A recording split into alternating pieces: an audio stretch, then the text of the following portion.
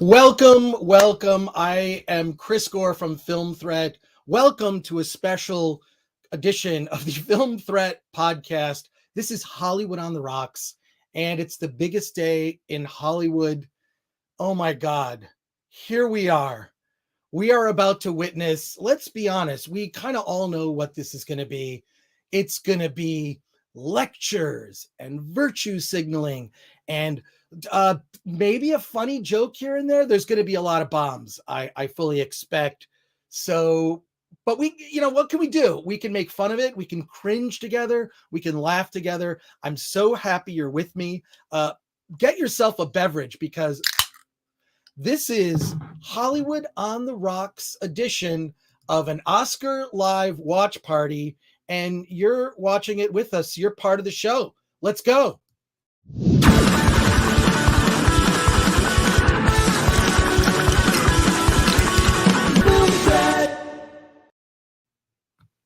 I'm back. You're here. I'm excited you're here. We're going to suffer through this together. I'll be watching the Oscars later on in my living room. Right now, I'm in my little YouTube studio in my humble abode, but I'm going to be moving in about an hour to watch the events. I am pleased to be joined by my co-host, Alaning, the editor-in-chief of filmthreat.com. He's at the Oscars. Yeah, I'm at the Dolby. Oh, wow. How hard was it to find that on Google Images? Would it take you about 5 seconds? No, actually, I subscribe to a royalty-free clip art site. So there we go. Well, there you go. Nice. Well, let's get right into it. I used to love the Oscars. It was the only place when I was a kid to actually see scenes from movies. I remember the Oscars telecast when Star Wars was nominated in 1977. Marsha Lucas won for editing, but the movie lost for Best Picture to what film? Annie Hall. Annie Hall. So Annie Hall won that year, and then Woody Allen didn't show up. And that was just the beginning of Oscars problems. This will be undoubtedly the lowest rated Oscars telecast in recent memory. I'm betting 6.5 million people are going to watch this. It used to be this huge event. It's going to be, I'll just say this, the number will be under 10 million. If you want to go your over and under, it's going to be under 10 million people are watching this. Alan, what are your thoughts? Yeah, when you said, hey, let's do an Oscar watch party, I was like, really? But I'm excited to be here just to be with the chat. And that's why I'm here, because I think we're going to have more fun than we will actually watching the Oscars. Yeah, I agree. That's half the fun of it now is just making fun of it, like it's not like it used to be. I make a prediction every year that always comes true. It's that the Oscars will be boring.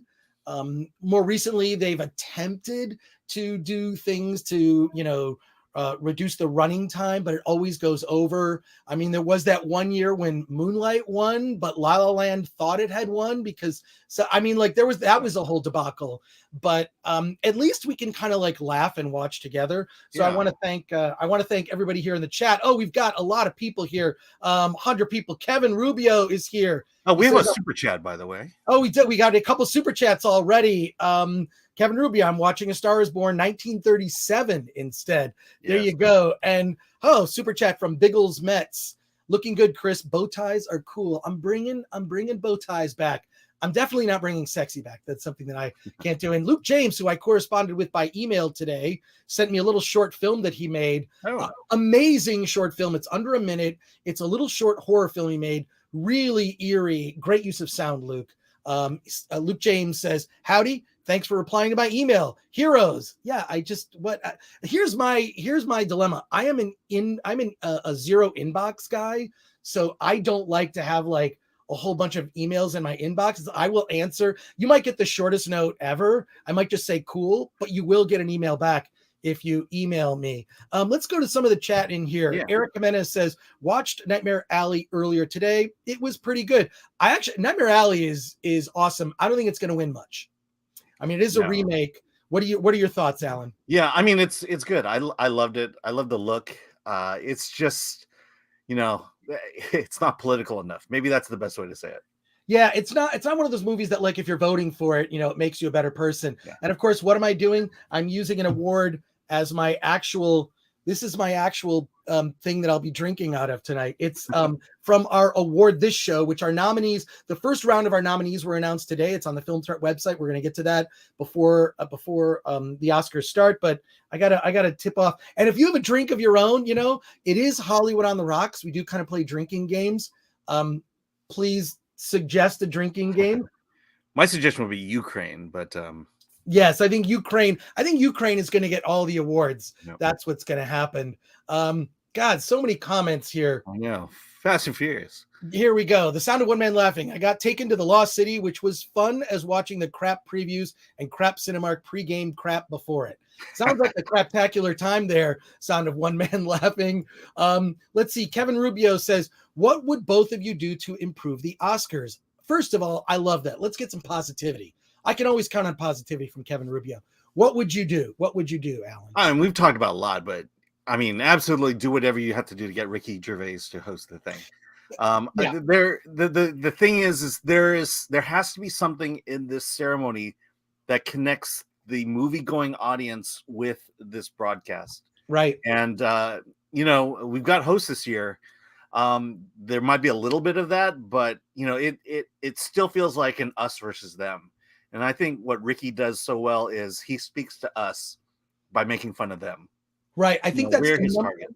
I agree with you, Alan. Number one thing, you need a host that can just be bulletproof and just go after everybody. That Golden Globes, I think it was 2020 Golden Globes. He gave that speech that eviscerated the pretentiousness and elitism in Hollywood. It just eviscerated it. They need a host like Ricky Gervais or someone else. Dave Chappelle. Just get Dave Chappelle to do it. Yeah.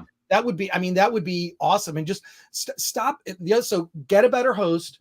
Have a sense of humor about yourself. Remember when the Oscars had a sense of humor? Billy Crystal, who won at the Critics' Choice Awards, they really had a sense of humor about themselves. I think that's what Hollywood has lost. I think get less political doesn't mean take politics out of it completely. I mean, certainly films are about certain topics, but just be less political on, and then also cut the running time. Oh, we have a $5 super chat from Borensky. Thank you. Nice shout out on Flashcast yesterday. He said you should be on next week, but I'm sure his drunk ass will forget it. This is my first Oscar in years. I watch Flashcast. I watch Yellow Flash and his content on his channel. And, sometimes I'll kind of like, I'll lurk in the chat, and he talks about some stuff that he goes off the rails, which is like also part of Yellow Flash's charm here. But yeah, I think running time cut down, host, have a sense of humor. And I think that would actually be a lot already. That, and I just think that it's, I don't know. I think that those are the things to do. I've never heard Ed Billow, Gore and NG, New Bond and Odd Job. Oh, that's hilarious. I'll whip that one out. I'll whip that one out a few times. Thank you for that. That's great. Now, one of the things I wanted to talk about was a big thing, is representation is like a big thing in Hollywood, or at least Hollywood likes to put out that it cares about things like that. Which I find, there's so much hypocrisy in this industry. It's sort of ridiculous. But when Encanto came out, it was a whole, like, if you went through social media, people were like, I finally see myself in a movie. And I had that experience recently as well. I had just gotten out of the shower. I hadn't really put product in my hair. And what I did is I saw myself in a movie, and it was War of the Gargantuas. That's me with my hair without product. And I don't know. I just felt like God, I look like the brown Gargantua. So I don't know what you think about that, but I do think representation is important. Wherever you see yourself in a movie, I just happen to see myself in a Toho movie from the 60s with two giant Gargantuas, the brown one and the green one. And a little trivia for you, if I might add, just for a moment. I am a huge super fan of the old school, like Godzilla movies. Such a super fan that I actually went to.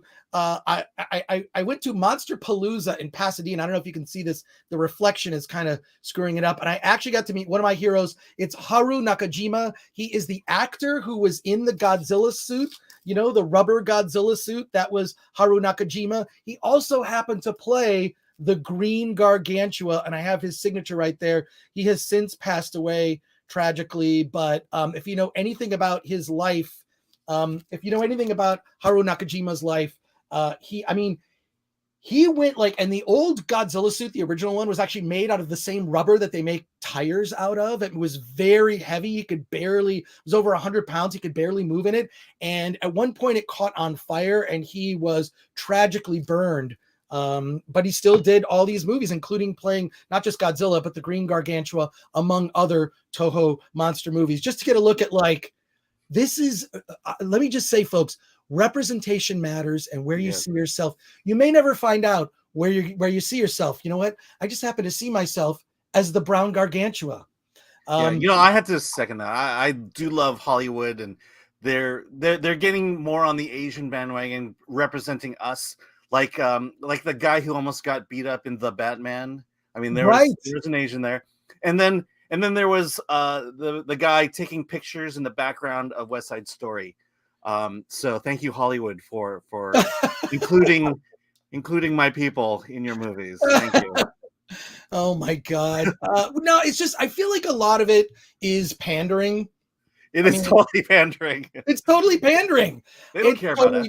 Yeah. It's totally pandering and it's irritating. We're going to get to your chat in a bit. We're going to be watching the Oscars together. We have more special guests that are going to be coming on after the Oscars start. We have a bunch of other people that will be joining us. So cue up the Oscars, okay? Have the telecast on your television. Have our Oscars watch party live stream playing on your iPad or phone or whatever. Or better yet, flip it around. Put the Film Threat Hollywood on the Rocks Oscars watch party show on your television and just have the Oscars playing on a tiny screen right in front of you. So yeah, some quick questions here. And Delius Music, who's back, what did you think of Godzilla versus Kong? I actually really enjoyed it. That was one of the movies that came out at, when movie theaters were kind of coming back, and it was also on HBO Max at the same time, but I saw it twice in theaters. And I thought it was a whole heck of a lot of fun. Alan, what did you think of Godzilla versus Kong? Yeah, I did. I liked it a lot. I'll say it. I liked it more than the original. I think there's a storyline in there that could have been dispensed with. But for the most part, it was fun. And, I did like going into the middle of the earth and flipping around. And that was sure. It's just silly fun. Come on. Well, I just want to let people know that a real quick plug for our event, Award This. The purpose of it is to champion independent films across a variety of categories: indie sci-fi, indie comedy, indie horror. We nominate about 75 different movies across about 20 plus categories, and we give them awards. What does the award look like? Well, it's this right here. It's this drinking glass. Minus the liquid. It's Saturday, May 21st in Santa Ana, California. We're putting it on at the Frida Cinema. There is a cocktail reception party before. There is a red carpet. I know that we've got Getty Images, photographers from Getty Images will be there. So there's a pre-party. Then there's the awards itself about like 7 p.m. Then we're having an after party at a rooftop bar, and you can go. So you're going to be able to get tickets. But if you go to filmthreat.com right now, you can check out all the different nominees. Let's check it out. I'm going to go through some of these right now, but and there'll be a press release going out. That's actually our pin, which I'm wearing right now. You can see it's an Award This pin, which is a Pinfinity pin. And, here's some of the categories. Award This film about movies or filmmaking. Clapboard Jungle, which is a great and inspirational film following a filmmaker through making of his movie through distribution. Cleaning Up the Town, Remembering Ghostbusters, documentary about Ghostbusters. Clerk, it's a documentary by Malcolm Ingram about Kevin Smith and his career. Sam and Maddie Make a Zombie Movie is awesome. It's about two best friends who both happen to have Down syndrome who decide that they want to make a zombie film. It's a documentary. It's absolutely brilliant. I'm not going to go through all of these categories, but, one thing I am proud of with Film Threat is that We are politically agnostic. You know, we don't subscribe to any particular side of the political aisle, which means we might, you know, include a movie about the boys in red hats along with a movie like Rebel Hearts or The Reunited States. So we're all kind of across the spectrum. We embrace all types of filmmakers. I would say that diversity of opinion is probably the type of diversity that we care about the most. And I know you have a lot to say about that, Alan. So why don't I stop talking as I flip through these? What about diversity or? Yeah, just whatever, just sort of about the awards and what our purpose is. Yeah. No, I mean, it's like these are the movies that no one that the mainstream just won't talk about, and they have great messages, great stories behind them. They you know, that's why we love independent film, because their stories, they're unfiltered stories, their stories uninhibited by the big studios. And if you're a filmmaker and you have had your movie reviewed on Film Threat and it's currently available in distribution, meaning it's on a streaming service, it's on YouTube, it's you know, it's, you can buy it, you know, like on iTunes or whatever. That's the two pieces of eligibility. Have a review on Film Threat and whatnot. But like, just to show that, like, okay, this will never get nominated for an Oscar, but this is one of my favorite movies from last year, was Psycho Gorman. You remember Psycho Gorman? Oh my God, I love that film. That's nominated in best indie horror and got an 8 out of 10 at Film Threat. I believe it's on Shudder right now. So let's get to the chat here and your chat questions. I know the chat is blowing up. Let's see. Get Billow, 2 pounds. Is Mr. Ing copying Mickey Rooney? Yes, I'm culturally appropriating Mickey Rooney. Okay, that's a great reference to Breakfast and Tiffany's, which is one of the most cringe performances. I know that some people complain about, like, well, this person shouldn't be able to play that person, or that person shouldn't be able to play this. It's like, look, a clear, yeah. That's a clear, like, maybe Mickey Rooney, like, playing Asian in Breakfast and Tiffany's, which is a great classic film, but that one thing stands out is like, oof. Yeah, 15 years ago, I told my friends I'd never seen Breakfast at Tiffany's, and they said, we're taking you to see. It happened to be playing at one of the art house theaters, and they're like, we're taking you to see Breakfast at Tiffany's. Oh my God, that was an amazing moment. I have to say it. Another super chat here from Marcus Sivanen. Hey, thank you, Marcus, for is it 2 pounds? I don't know. It's 2. I'm already bored. I just can't stand fake smiles. Yeah, the one thing is like, all the red carpet interviews are so dumb at the Oscars. They're just so stupid because no one ever says anything interesting. I don't know that anyone has ever said anything interesting at a red carpet, with the exception of Carrie Fisher. Carrie Fisher, for The Force Awakens 1, she was plastered and she just was out of control. You can watch that, actually. Look it up on YouTube. It's the red carpet for The Force Awakens, and just look up all the best Carrie Fisher moments. Let's see. We have Party Pucks for $5 says, should there be an award show for the people involved making the movies, like for best first AD, best crew, best prop master, script supervisor, and so on? I think that would be difficult, just because those jobs are not as public, meaning like best wardrobe, you can judge because you see the wardrobe in the movie. Being a best AD, I think that's something I've been fortunate enough to work with some ADs that are, I mean, all these guys, they almost act like they're ex-cops. They're like so like intense. They're very intense individuals. But I don't know how you would do that. I think that what you really look at is like, if you look at a filmmaker like a Spielberg or, you know, Martin Scorsese, they tend to work with the same people, and that's kind of like reward enough. Infinite Main is back for $10. Thank you so much. Hail, Chris and Alan. Hail, chat. Who are you wearing? Just kidding. Have a good evening, gents. Yeah, who are you wearing? I'll tell you what I'm wearing. It's Men's Warehouse, and I'm not joking. I just went to Men's Warehouse and said I need a tux because like maybe twice a year I need a tux for something, and so I'm wearing, and I have like a couple different tux jackets. I even have a vest that's a bit more formal. I'm kind of dressed down for my tux, but thank you, Infinite Main, for the $10. Yeah, if I was wearing my tux, it would have been 3-day suits. Joshua Elias note says, used to dress like Chris every year and have a party here in West Yorkshire. Oh man, that's great. Is that an invite? Phased it out, but this is cool. We're all kicking back with you guys. Used to know all the flicks, not anymore. Cheers, lads. Well, I say cheers. Grab yourself a drink. Thank you so much, Joshua Elias. I want to get back real quick, and I'll get to the super chats. Don't you worry about that. I want to get over here to some of our other nominees. One of the things we have here under Award This Indie Comedy is Donnie's Bar Mitzvah.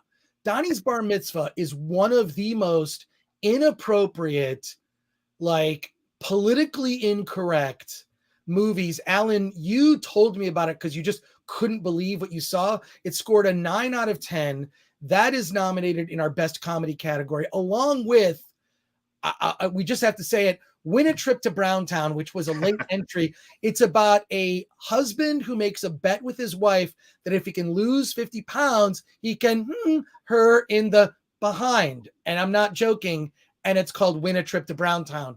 That is nominated under Best Indie Comedy. You can't say that we're pretentious for these types of nominees. We also have Award This Indie LGBTQ plus film, Award This Indie Animation, which includes The Spine of Night, which was one of the best indie animated films of last year. Alan, I know you're a big fan of it. Yes. It's that throwback. I was there when Heavy Metal came out, and that was another amazing movie. I just love seeing that rotoscope style. Yeah, no, it's a rotoscope. It is violent. Animation style. Joe Manganiello is in it. Provides a voice. Larry Fessenden, Lucy Lawless does a voice. It's really, if you have not seen The Spine of Night, there's a reason it's nominated for Best Indie Animation. I'm not gonna bore you with all these now. I want to get to your chats and get your Oscar predictions right. As the categories come up. Alan, I know you actually prepared some graphics for us, which I'm very excited to see. You put the time into doing that? Well, it's kind of crazy. I did it really fast, and that's the only way it was going to happen. Well, last thing I'll say on Award This is follow Award This on Twitter, Instagram, Facebook. You can get more information at awardthis.com. You'll be able to get tickets in a couple of weeks. Tickets go on sale. They're going to be cheap. And the tickets include the pre-party with appetizers, the show, and you get a gift bag. Everybody gets a gift bag. So where can you do that? You can't. And then also we have Award This merch. If you go to shop.filmthreat.com, you can get merch like this T-shirt, which is a lot of fun. So there you go. Check that out. And anything you can do to support us. Look, we appreciate the super chats, but you can go to shop.filmthreat.com. You can pick up a Film Threat shirt. You can pick up a Film Threat mug like this one. And there you go. So we appreciate all your support. Let's get now. Are people there's the pre-show that started now. The telecast starts in 37 minutes from now. And if anyone is a fan of Kevin Smith films, the number 37 has a bit more significance. I'm going to just leave it at that. Someone in the chat is going to just if you know what 37 in regard to Kevin Smith movie means, try to say it in the most polite way possible. I think would be the way to do it. Let's see here. We have another super chat we got to that one from Infinite Maine. Thank you for that. Lucy Lawless, what a legend. I could not agree more. She's amazing. Thank you for that. Now get yourself ready. However you're going to watch the Oscars. Now, just so you know, we can't live stream the Oscars. We're not going to be playing them. We are your commentary. We've got a couple of other people that are going to be joining us. Paulie from the Latino Slant will be here. Tom Connors from Midnight's Edge is going to be here. Ooh. And any of my friends who I've made friends with on YouTube that would like to join, I'm already feeling I'm tasting my lunch is what I'm doing as I consume this beverage here. Here you go. Oh my God. James Kelly's got a good one here. James Kelly says, quoting Mr. T, my Oscars prediction, pain. And Endeleas Music says 37 in a row. That is the most polite way you could have put that. Fat Elvis says Gore, Chris Gore, Bud Ice, shaken, not stirred. Oh my God. Now I'm drinking. What am I drinking? I've been into these hard seltzers because they're one, they have a little bit more alcohol. Two, they're like it's low carb. So that's what I'm drinking is just like a hard seltzer. What can I say? It's Corona Seltzerito, whatever that means. I don't know. It's 6% alcohol. We'll see how many I can consume in a night. And I can consume quite a bit. I'm Irish, so there you go. This is a good one. Steve O'Cal says, odds on the Oscars mentioning the Florida bill. Alan, your thoughts? 100%. It's gonna happen. That's a 1-to-1. Like the Florida bill. You know, someone's gonna get up and just say gay. You know, I mean, it is kind of like. Yeah. Is there a movie that would lend itself to that? I mean, you know, the Oscars have even been referred to in the past as the gay Super Bowl. It really is sort of the biggest night, you know, in Hollywood, and it's that's what it is. So, but yeah. Oh, my prediction is Jessica Chastain when she wins for The Eyes of Tammy Faye. You think so? Well, it actually does tie in thematically because she really did embrace the gay community, like Tammy Faye. You know, Tammy Faye Baker did that like in real life. That's a real thing. You know, when AIDS first became a crisis and people, you know, it was you know, people weren't exactly sure, right? I mean, now AIDS is not a death sentence; it's treatable, right? So, but back then it was scary. You know, it was the unknown, and Jessica Chastain. Boy, that's great, Alan. That's great insight. Yes, there you go. Holy Hand Grenade says, shoot these things. Oh, and then here we go. Cosmic Joker says Ukraine. Well, the rumor is that Zelensky is actually going to do something. He will appear on the show. I hope. I don't know. Like, do you know you need that? Yes. And Nolan says, did you see Sean Penn's comments? Oh yeah, I was just going to mention that. Yes, I did. And yeah, I just remember when this was just about celebrating movies and entertainment. It was a way for celebrities to kind of just like, you know, to forget the problems of the world. Yeah, when does that? Yeah. Ben Dowdy, Ukraine into membrane. Yeah, I think it's good. I'm just gonna put up all the comments that say I look good in a tux. Sander Hammerslag says, "Hi, Chris, looking smart. I am wearing this for my Queen Linda that is watching this right now. She's not even watching it. My girlfriend and I, we watch the Oscars together. It's an annual tradition. She is not feeling well this weekend, unfortunately. So this will be like the first year we haven't watched the Oscars together. So a little shout out to my Queen Linda, who's probably cuddling with a cat named Cloud at this very moment. Very cute. So I guess you didn't see Everything Everywhere All at Once. I haven't seen it yet. Okay. Romaine says, you look like an old Jimmy Fallon, lol. Oh, thanks. I get the Jimmy Fallon comment a lot. Just it's sort of like my doughy face, I guess. But yeah, thanks. An old Jimmy Fallon. What makes you feel better than just being called old? Thanks. You are banned from the show. The sound of one man laughing. Hopefully skipping the Oscar watch will strengthen your relationship. Yeah, we'll see. Holy Hand Grenade says, oh God, they're going too quick here. My apologies. Chris's self-esteem tonight. Woo! Yeah, I need a sound effect. Or I need something here. I need to rearrange my desk because there's too much stuff on it at this current moment. But what are our predictions in certain categories? Can I give you a couple theories? Sure. Couple theories. Do you want to pull up the doc here? Or yeah, pull up. Well, here's what I'll say on Best Picture. I think the thing that we want to look for, what are the upsets? Do you think there'll be an upset for Best Picture? I can't imagine it. I mean, it's going to be Power of the Dog. I don't think any of these movies are going to upset it. Maybe Coda. Coda has the shot. I think it's between three: Power of the Dog, Coda, which I don't think deserves it. Unfortunately, I think Coda. First of all, I think it's a beautiful story, but the way that it's made, it's like a made for streaming movie. There's just nothing remarkable about the way it was made. Having said that, it's just, I don't know. It's in the mix. I'd say it's between Belfast, Coda, and Power of the Dog now. But see what they do is they do that weighted voting, which means that usually it's everyone's second choice wins. You know how that works, right? When the Academy voters vote, they vote and they just put them in the order of their favorites.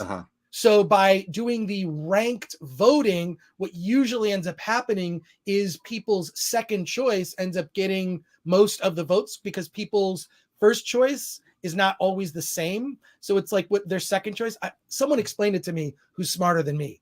Yeah. So I am merely repeating what I heard on another podcast with some Oscar experts because I don't consider myself one. But Luke James for $1.79 or a pound set. What is that symbol? Is that what kind of money? That is the pound symbol. Is the pound. Okay. Pound 79, which is probably what? 50 cents American? I don't know. It's the other way around. I don't know what it is. Shout out to the hospitality staff working tonight. Yeah, the hospitality staff who will all be in masks. Yeah. Isn't that that's the most classist, elitist thing that's going to happen tonight is so annoying. All the celebs not wearing masks, all the workers in masks. Now, for me, I always go with like what I want to win. What do I want to win in this category? I want Dune to win. It's not going to win. What did I also love this year, which will not win? Licorice Pizza is not going to win. There's a couple scenes in it that people had problems with.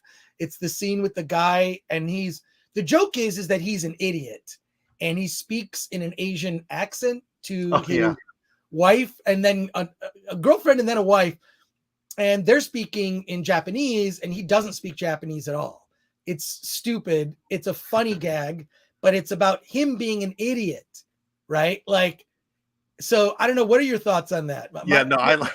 I loved it. I mean, first of all, it takes place in the 70s, and let's just say I grew up in the 70s, and that wasn't that uncommon for me with white people. Oh my God, that's funny. Drive My Car won't win, but I liked it. I think it's one of those, you hate to say it, but these political, the buzz plays a lot of it. I think too much into this. For sure. Drive My Car definitely has the most buzz out of it. I think worst person in the world is probably the more deserving one. Right. But yeah. Yeah. What can you say? And Delius Music says, I want Denis Villeneuve to win. He's one of the producers of Dune. So if it wins for Best Picture, he will be on stage. He was not nominated for Best Director. That was a snub. Yep. My feeling though is I think Hans Zimmer has the best shot for Dune. Now, here's an interesting question. Cosmic Joker asks, why do they love Power of the Dog so much? It's a pretty average film, but then again, so were most of them. This is my point when it comes to the Oscars. It's the story. If it's about the Holocaust, if it's about slavery, if it's about LGBT issues, that's what the pretentious elite will gravitate toward. And Power of the Dog, I agree. It's a very average movie. It's good. It's not great. But in terms of, a gay story, coming out stories, self-loathing stories, that's been the tale of the LGBT films for the last 20 years, I'd say. Well, I think Hollywood loves a gay cowboy movie. And so there you go. I know one person in Hollywood who doesn't. Yeah, exactly. Yeah, but I don't know. I thought it was good. I mean, I like the kind of twists. I like the tension between Benedict Cumberbatch and the kid. He's but all the sort of bizarre sort of reading into the sexual imagery where he's taking like the paper flowers that the boy made and kind of, placing his finger in like a weird way into the center of the flower. And that's been much talked about. And I really don't want to read much more into it. We have a $5 super chat from Lumber who says, wait, let me get to your, I'm sorry. I'm still not good at this YouTube thing. Lumber for $5 says, Chris, stop taking all of my Star Wars, Star Trek talking points. Great job, Chris and Alan, getting better independent films the press they deserve. That's true. First of all, I don't think I'm alone in many of my opinions about Star Trek and Star Wars. I don't necessarily think that my thoughts on it are original. I did not like the first sequel trilogy movie, The Force Awakens, that by not setting up the world correctly, and from the opening crawl, I thought there was something off by not introducing Luke and reuniting Han, Luke, and Leia. See, you knew it was going to be a Star Wars thing, right, Alan? Yep. But see, I'm not responsible. This was a chat. Usually, the Star Wars comes organically in some other topic. Oh my God. Yeah, but so I don't think I'm not alone in my thoughts about that. I thought the death of Han Solo was handled so horribly, and I was frankly offended by it. Also, just because it was just, how do you take such a great character and off him that way? I think that's awful. So, hey, great minds drink alike. That's what they say. Yeah, right? I've won Power of the Dog. So someone asked who would make a great Chris Gore in a G4 movie. Jesse Plemons. There we go. Who? Jesse Plemons from Power of the Dog. He's married to Kirsten Dunst. Oh, okay. Well, there you go. He's the brother of. Yeah, okay. Lumber says cheers, and then wait, there was a comment here I was trying to get to. Luke James says, Luke James says, I'm just so happy. Back up.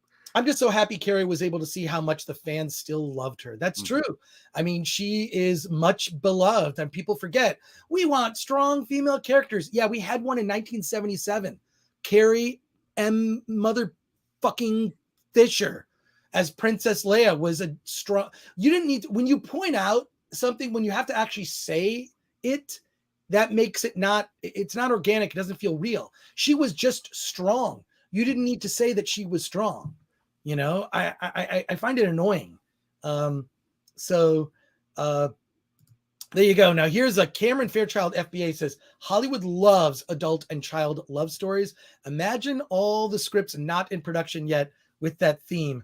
I don't even want to think about it. And look, this is a comment for you. Toxic Waltz NH joined us. What? No spray on tux this evening?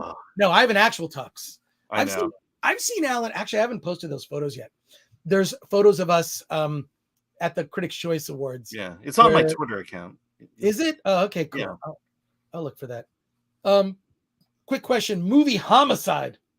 Hey, Chris Gore, big fan. I was wondering what your opinion on current horror films are. When it comes to sort of big mainstream horror, I don't know. Like this year, I think it's a mixed bag. I did not like the new Scream. Not a fan of it. But when it comes to indie horror, there's some amazing stuff. I saw this film called The Yellow Wallpaper, which I think it comes out next week. It's a small indie horror made by like just a few people.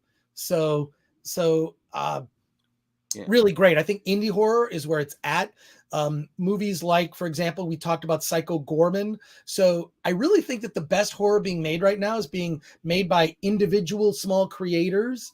Although Blumhouse every once in a while will do something really interesting. So I like a lot of what they've done. And there was a movie I saw, I think it's on Shudder now, called Slacks. It's SLAXX.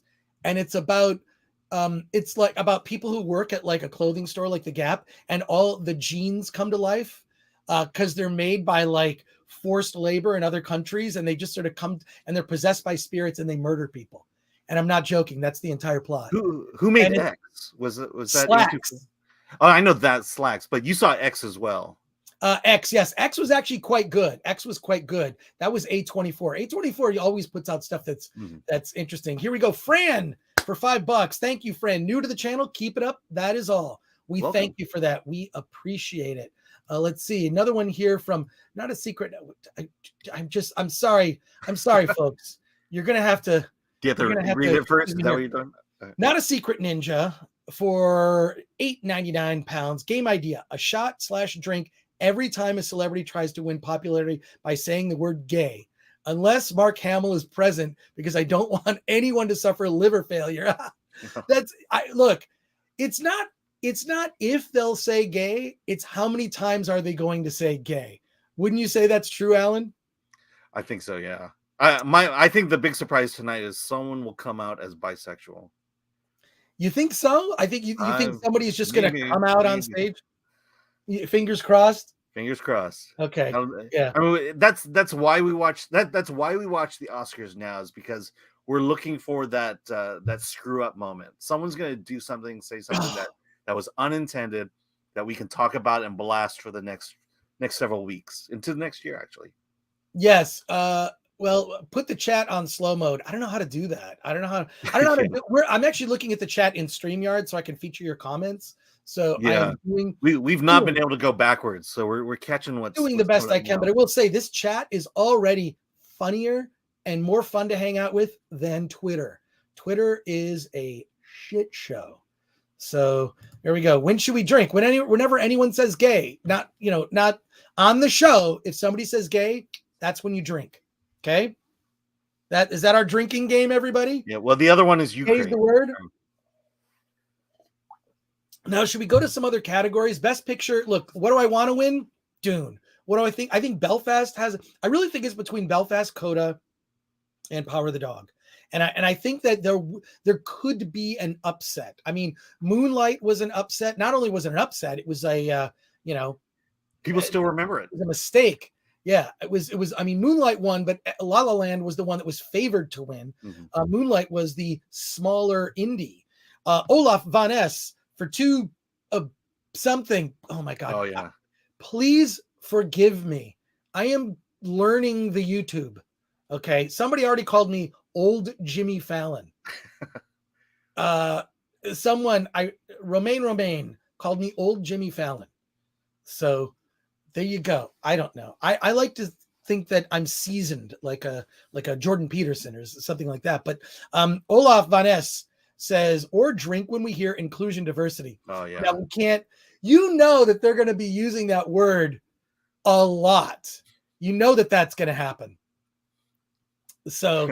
So there you go. Oh, Luke James says that's the euro. Oh, I should know that. Oh. All right. It's the euro because it's the E. It's euros, Chris.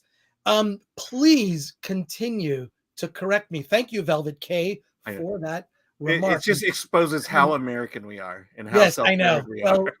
Look, I don't deal with euros all that often. I don't know the symbols. So apologies, folks. Apologies. We are getting close. We are 18 minutes away from the show. Now, what are you expecting in the opening monologue, Alan? What do you expect? Well, okay. So, I mean, obviously it's a clip thing.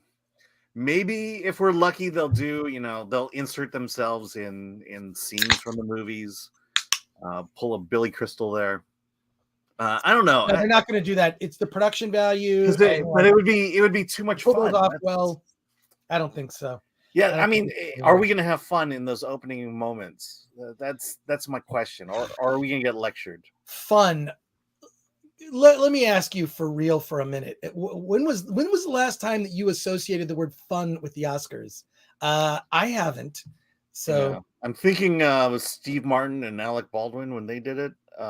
Maybe did Chris Rock hosted one year, right? Yeah. James Kelly with one of the coolest icons.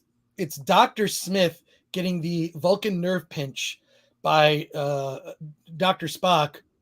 Oh dear, my boy Will. Oh, the pain. Yeah, I love all the sort of the secret gay characters from science fiction and fantasy. There's Dr. Smith from Lost in Space, definitely Light in the Loafers, and C-3PO, who's effectively a gay butler.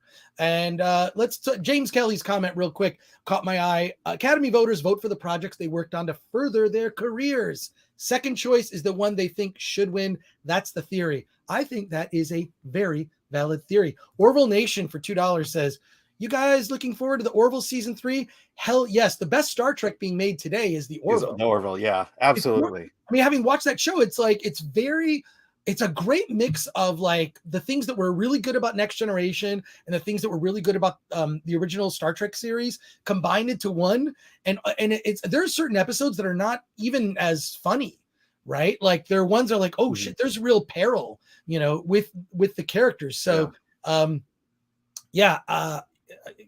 love the Orville. So absolutely looking forward to it. Yeah, better than the Paramount Plus stuff, which I just subscribed to today. Oh, well, I'm going to subscribe to it when on April 5th, when Star Trek the Motion Picture in 4K, the director's edition of Star Trek the Motion Picture is available. I'll be watching that. Christopher Rondon says, you think they could say something about Alec Baldwin? Yeesh. I think they love him too much. They although, best thing you could do right now, go back and watch Team America from 2004. Alec Baldwin is the head of the Film Actors Guild. The Film Actors Guild. I And forgot about that. Alec Baldwin's in it. Of course, he's around this round table, and he's just as insufferable as the real Alec Baldwin, the marionette puppet. Yes. Steve O'Cal says cheap shot. I don't know. The Toxic Waltz N8. I saw Team America with my parents.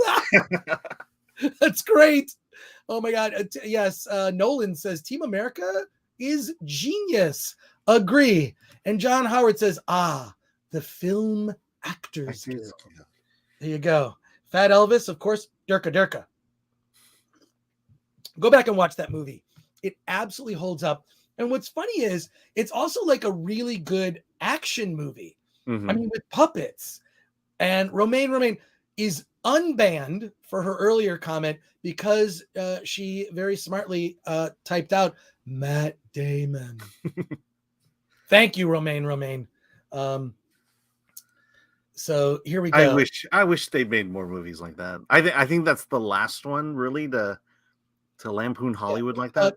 Tree Rock Creation says, I tried watching the Orville pilot episode, but the D jokes and juvenile humor turned me off.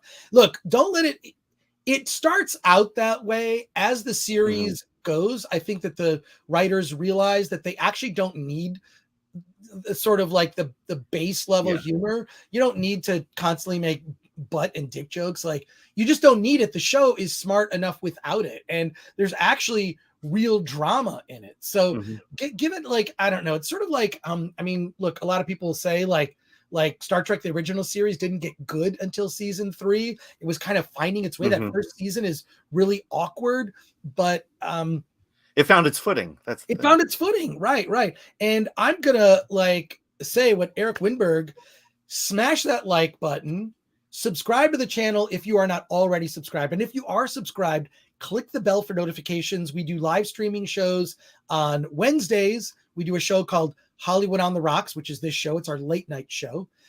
This week, we'll be talking about Sonic the Hedgehog and the movie RRR. Has anyone heard of this movie, RRR? It's an Indian action fantasy that is this over-the-top 3-hour epic that is number 3 at the box office. Look, I wrote about it on my Twitter timeline. If you go to that Chris Gore, I posted the trailer, which has 63 million views and counting, more than the Batman, which has 50 million views. It's an Indian film that's absolutely brilliant. Look it up, RRR, or look up hashtag RRR movie. I'm seeing it tomorrow. A friend of mine told me about it. Like, it's blown up. It's and it puts Hollywood to shame. That trailer is brilliant. I show it right now, but we're just gonna get it's playing down the street for me. I can see that. I'm going to see it Monday. Then I'm seeing Sonic the Hedgehog so we're doing a late night stream on Wednesday at 10 p.m. and then every Friday at 9 a.m. we do a stream where we talk about movies opening that weekend. Oh, let's get back to super chats here. Jack Harrison for $4.99 says, Chris, what do you think it will take to get away from the basically means diversity and inclusion, and back to the let's make the best films possible? I miss non-preachy movies. I think it's going to take a long time. I think it may end up taking 5 years or more to get back to that, because you're looking at Hollywood already moves at like a glacial pace. It's like turning a battleship and kind of it's going this direction and you want to turn around and go the other direction. It's going to take a while. And also I think that there are just some disingenuous people at certain levels that thought that was the pathway to ride. And I think you're looking at 5 years or more, and Hollywood is going to learn some tough lessons. I think already you've taken some of the most popular franchises and you've destroyed them and you've ruined the credibility with audiences. And I think that that's an issue, and it's going to be tough to get audiences back. That's why I think that, I really think that like a lot of these films from overseas, you're looking at more and more anime is playing in theaters. And you can get 2 different versions. You can get the dubbed version and you can get the subtitled version. I always prefer the subtitled version just because I want to hear the real actor's performance. But yeah, it's going to take more successes like RRR, which you must go see. So your Muslim uncle, hey, I know you. I've seen you in the chat on other streams. Thank you, your Muslim uncle, for $1.99. Hollywood can divorce itself from politics. We won't. From politic, we won't. Yeah, like it's It's gonna take some time, folks. It's not gonna be, yeah. And Steve O'Callaghan, Martin. No, that's not it. It's the movie is literally called RRR. Just look it up. It is blown away by the trailer. They're writing articles about it. This is going to be a shock to Hollywood that a limited release. I mean, it's playing in a number of theaters, right? Yeah. It's not 3,000 screens, but it's kind of they used to call this a platform release, which is like it opens in a certain number of theaters and then they grow it, they scale it based on the number of people going to see it. It beat the Batman on Thursday night in terms of dollars. Good. Yeah, I got it. You got it? Okay, great. Block the user. Block user. There we go. Geek Truth 64. Hey, good to see you for $1.99. Let's just talk about the Orville instead. I would love to. It's interesting. My theater down the street only shows the big studio stuff. And they're showing RRR. So dude, you need to see the trailer for that movie. I probably watched it 10 times and I tweeted about it this morning and it blew up because the official RRR Twitter account, which has like 700,000 followers, like retweeted me. So now tons of people are in my replies that they're not speaking my language. That's all I'll say. I assume it's all positive. It actually, what I can translate is all very positive. Like the movie is being embraced by people. The fact that here's the big story to pay attention to. We'll talk about this more because we're going to do a review on Wednesday night. We're going to review Sonic the Hedgehog and RRR. That'll be our Wednesday night, but it'll be at 10 p.m. Hate to tell you what I'm seeing on Thursday, though. We might be able to talk on Friday. Morbius, we're going to see Thursday, right? No, I'm seeing Fantastic Beasts. Oh, so you see Fantastic Beasts, I'll see Morbius. Okay. And then we'll just talk about how crap they are. I'm not looking forward to either of those films. Yeah. But thank you. We just decided it. That'll be our Friday at 9 a.m. live stream. But let's just talk about, yes, if you want positivity, we can talk about that. The Oscars are about to start. I am going to go offline briefly, Alan. I'm going to move into my living room and I'll be kind of slightly on camera and sometimes not. I will be muting myself during the awards. So I'll be doing, I'll be chatting and whatever. Someone says, Tree Rock Creations, your live streams have improved. Keep making them. I still love your Star Wars rants. Lol. Tree Rock Creations, tonight, I will do a Star Wars rant just for you. Just for you. I'll be doing a Star Wars rant. Yeah, we're all looking forward to that one.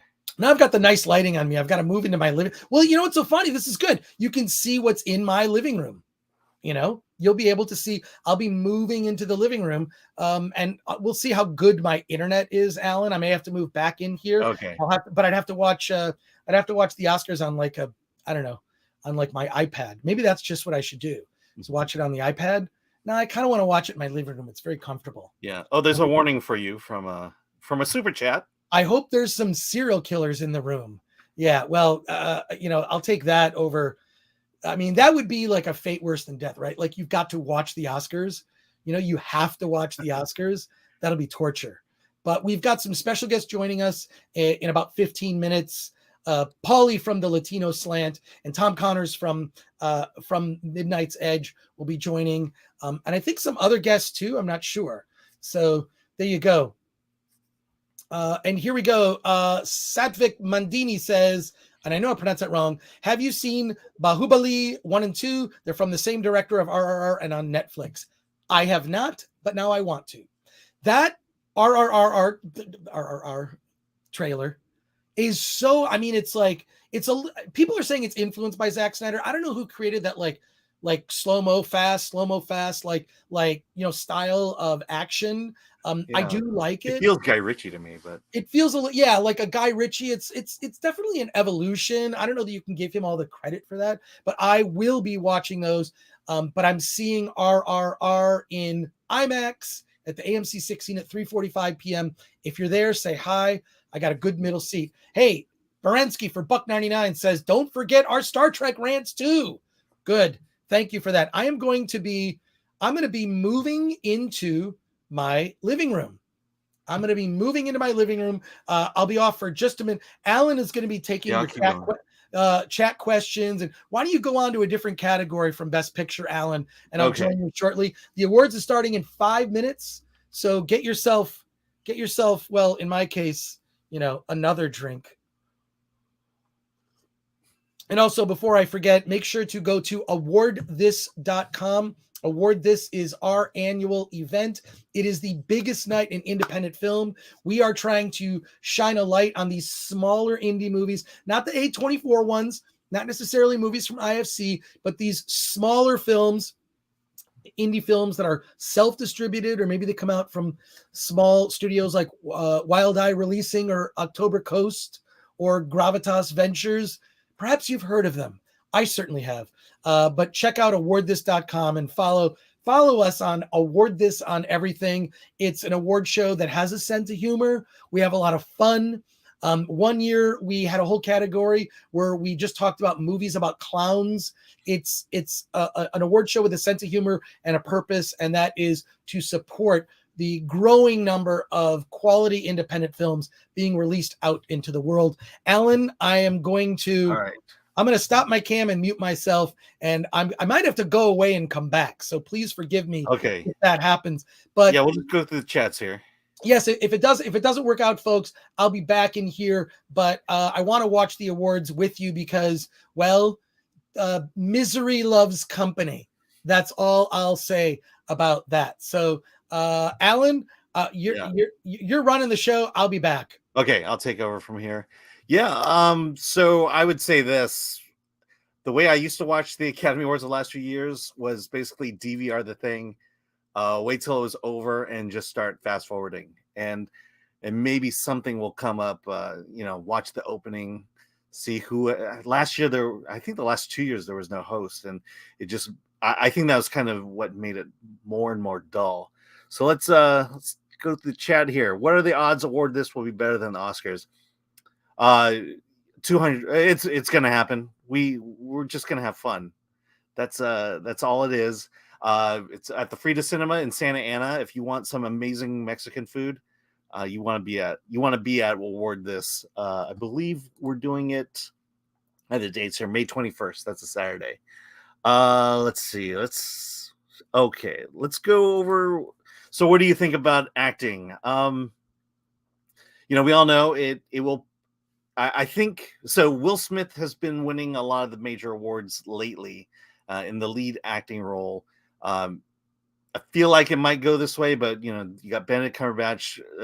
Andrew Garfield is definitely going to be the underdog here, but I think he has a chance. Let's see, where are we going here?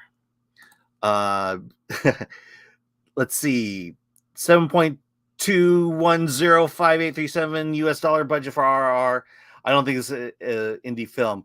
Yeah, that's a funny distinction there. I think we tend to categorize international films with indie films, and a lot of times they do have quite a large budget. Let's go on here. Oh yeah, I did see a super chat from Russman. Hey, thanks. Just cause we appreciate it. Thanks for joining us.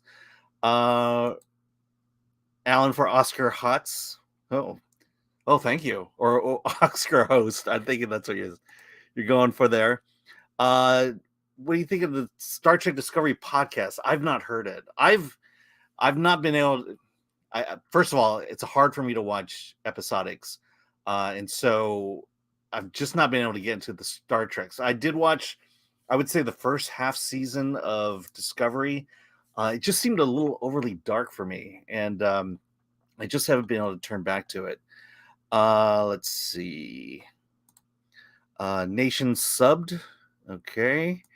This is from Olaf Van S. I doubt that. Okay. So there's a conversation going on that I'm not in. Oh yeah, will Award This be live streamed?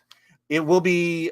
So the way it's been working the last few years, we will record the event, and then we will present the full version of it on our YouTube channel a week or two afterwards. I think a week afterwards. So it will not be live, but it will still be fun. Let's see. Let's get Randy Quaid to host the Oscars. Yes, please. That would be insane. Oh, here we go. Will Smith should win this. He should have won for The Pursuit of Happiness. Yeah, I think Will Smith. Yeah, I think King Richard this year is probably the most underrated film on that list there, and Will Smith definitely deserves to be part of the conversation. Hey, I couldn't get Chris Gore, but old Jimmy Fallon is back. So there you go. So if I tell a bad joke, you'll laugh at it hilariously? Ah, that's so funny. No, I'm actually sitting in my living room now. You can see, well, I got a lot of weird collectibles here. Here's one that maybe some of you will appreciate. If you can name what movie this is from, you're an amazing person. Maybe put me full screen here, Alan, for a second, if you could check this out. Oops, hold on. I got it. There we go. Can you name the movie that this action figure, which is a bootleg action figure, where did this come from? What is the movie? Name it in the chat. You're going to get a shout out. The first person to get it. It is a old animated movie by a French director named René Laloux. And there you go. Joseph Marble, Fantastic Planet. They never made, this is my thing. If I'm going to collect something, I want something strange that nobody else has. Oh, wait, the Oscars are on. Okay. Oh, we have a super chat, by the way. Kate Junis, kind of a loaded question, but what was probably the best Oscar year over the last 15 years? For me, it was in 2006 prior to the expansion, and 2010 when they added more films that can be nominated. Yeah, wow, that's a tough question. The Oscars is on right now. Yeah, that's let's see. The best Oscar year over the last 15 years for me is 2006. Wow, I don't know. 1999 is the last year I really thought that there was some great. 1999 was just a great year for film. Here we go. Okay, the Oscars are on right now. And it is a opening, of course, with a giant dance number. It's at the tennis court where Venus and Serena Williams practice with their dad. They actually shot it there. So I'm going to put it. Feel free to watch with us, and we're going to be bringing on more special guests. We're going to be getting to all of your super chats. Don't worry about it. And we'll go each time there is a musical number or a commercial.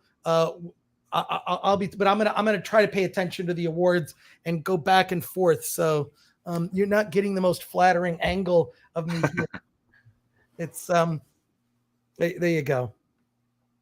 You can see my shelf of just weird ephemera. So this is sort of the best. This is the Dolby Theater. It looks. No, it's. I mean, they will get to the Dolby Theater right now. They're doing this. They're not there. Or... No, this is a pre-recorded dance number that they did where everyone is sort of this, almost lime, very, very light lime green yellow. I don't know. It's an indiscernible color. And I don't know. It looks way unnecessarily overproduced and expensive. So there you go. Oh, wait. We have a $50 super chat from Low Watermark. Thank you. Chris, love you and what you do. Nice tux. What do you think about the movie Spencer? I actually enjoyed I enjoyed the film. I don't think that Kristen Stewart is going to win for Best Actress, unfortunately. I actually prefer the previous film by the director Jackie, starring Natalie Portman. I think is a better film, much better score. But I think that Spencer's almost, for me, a little too slow-moving and pensive. And I think it's one of those things where like Kristen Stewart took that role to get nominated for an Oscar, and it just sort of follows like Christmas Day and Princess Diana kind of trying to struggle through a family gathering. I wanted to love Spencer more than I did, but I don't think Kristen Stewart is going to win. That's my thought. And Low Watermark, thank you, $50. That might be the most super chat we've ever gotten. The highest. To me, Spencer was such a white person movie. Sorry. It's not meant for me. It's not meant for me. Well, there you go. But this musical number is I don't know what they're. Here, I'm gonna mute myself and I'm gonna try and discern what they're talking about. Hey, where's all the Oscar banners? I'm trying to find a different banner here. Yeah, there we go. It may be in a different folder, Alan. Yeah, so, it is. I can't find it yet. Can you hear the audio bleeding through a little bit in the background from me? Oh, let me see. Is it? Can you hear like on my audio feed? This I'm music? trying. Yeah, that's what I'm listening for. You can't hear it? It's if it's happening, I'm not hearing it. I'm using YouTube TV, and I find that YouTube TV is a little bit behind live. So if you are watching live, we might be like 5 to 7 seconds behind. So if we react to something, my apologies for that. I'll just keep the Oscars watch party up there. Yeah, and I'm watching it on DirecTV off my iPad. Oh, DirecTV might be better. You might be more further ahead. Kevin Rubio. They've already announced all the winners of the categories that won't be shown live tonight. Are you kidding? Oh, really? Really? Where? Let's go to it. Is it? Go to Oscar. I'll go to Oscar.com. Yeah, go to Oscar. Is it Oscars.com or Oscars.org? I don't know. Oscars.org. I will say the frustrating thing for me is that this is the chance, the short film categories. It's a chance for indie filmmakers to be a part of the big party. And now they've relegated them to, Well, a friend of mine, Dan Mervish, I got to tell you a funny story. A friend of mine, Dan Mervish, who's an indie filmmaker, brilliant guy. He's one of the founders of the Slamdance Film Festival, a film festival in his Academy Twitter. Kevin Rubio says, go to the Academy Twitter. They've already announced the categories that aren't being televised. Well, that's a great way to do it. Thanks. That's so Twitter lame. is an amazing piece of. But as I sit in the most unflattering pose ever, and I just a little shout out to my Queen Linda, if she's watching. She may or may not be watching. Okay, here we go for the opening monologue. I'm actually going to mute myself, and we'll talk after. Well, it sounds like I'm behind you then. Oh, you're behind me? I'm still in the Beyonce number. Right. Oh, okay, cool. All right, I'm going to mute myself here.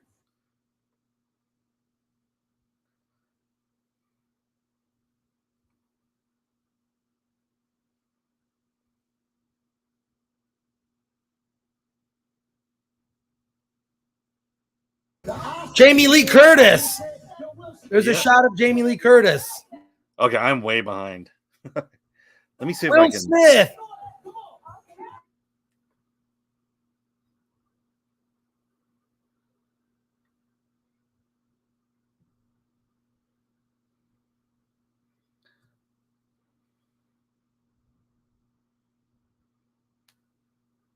Yeah, that song went insufferably long. Well, no one said anything funny yet. That I can confirm. And we're like 8 minutes in. Okay, let me see if I'm able to catch up at all.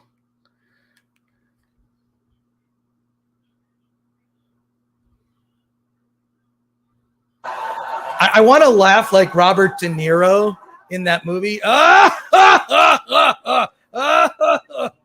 Was that The Irishman?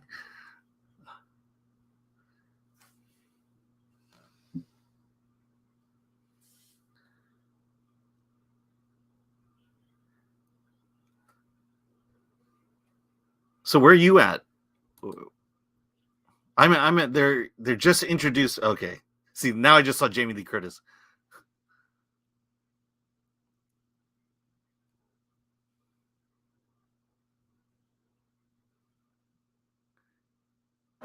You're way behind, Alan. I am way behind. Close it and go right back to it. I did. Go right back. All right. Yeah, unfortunately,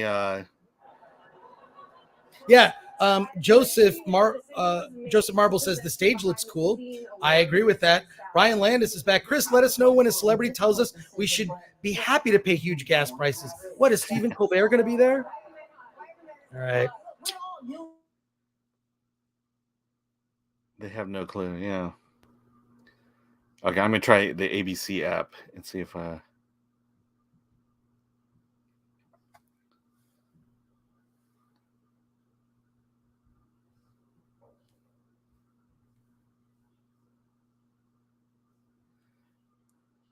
Sorry, folks. I am way behind.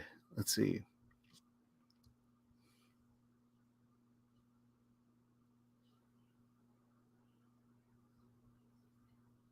They just did a joke about the Golden Globes being part of the in memoriam. This is not God. Let's see. They just did a J.K. Simmons joke. Let's actually comment on the awards and worry about your tech problems later.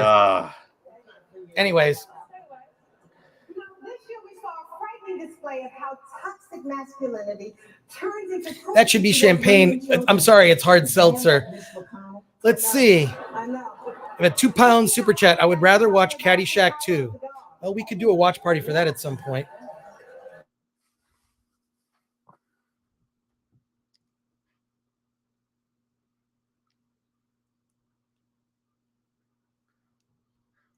Yeah, we miss him too.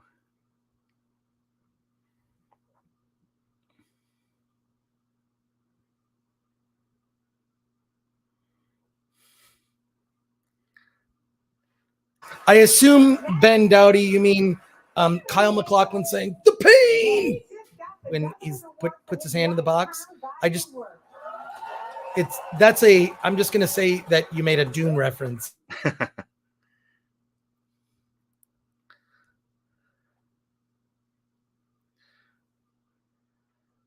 Okay, this monologue is not doing it for me.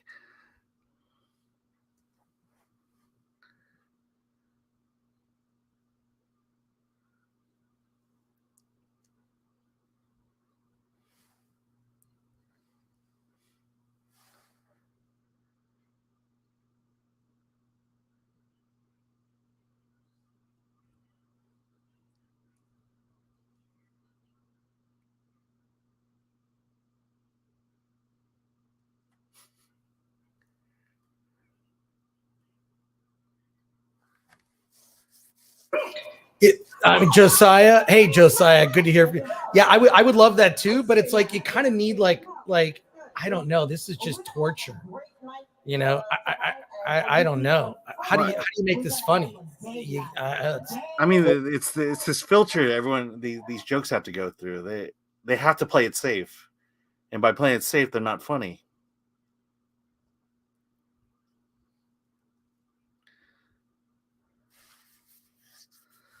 Okay, let's see. We actually have a few super chats that just came in. Yeah, I don't know that the Red Letter Media guys even care about the Oscars. I think they despise it as much as we do. Yeah, the Chicago Box. Have you seen the film called Small Engine Repair? I have not. Right now. I've seen it. It came off like a play, and it felt just a little unorganized. I love John Bernthal. He's great in it, but I felt like I was watching two movies. And then when it got to the end, it was like, so this is it. Out of nowhere. That was the opening monologue. That was awful. Like, I'm sorry. That was a terrible. Here's where I am. If you could, I'll point my TV to it. That's where I'm at. I'm not even there yet. Yeah, and it's going right to break. I'm watching it through YouTube. What are those presenters? Or no, those are just they're going out to break. They're going out to commercial. The first commercial break. The monologue is over. They're just I think I'm maybe like 2 minutes before you or something. I thought it would be the other way around. Yeah. But there you go. Anyways, also you get a look at like all the bizarre collectibles I have in my entertainment room. So I haven't seen Small Engine Repair, but if you're recommending it, sounds like something that would be interesting. I don't know. It's okay. I did read the book, The Zen and the Art of Motorcycle Maintenance, which is absolutely not about motorcycle maintenance at all. And I read that book after I got a motorcycle. So we're gonna just be throwing up your chats. Like we may not actually read them out loud, but we'll be throwing them up during the show. So I'm gonna mute myself as the show is beginning. Here we go, the first award. So here we.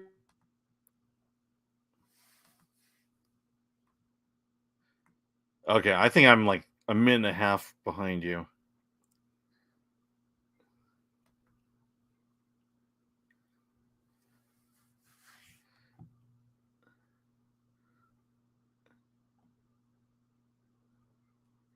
Let's see.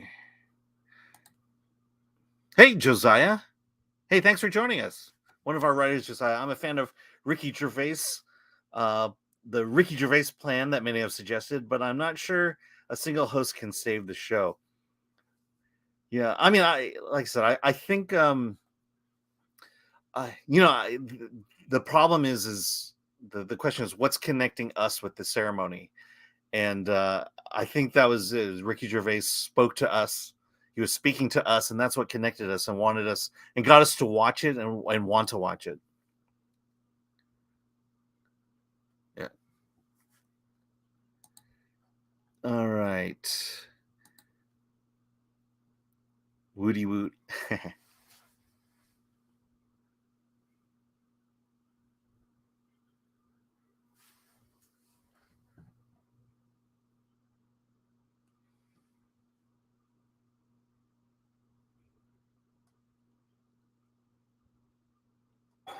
Inspirational. All I can say is the sound of one man laughing says, say something for us smart ones who aren't watching this at all. Sorry, sound of one man laughing. You're the smart one for not watching it. Oh my God. This is just this monologue is pretty awful. I don't know what to say. Didn't they just do a monologue? Yeah, just let me know when a category comes up and I'll pop up the graphic for it.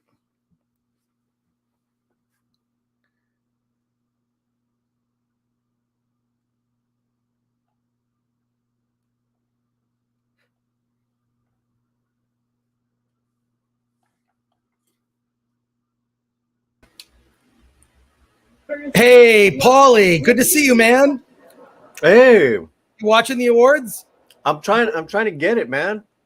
Oh, I'm trying to get it. Can you hear me? Right, cool. I'm gonna mute myself because I have we can hear you good. Monologue on, but want to just welcome first time on the Film Threat podcast, Paulie from the Latino Slant. Pleasure to have you here, sir. Meet Alan-ing, the editor-in-chief of Film Threat. And hi, everyone in the chat. You know Paulie. He's an amazing dude, and I've been fortunate enough to be on some live streams with him. I'm gonna mute myself because I'm watching it, but try the ABC app if you can, Paulie. Well, I have the Hulu app, and Alan, it's a pleasure to meet you, man. yeah, good to meet you too. Seen you guys' videos. So yeah, all right, I'm gonna try. I'm watching on the ABC app now. I don't want to pay for another app. I'm gonna try to figure this out. I'll put myself on mute.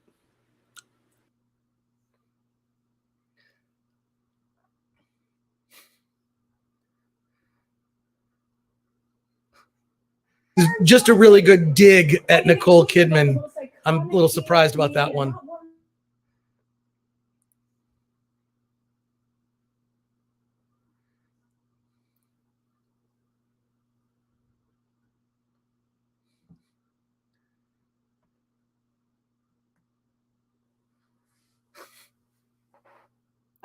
The night clerk says, thank you for enduring all the cringe. You guys are infinitely more entertaining than the Oscars. Love the channel. Thank you so much, the night clerk, for $5. We appreciate it. Amy Schumer is.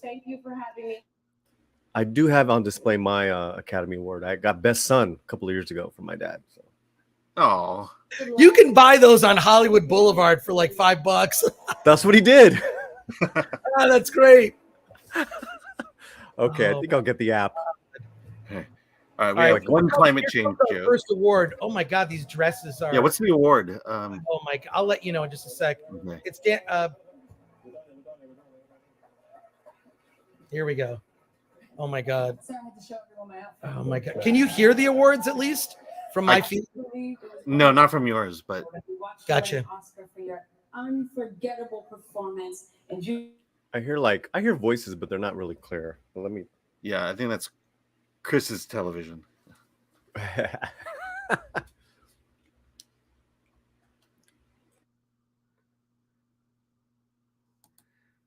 Yeah, so how about this weather, huh? It's supposed to rain tomorrow.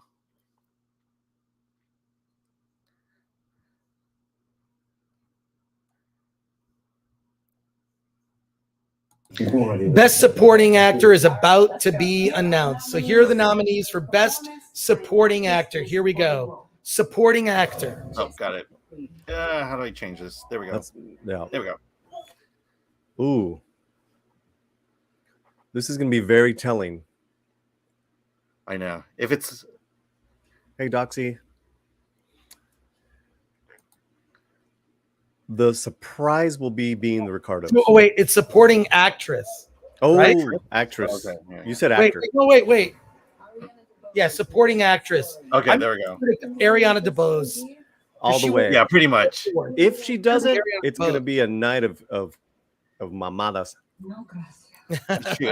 If she doesn't win it, then everything's up in the air. Everything's upside down. She won it at Critics' Choice. She was amazing. It's amazing in that role. Yeah. It's my number one reason that I saw it. Yeah, West Side Story is my favorite. Judi Dench she's won before, and she's She's always won great, okay. but it's like I always feel like best supporting actress is best new actress, like someone who is wildly talented, but is new on the scene, so to speak. That's at least my interpretation. Yeah, So, I mean Jessie Buckley is also in that category. Then right. Yeah. I'm gonna turn it. Kirsten Dunst, The Power of the Dog. I do like Kirsten Dunst. The performance is so dark. I mean, I think I can leave myself I think you're okay. no, I you don't sound think good. on the match. I think you're okay. I can't really hear what you're saying. Well, Look at this. Deadest of Hats. I'm skipping watching the ceremony. I'll just catch the highlights of overpaid actors calling me a privileged bigot tomorrow. Wait a second, Deadest of Hats. You don't like millionaires that are telling you how to live your life? Oh, I couldn't think that. I'm watching it. I got it, bro. I'm on apparently I already had it. Sorry, Paulie. We got to figure out this setup here. So we're not blocked. No, here. don't worry about it. Wait, I fixed it. There we go. oh yeah, there we go. Oh, she looks beautiful. There you go. Ariana DeBose. Yeah, they already got it? She got it. Yeah, we're a behind. little bit behind. I don't think that's a surprise, though. Like, does anyone think that that's a surprise? No, I want to hear her speech, though. She was very favored. Okay, we gotta listen. I'm gonna put my volume up. Also, yeah. I'm sorry. I'm gonna put my volume up too. So Ariana DeBose for Best Supporting. There you go. She's a Broadway veteran. She was in Hamilton. Incredible singer dancer. So happy. Where's my pinche volume, man?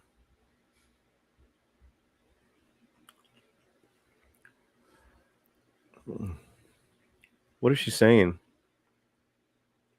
Every single beautiful person. This is a really good speech. She's great speeches. She's Great. not lecturing, and they showed Nope. Rita Moreno. They showed a shot of her. You got to see it.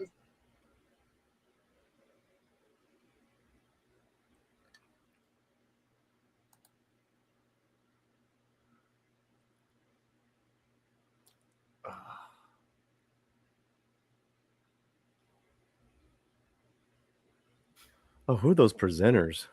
It looks okay. I'm It's behind. like Ariana's won so much she doesn't look surprised anymore.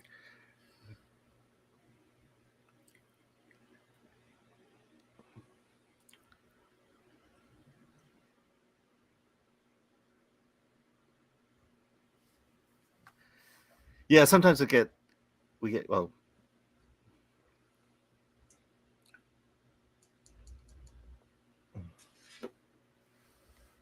Let me see. Maybe.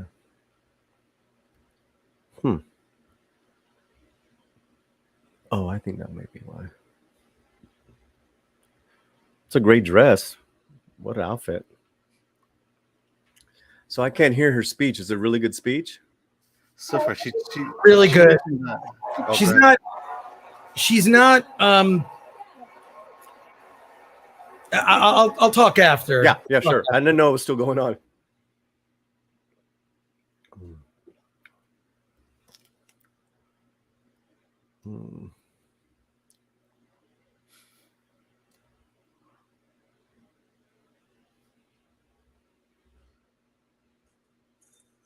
Really good speech, incredibly unselfish and great. Very humble. She very humble. She talked about being a little girl. I was unaware that she's queer Afro-Latina. Good for her. That's fine. I don't think that to me, none of that ever matters. It's like, be who you are. That shouldn't make a difference. It's great that she was able to succeed. I don't know why is that considered a detriment? Who cares? Like, just like she was able to be successful on her own terms and earned it. She thanked Spielberg. She thanked her. It was just a really good speech. It was just like, it'll probably be the best. That could be the best speech of the night. And the only one that is not going off the rails. We're in commercials on my stream right now. That's how speeches should be. I mean, I saw her speech at the Critics' Choice Award. She's a class act. Yeah. Let's see. Yowie Demon says, thanks, guys, for taking the hit for us. What are the pain points so far? Well, the opening monologue was terrible. It's normally like the opening monologue is something that's funny where you're like quoting stuff the next day. It's so good. But I feel like that's not been the case with the Oscars of late. That used to be the case with the Globes, because the Globes was the riskier event. But the fact that they got rid of the Globes, I don't know, sort of whatever. Yeah, I don't know, man. It's It's wait, I'm hearing myself in the background. Yeah. Oh, I just turned it off. Chat, that was me. $1.99. I heard you were doing a Caddyshack 2 watch party. At some point, we should do a Caddyshack 2 watch party. Caddyshack. No. Hey, Jillian. Hey, thank you, Jillian, and we appreciate it. But yeah, no, that was a really good speech. Let's say this. The opening was better than last year's opening, where the very beginning was just this tension-filled, weird lecture. The sort of virtue signal with like some people are in masks and some people aren't. This is why we're not wearing masks. And it just felt weird. This is at least feels like more of a return to normal, which is like a normal, boring, shitty Oscars, Oscars event. Well, did they have a music number yet with Encanto? Well, they did a musical opening number at the very beginning at the place where Venus and Serena Williams, like where they practiced. They actually shot a musical opening number there at the very pre-tape. Yeah. So and somebody just says, Nolan, the best comment. Beyonce was too long. I agree, Nolan. Let's see. In deleted scenes, Oscars count. Dune -4 or Dune 4, West Side Story 1. That's okay. So that's your prediction. That's going to be fairly accurate. I agree. I don't think that West Side Story is going to get anything else. Oh, really? I don't know. Maybe adapted screenplay. No. I know you're going for Dune. Yeah. The other one is, I think, cinematography. I think has a good shot at it. It's possible. And if it wins score, Tom from Midnight's Edge will be pissed. Yeah, there we go. Tom is here. Well, I didn't notice. I'm so sorry, Tom. I don't know if he's fully here yet. Joining us. No, he's here. Joining us in the chat. Tom from Midnight's Edge. How's it Greetings. Going, well, I'm a little embarrassed. I'm trying to figure out a way to watch this thing. Same here. God. It's all good, man. It's all good. Wait, we got to get it so we can see everybody. Is there a way that people from other countries can watch it for free? Because I may or may not. The ABC app be able to Surfshark it. Well, I'm trying to get in, and I can't get in without having either a cable provider or something like that. The ABC app, you need a cable provider for it. And thanks for joining, Tom. This is great. You're on this is I think the most live people we've had on a live stream, over 400 people. So smash that like button. I'm trying to, this is everything I learned from now they're featuring Belfast. You know how they do this thing where they feature each of the best picture nominees? They're just showing scenes from Belfast. This is the most people that will have seen anything from Belfast. Because almost nobody saw that movie. I saw it. I thought it was a really sweet indie movie, slice of life, sort of coming of age story as well. So here you go. I'm going to mute myself while the awards are on, and we'll feature some of the chat there. So here we go. My favorite thing about Belfast was Van Morrison. And then I also got to see it with the Irish Cultural Center of San Diego. So that was even I saw like the first 5 minutes. Sorry, guys. It looked great. Of Belfast? Yeah. Yeah. I mean, it was a good movie. It's just very. Oh, here we go. Here's our Ukraine announcement. Did we drink for when Ariana said gay?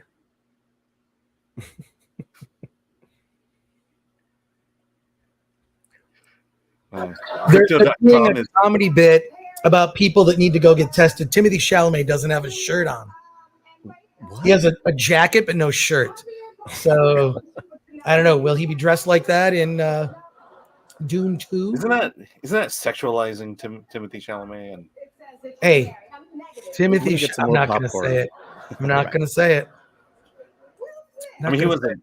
You're married, but you know what? You're on the list. It looks like Jada approved too, so you get on that bit. Oh my God! I don't know if you guys can hear it. I hear someone yelling in the background. Yeah, that's all I hear. They're trying to do a comedy bit about COVID tests. It's hysterical. Yeah, because I found that to be true, that only Hollywood cares about COVID now. And yes, you are legal. I'm sorry. So, like with West Side Story winning that award, do you think that'll be the only award they're going to give that movie tonight? I'm kind of hoping cinematography gets it as well. Over Dune? I don't know. I mean, honestly, yeah. West Side. I'm all about West Side Story. It was just such a beautiful movie, shot in an amazing way. We're just gonna do some other freaky stuff, which I will record. Sorry, Timothy Chalamet just came on screen. Really, this isn't up to me. I'm downloading the ABC app. The chat is on fire, so thank you for your chat comments are awesome. Thank you. Love you, chat. Thank you so much. I mean, sound of one man laughing. Why is the Oscar still in the air? Why will it be aired next year? There's still an audience. It's a shrinking audience. I think it's going to be under 10 million people this year. I don't think Disney wants audiences anymore for their stuff. Cameron Fairchild, FBA. I'm getting secondhand cringe. That's what you're getting. This is not. So the bit was come up on stage. You need an emergency COVID test. And then the funny thing was bringing people up on stage. This is so lame. I'm sorry. Somebody just swore because they dropped out the audio. Somebody probably just said, fuck or something. Good. Who's the guy in the red? Oh, that's Simu. When will the constant cringe stop? Have you guys got it all like queued up? Yeah. No, I can't get it without paying like $80 or $60. Jeez, that's not worth it. Yeah, and even YouTube only lets me have like a 20-minute preview, and I'm like, I'm not paying $90. YouTube TV is because you can usually sign up for like a free. I tried. That's the best it'll give me is a 20-minute preview. How many Gmail accounts do you have? I got it like 10. I try. I don't know what else I can do here. They got this on lockdown. Here we go. Wait, it's a little. It's Jason Momoa. And okay, sorry, I gotta watch. So now you're wondering why the Oscars go long. I mean, this thing's going on forever. Was this the same bit? Okay, yeah. Now Jason Momoa's kind of on. Hey, what's up, dude? Nominees for the achievement in sound. I predict Dune.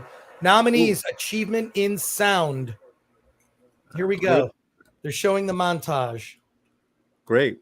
What do we got? Here we go. So Belfast. I don't think it's going to be Belfast. I predict Dune because truthfully, just everything about the sound in that. Yeah, so we'll just go over it. Belfast, Dune, No Time to Die, The Power of the Dog. Any predictions, guys? Dune. Yeah, all the way. I think Dune. Power of the Dog was a little quiet to win sound. Night Story, Todd A. Maitland, Gary Rydstrom, Brian Chumney, Andy Nelson, and Sean Murphy. And the Oscar goes to Dune. Yeah. Dune! Ooh. Dune won! That's great. Ooh. Oh, too bad I don't have a tally thing up here. So Dune and West Side Story tied at 1. Were there any awards given out before? Oh, look at this. Denis Villeneuve, he's dressed in a white tuxedo jacket. Yeah. That's pretty awesome. Sorry, Tom, we're covering you up with the little thing here. Yeah, apparently all the non-televised categories have been announced already. Okay, so I have. Let's try I'm that. with There you we guys go. No, now. you can go ahead. That's better. Chris, I got the show going on here, Nice. but it's Yeah, that's great. Dune is behind. going to take all the technical awards. Dude, what if it wins Best Picture, man? Ooh. Well, who knows? Who knows? And then they do these things where they do a little 30th anniversary of White Men Can't Jump. Oh, they're redoing I forgot that that was nominated for some Oscars. movie. Did you hear that? Get Paulie to screen share it in Gilded or Discord. What was that? Ooh, that's a good idea. Okay. Dune deserved it, says Luke James. Some good comments here. Tom, get Paulie to screen it. Oh.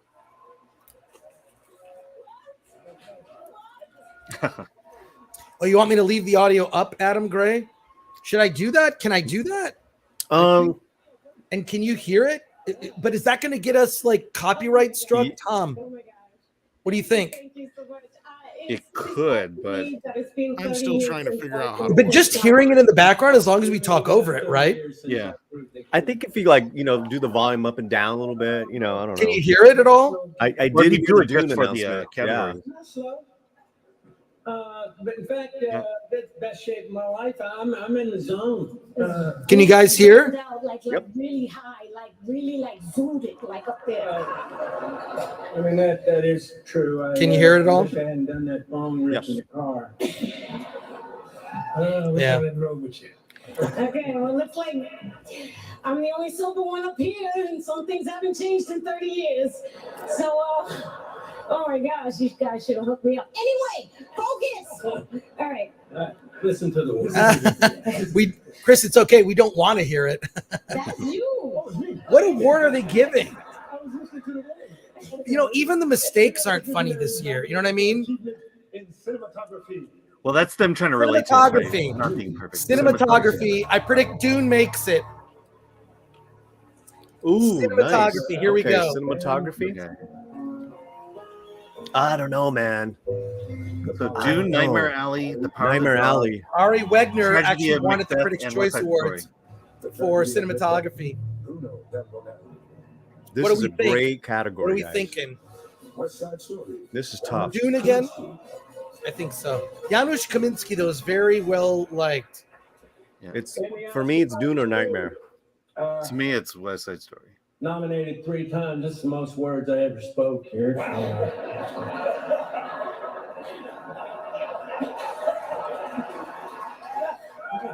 Presenting is where it's at. Here we go. I bet you guys are wanting to hear what. Okay, Dune. Greg. Dune won again. Yeah. Yes. All right. Cinematography. Dune. More Beautiful. Dune. That's 2 for Dune. Beautiful.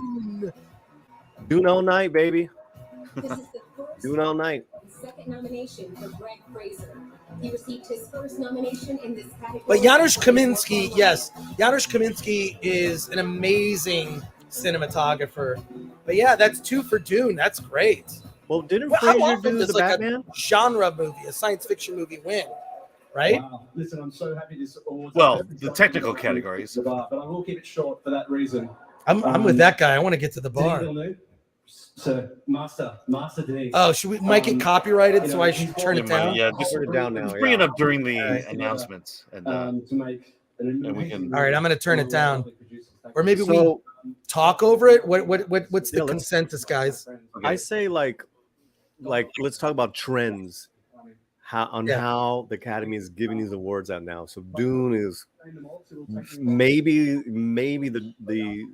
the sleeper here, like the underdog. The underdog is winning over these other movies, Chris. Yeah, I think it's the one everyone can agree on. I think Alan, check out on the Academy Twitter. yeah, feed. I've got it. I've got it here. So Dune Can is you have to also just show- one. Can you share screen on that? No, it's on my. Let me. It's on their Twitter account, and yeah. Can you Well, share I'll just tell you real quick. Or just read it. Read it. So Dune has won 2 more. They won Best Editing and Best Score. Best editing and best score. So one. Yeah. Huh? Oh, and they won 4. Best Sound. Oh, no, we did sound already. So That's what's 1 4. So it's won 4. 4. Dune has won Do 4 we- Oscars already. 4 of the 7, Wow. and it hasn't lost. Yeah, so Yeah. editing. Okay. Oh, Words okay. count. Dune 5, West Side Story 1 says deleted. And best production design. So that's Well, 5. all right. Dune has 5 awards Okay, already. so what's left? those of you in the chat who've been telling us it's 5, yes, you're right. It is 5. Right. It is 5. Thank you, chat. Alan, I gotta take a break. Sure. So I'll be right back, but I'm just gonna put a little cartoon version of myself up. Nice. But thank you for, Tom and Paulie for being here. You're saving us, guys. Yeah, man. You're saving us. We appreciate you. And thank you. This is great. All right. Thank you, Michael. I'll be right back. Yes. So you are right. Dune has won 5. We just got that one. We have a super chat from Get Below. A lot of Sheriff Annier on here. Ha. I'm not sure I understand that one. Yeah. And low watermark P break. That's where he's going. It all happens to us all.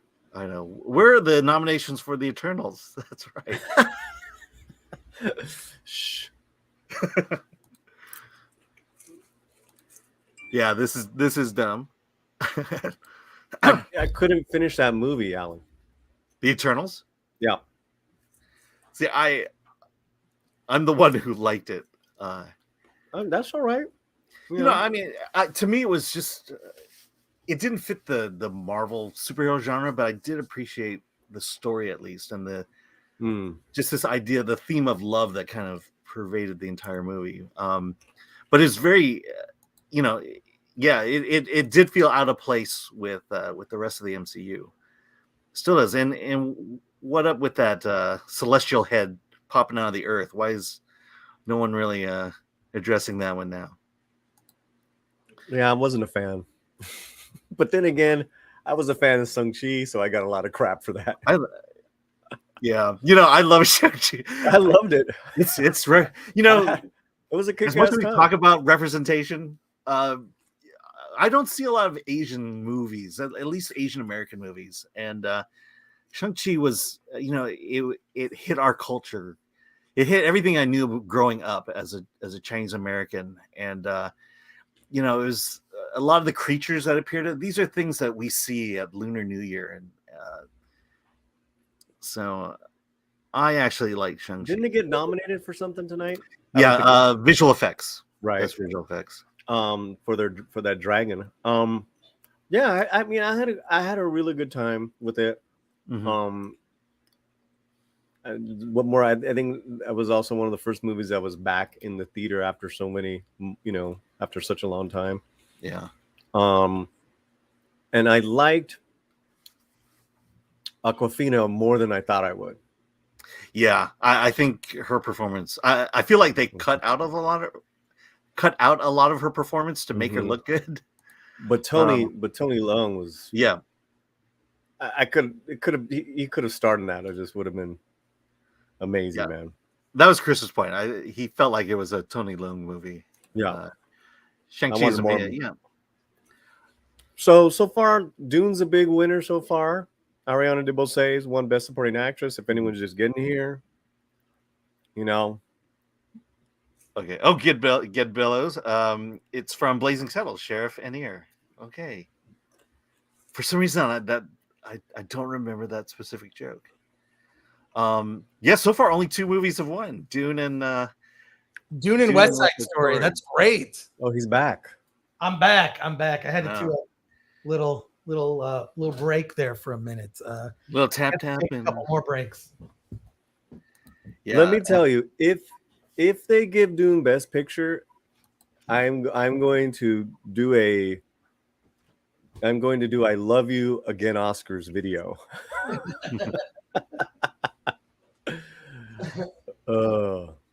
That's cool. Yeah, Asian movies are very binaural. I don't know what that means. How about that, Dune? Nowadays there are very little mainstream Chinese starring movies. The thing is that all the Chinese movies, all movies with Asians in it, have usually been imports from the countries, from Korea, Japan, China, and it really wasn't until Crazy Rich Asians that there was a Chinese American movie. Joy Luck Club was probably the last one before that one. and so, I think as an Asian, I kind of take this representation thing a little bit more from a different perspective, because they're just really we're always the background characters and things. And I talked about the Batman and West Side Story. We got one person in the background in those movies. Hey, that's pretty good. Yeah, it's a good track record. Yeah, Yeah. And Randall Park and Ken Jeong, they can't do every single role. There's more Asian actors out there.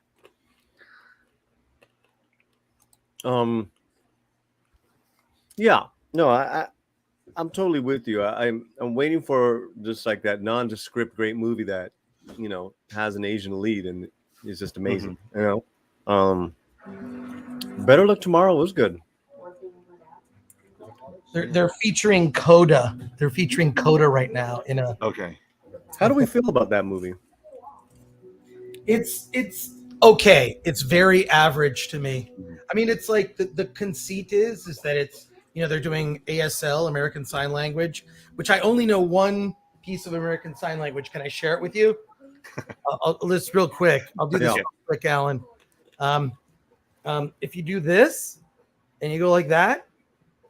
I know what that is. Who can tell me what this is? That's bullshit in ASL, American Sign Language. And I used to do that on television all the time, and no one knew what I was saying except for the person who did the closed captioning live. Now that's all automated, but yeah, here we go. Did someone just win something, or what's that? Did someone just win something? No. They just it was a short film. Award. I don't know which. Oh, the short film. It was the best short. No, it's visual effects. Let's see visual effects. Can you throw up visual effects, Alan? Oh, sorry. Here's my theory about visual effects. First of all, Dune's going to win, so that'll be 6 for Dune. Okay. Oh. Dune is going to win. It's the best genre movie. Wait a minute. Well, Spider-Man. It's Spider-Man. You think it's going to be Spider-Man? I would be happy if they gave it to Spider-Man or Dune. That's all I'm saying. Okay, I think I got the Oscars. Time to Die because people were got mixed reviews. It's not going to be Shang-Chi because that also got mixed reviews. Sorry, Alan. Sorry, Alan. And Paul. I didn't expect that from you. That's fine. Yeah, the thing about Shang-Chi and Spider-Man have the exact same special effects. I mean, the effects were just, to me, it's typical Marvel, though. It was or Sony. That's my point. Wait. Here we go. Dune! What? 6 wins for Dune. 6 wins, folks. Oh, look, that's Rachel Ziegler. I want to say there's almost 500 people watching. This is the most people who have ever watched our Film Threat live stream. Here comes the Dune visual effects crew. They're coming up right now. I love the effects in it because they didn't look like another movie. And to me, Spider-Man, I feel like I've seen those effects before. We've seen Spider-Man before. We haven't seen anything that looked like Dune. So I think Dune really earned it. Tom, I'm sorry we got to take that thing off. And feel free to leave it up on my face. I thought I had this here. No, I'm not doing that. Now it won't let me watch it on my computer for some reason, even though I just signed up for this thing. running commentary. Here come the Dune visual effects team. FYI, Chris, that was Rachel Ziegler. She whined her way to get invited to the award show, and she just got presented the award. Good for her, though. Yeah. Although she's a problematic Twitter history. No, she halted a production. She's number 1 on the call sheet. Deep production of Snow White in London.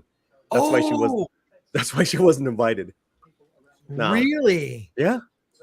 Oh, that looks dumb. Yeah. I mean, but I've seen some things on her Twitter feed that were like, "What the hell are you doing?" Well, she's a kid. She posted what 18-year-olds post. Yep. Yeah, but like she does that really well. Like borderline racist, like. No, I mean you're absolutely right, but she even calls herself out. Like I'm white. I'm like, shut up. Over 500 people watching. Hey, thank you. Smash the like button. Suffer with us. But these are the good parts right now. That the visual effects team from Dune accepting the award, and typical. It's like 5 guys, and 5 guys get up to accept, and 3 people got to say something. And here's the playoff music. What? Oh, man. Wait, I got to bring something out for Dune. I just have to say, there's not much representation in that team there. There's what? representation. It's all white guys. I need to just chime in with these inane. Tony Hawk, is that the? He sure is. He's going to present. Right. Okay. Oh, I got him. Like a tribute to James Bond or something. Oh, you gotta. Here, I'd like to accept this Dooney Award. This is a Dune sandworm. This is a Dune sandworm from the 1984 David Lynch Dune.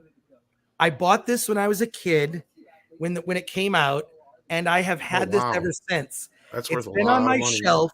That's cool. And everybody thinks it's not. I mean, everybody makes the same joke. Yeah.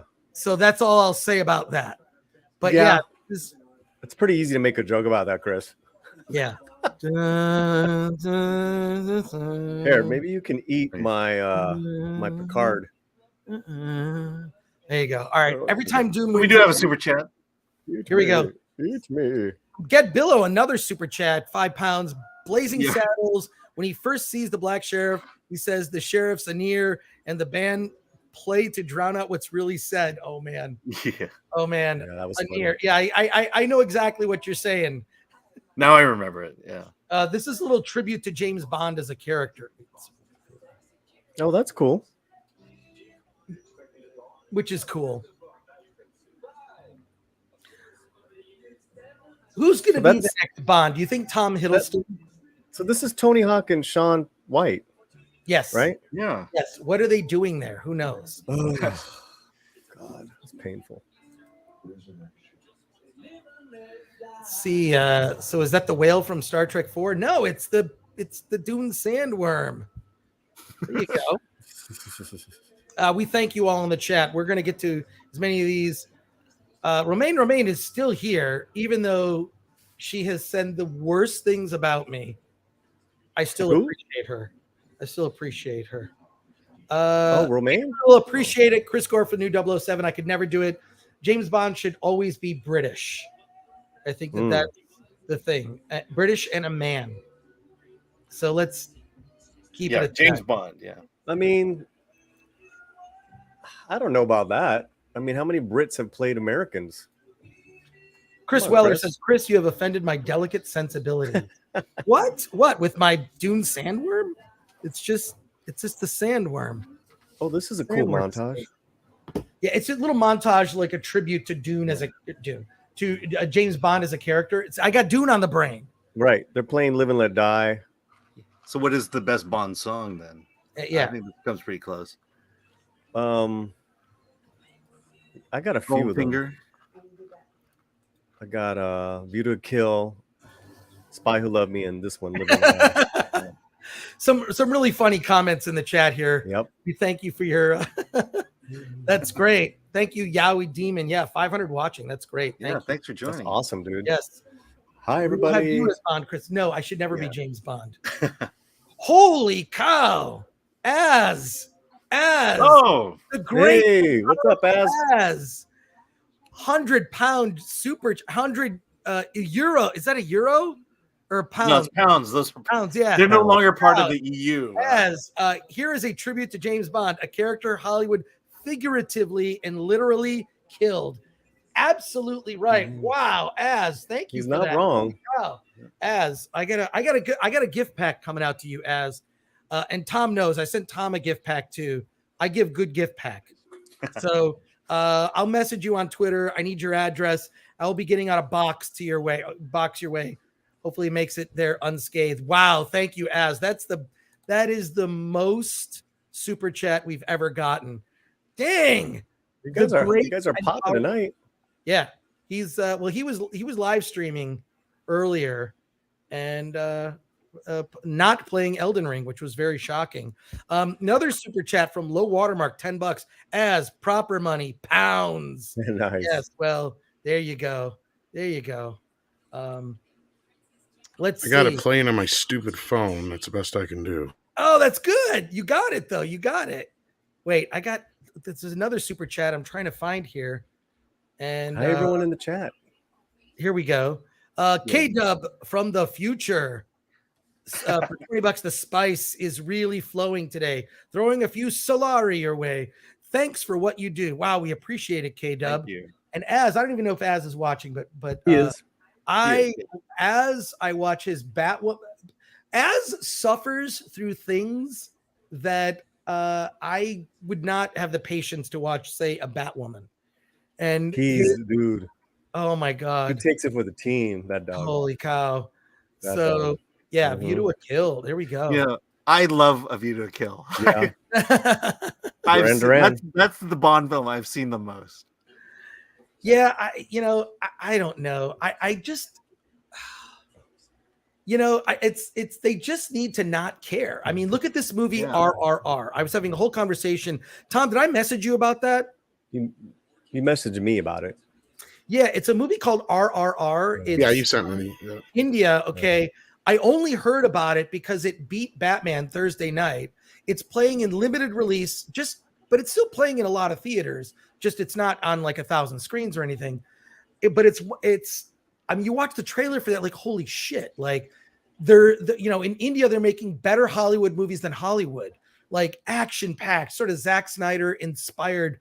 Like fantasy over the top action. It's a 3-hour epic. A friend of mine texted me, says, you have to see this movie in IMAX. It's 3 hours. He said it flies by, like the pace of it is so insane. I bought tickets. I'm seeing it in IMAX tomorrow. Then I'm seeing Sonic on Wednesday night. There's a special early fan screening. So but if you want to, Tom, on Midnight's Edge on Wednesday, if you want to talk about RRR, the big story isn't about the movie necessarily, but about this movie is the number 3 movie at the box office, an Indian subtitled movie that's 3 hours. Why is that number 3 at the box office? And why have we never heard about it until now? And why I've never heard of it? Did you watch the trailer, Tom? Oh, Thomas. Yeah, I felt like it was. It kind of had like a I think you said Tarzan feel to it. Yeah. Well, maybe towards the end, a little Tarzan. Oh my God, I've been to that theater. It's kind of a similar story. It felt like, but yeah. Well, but it's actually what I learned was it's based on 2 real historical figures who were freedom fighters in India, but they've sort of fictionalized it. Like these 2 freedom fighters met. They're doing a tribute to Don't Look Up right now. Not a tribute. They're featuring each of the Best Picture nominees because you can't count on the fact that anyone's actually seen them. So true. But that's a movie. I'll have seen it by the time, by Wednesday. So I would love to talk about it on Wednesday, actually. So here you go. Only 373 likes. Smash that like button. Come on now. Come on. Only 373. It should be 1,000. All right. Let's see who's coming up now. I'm still on commercials. I'm still behind you. On commercials. Just got back. Is your Sonic the Hedgehog thing this week or is it next week? This week. So I'm seeing it on my thing's showing next week. So it might be next week. Can we can we get the temperature of the room? I mean, are we seeing a Dune upset? Well, it's a Dune. I wouldn't say a sweep so far, but at least because all of these categories are technical. This isn't a shock. Oh no, they're doing a musical number. I always get another drink when there's a musical. I don't care. Well, I'm waiting for the Encanto one because it's got Johnny Legs. I'm waiting for my Latino diversity and inclusion. There you go. What's your DIE? I'm muting it. I don't care. That's the other thing. Someone asked earlier, what we should do to improve the Oscars. And I think the number one thing to improve the Oscars, well, there's a couple things. One, the host, get Ricky Gervais, have a sense of humor, limit the politics, and get rid of all the musical numbers. No one cares. In fact, you could release them as individual music videos before, kind of like how they leak. Well, I mean, I used to like the musical numbers. I think the problem is they just become too pretentious and nothing anybody's ever heard. That's the other problem. Because that used to be one of the fun parts of the Oscars is where you'd at least have some, a bunch of pop stars there performing songs from like Footloose and Beverly Hills Cop and stuff like that. Stuff that people actually knew, as opposed to a lot of this stuff anymore. It's, some depressing mandolin music from some movie that you've never heard. So I don't know. I get what you're saying though. It might help speed up the process. Yeah. I don't know. I just feel like if they got rid of the musical numbers, they could keep the show under 3 hours. So it's maybe 2.5 hours, bring back the awards that they like award off screen, which I think is a mistake, because the best part of the Oscars to me is the parts that are unscripted. Mhm. It's what people are saying when they get up and win. It's, the speeches that they give when they're thoughtful. The best Oscar speech ever for me will always be Steven Soderbergh. Steven Soderbergh, when he won for, was it director? Oh my God, I'm going to forget, because wasn't he nominated for 2 movies in 1 year? In any case, he gave up and he said he didn't thank anybody. He said, I'm going to thank people privately who helped me get here. And I'm going to do that later. What I want to talk about, and then because someone getting up and rattling off a whole bunch of names of people you've never heard of, how is that interesting? It's not interesting. It's not interesting to also look up the hashtag Oscars so woke. Well, I was going to say, yeah, I want to check that out. The other thing is not so much even the music awards, is like somewhere in the like late 90s, they started doing these presentations where I guess you call them prestige presentations. Those are something they can get rid of real quick. Because a lot of times all those are is just little 3-minute vignettes that are celebrating something that's like, yeah, this is just a waste of time. And you're just, stroking your own egos here. Like that's where the pretentiousness started coming in. I don't know if you guys know what I'm talking about. Where they'll pick a topic and it'll be like a little montage and it's like a waste. Can I just say something really quick about what is being aired right now? And is that okay? I don't mean to cut you off. Go ahead. So the lady that presented this gentleman singing is Stephanie Beatriz. She acted in 3 films this year. She was the voice of Encanto, the lead voice. She was in The Heights, and she was in what's the other one I'm thinking of? She's had an incredible year. So talented, this woman. That was cool to see her. She's a Broadway, and she's actually doing theater in London right now. Her name's Stephanie Beatriz. And the gentleman here is a huge singer in Latin America, Sebastian. And it's a beautiful song. And I disagree with you guys. I think when the song is so part of the movie, it should be performed. Just no stupid ass choreography. Like they have these dancers. Get the dancers out of there.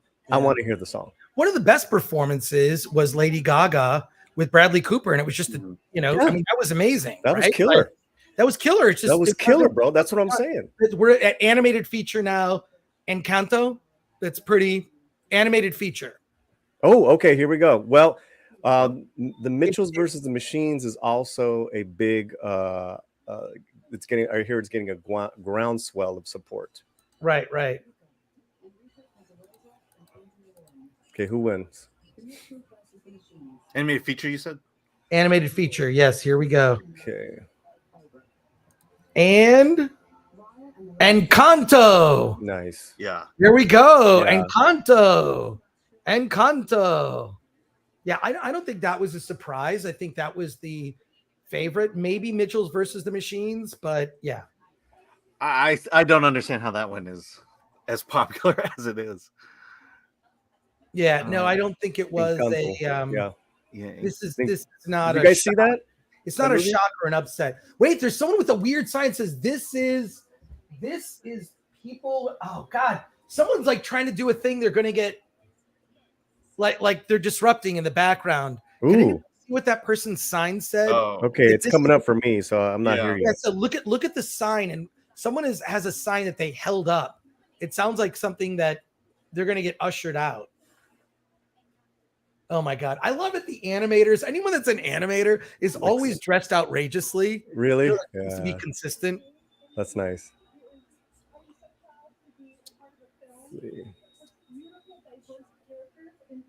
Diverse. I have to take a drink. Oh gosh. You won it, Academy Award. I couldn't read it because it was so small. It said something about the people. Oh, did it?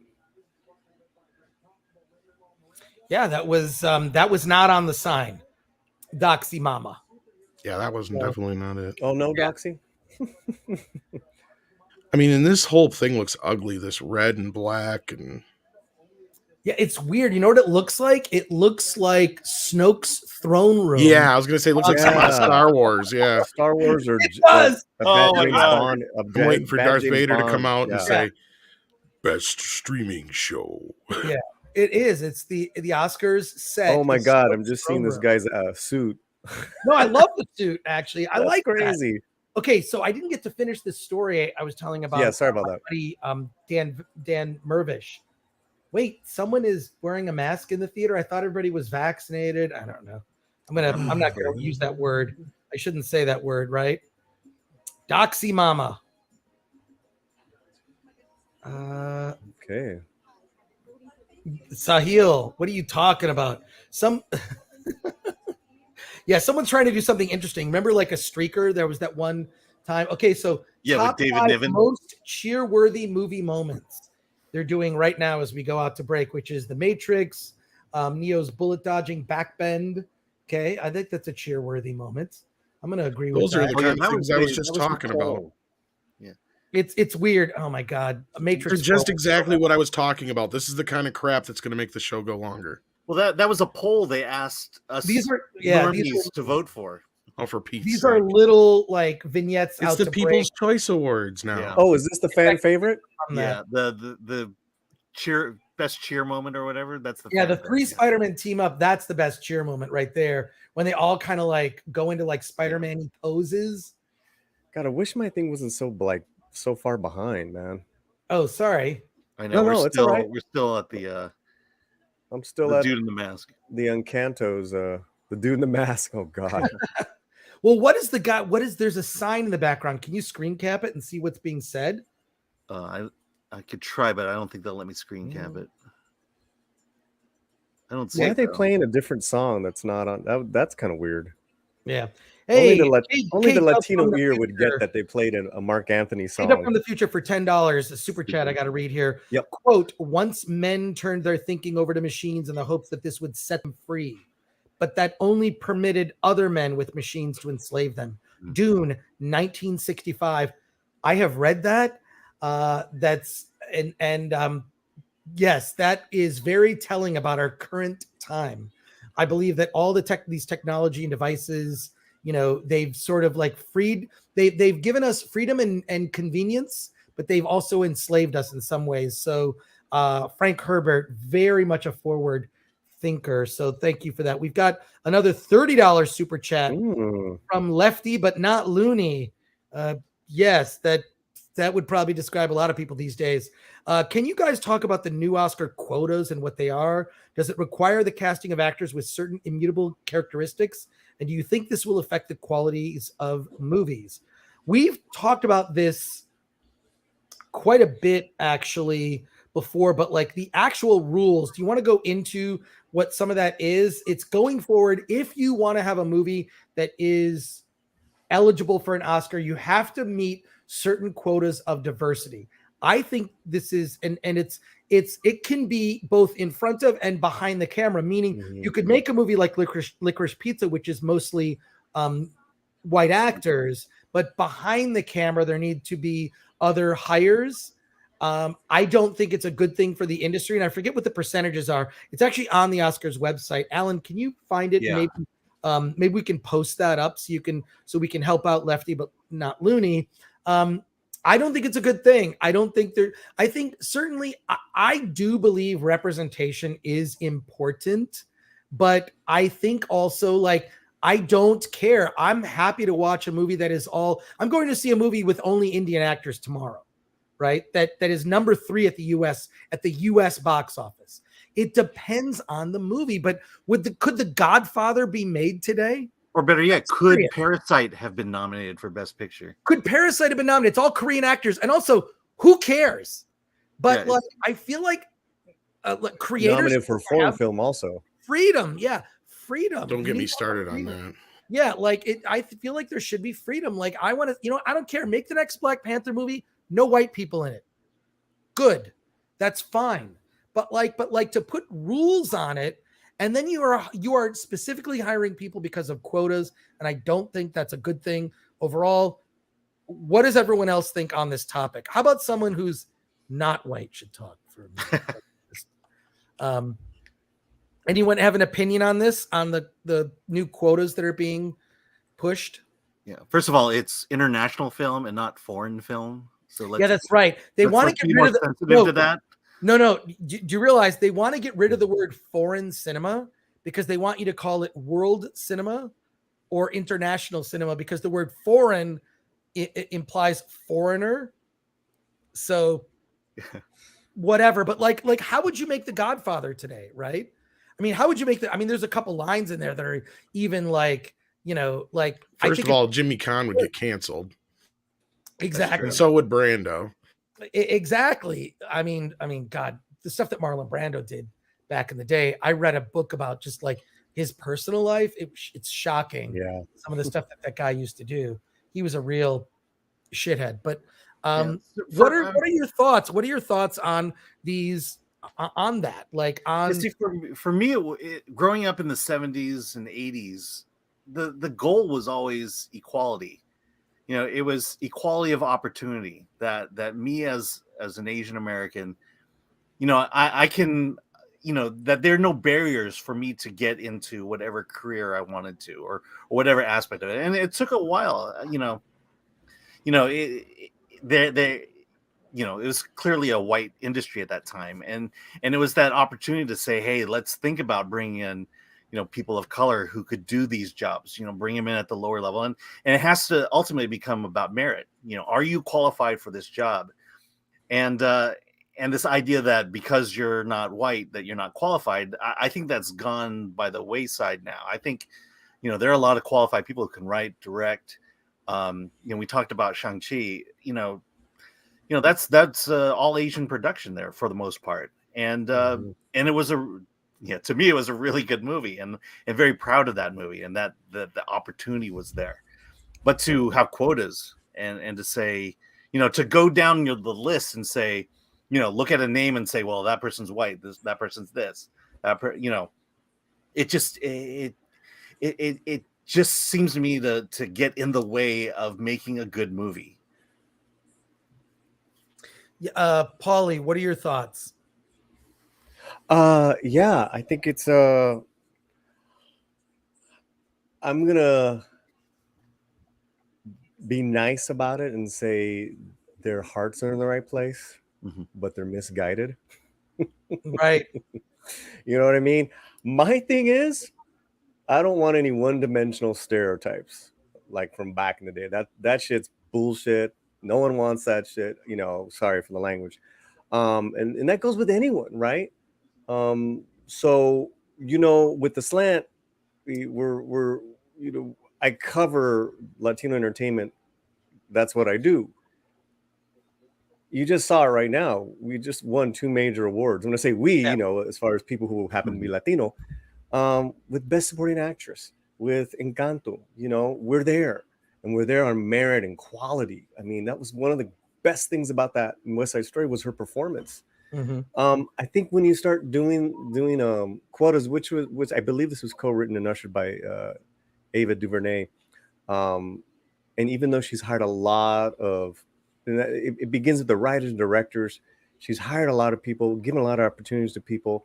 I think she's completely off base with this quota system, and it's just another way to really hinder someone trying to make a great film. There you go. And yet no one of FNT on. I've been on FNT. Tom's been on FNT. Well, you've been on FNT, but you should be. Why are you fronting? Yeah, Olaf? Exactly. And then someone here said they just announced the short film. Jeremiah says Marlon Brando took direct action for civil rights, both for Black Americans and Natives. Come on, Chris. I agree with you. I read a book about his personal life, which is called Bud the Brando I Know, which is about a guy who was his best friend growing up, and he used to basically I'm not going to sugarcoat it. He just used to have sex with all of his girlfriends, and he would say, "Hey, can I have a taste of that?" And then it's like, so what I'm saying is, in his personal life, Brando is a known fucking asshole. Did he do some stuff for civil rights? Absolutely. When he sent that, and I'm gonna say her, he set up an Indian, a Native American to accept the award on his behalf, who gave a speech. So yes, he's done some things, but also I don't care. I forgive him for that, right? So Jeremiah, just to clarify that comment that I made earlier. First of all, it's First Nations Indigenous person. I don't. You know what? They keep changing whatever the words are, so I don't know. I just, what is this? A song they're playing? What they're doing now on the Oscars is they are showing the Academy Museum, which is everyone I know that's a member now says it's like if you go to it, it's sort of an unfinished project. It's it's not done yet, right? More fluffy back. Yeah, slapping. Like I said, this is the kind of stuff that drags out the Oscars. Yep. Yeah, I agree. Although I did take my daughter there and we had a good time. Which is fine if you want to go see it in person, but like a lot of this, back slapping they're doing on this stuff is just, But I believe Az had there was a super chat from Az. Where there was, no, we got to it. No, it's no reason. I just saw Az, please stop. Paulie, the term you're looking for is Latinx. Some white woman. Can you please get that right? Az, come on. Latinx or Latinx? Latinx. Okay. All right. Let's for once and for all, Paulie. No, don't put me on. Make the final judgment. Make the final judgment for all the entire Latin. No, I do not. Chris Gore, you stop that.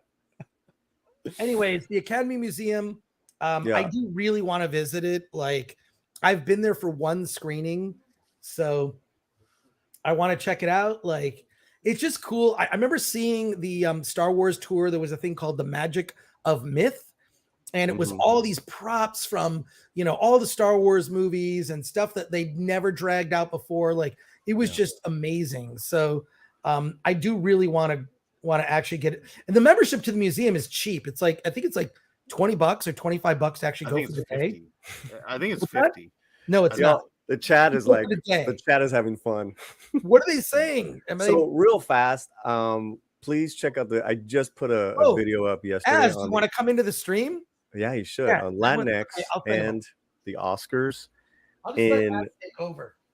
And so, I have a lot of problems with that term. Wait, hang on. But I don't have a problem with people defining themselves. It's just the club has set the rules on what Latinx is and what isn't. Penelope Cruz and Javier Bardem are not Latinx and they're not Latino. So it's just ridiculous. It's just really ridiculous. That's I don't know. Also, who cares? I like they do. Latinx do. I mean, I just like actors that are good. I don't care. I know. Well, yeah. I mean, I had friends kind of lose it over Javier Bardem playing Desi Arnaz. Oh my God! Get Bello for 2 pounds says Gore looks like a waiter. Oh, like go back to and Alan Ing looks like a dishwasher. No. Oh, what do we have? Supporting actor coming up? Yes. Oh yeah. Where are we? Actor. Leading right actor. Now, supporting actor. Let me throw the supporting actor. Sorry, let me do this. No, it's all right. Okay, I got it. Figure this out here. I just sent Az a thing. So there he is. There you go. Elden Lord, how are you, sir? All I wanted to do is just make a white woman joke. You did great. You can flip him around with me so you can put me at the bottom so okay, people can see that lovely face. There we go. Az, dude, you couldn't catch me dead watching the Oscars for a start.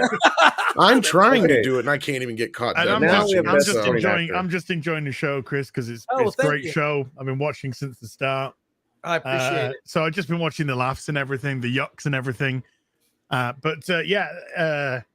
Paulie, I don't know what you got against white women. I really don't. What's your deal? It's I think it's really offensive, and I think you need to look inside yourself, really, you speak a lot of truth, and it's your truth. Please, if you're just new to watching this channel, or somebody's recommended it, so you jumped in, please show Chris some love. Chris is one of the most incredible minds when it comes to cinema that I've heard for a long time.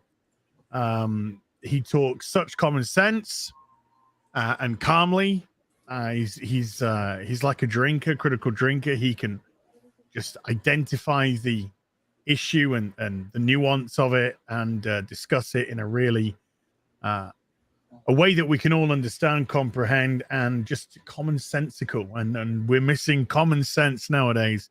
So yeah, please give Chris some love. Well, God, thank you, Az. On that note, I'm gonna go and play Elden Ring. Okay, Az, thank you for dropping in, and Right thank on, you. Az. That's totally Have a great night, guys. You take care, everyone. All right, Tom and everyone in Hawley. And later, Az. by the way, just one thing before I do go. One more thing before I do go. And I promise this is not antagonistic, but Shang-Chi was terrible. Yeah. Absolutely terrible. The guy wasn't even the main character in his own movie. He was dragged around with no agency from place to place by his sister and Aquafina, and I can't think of anything worse than that.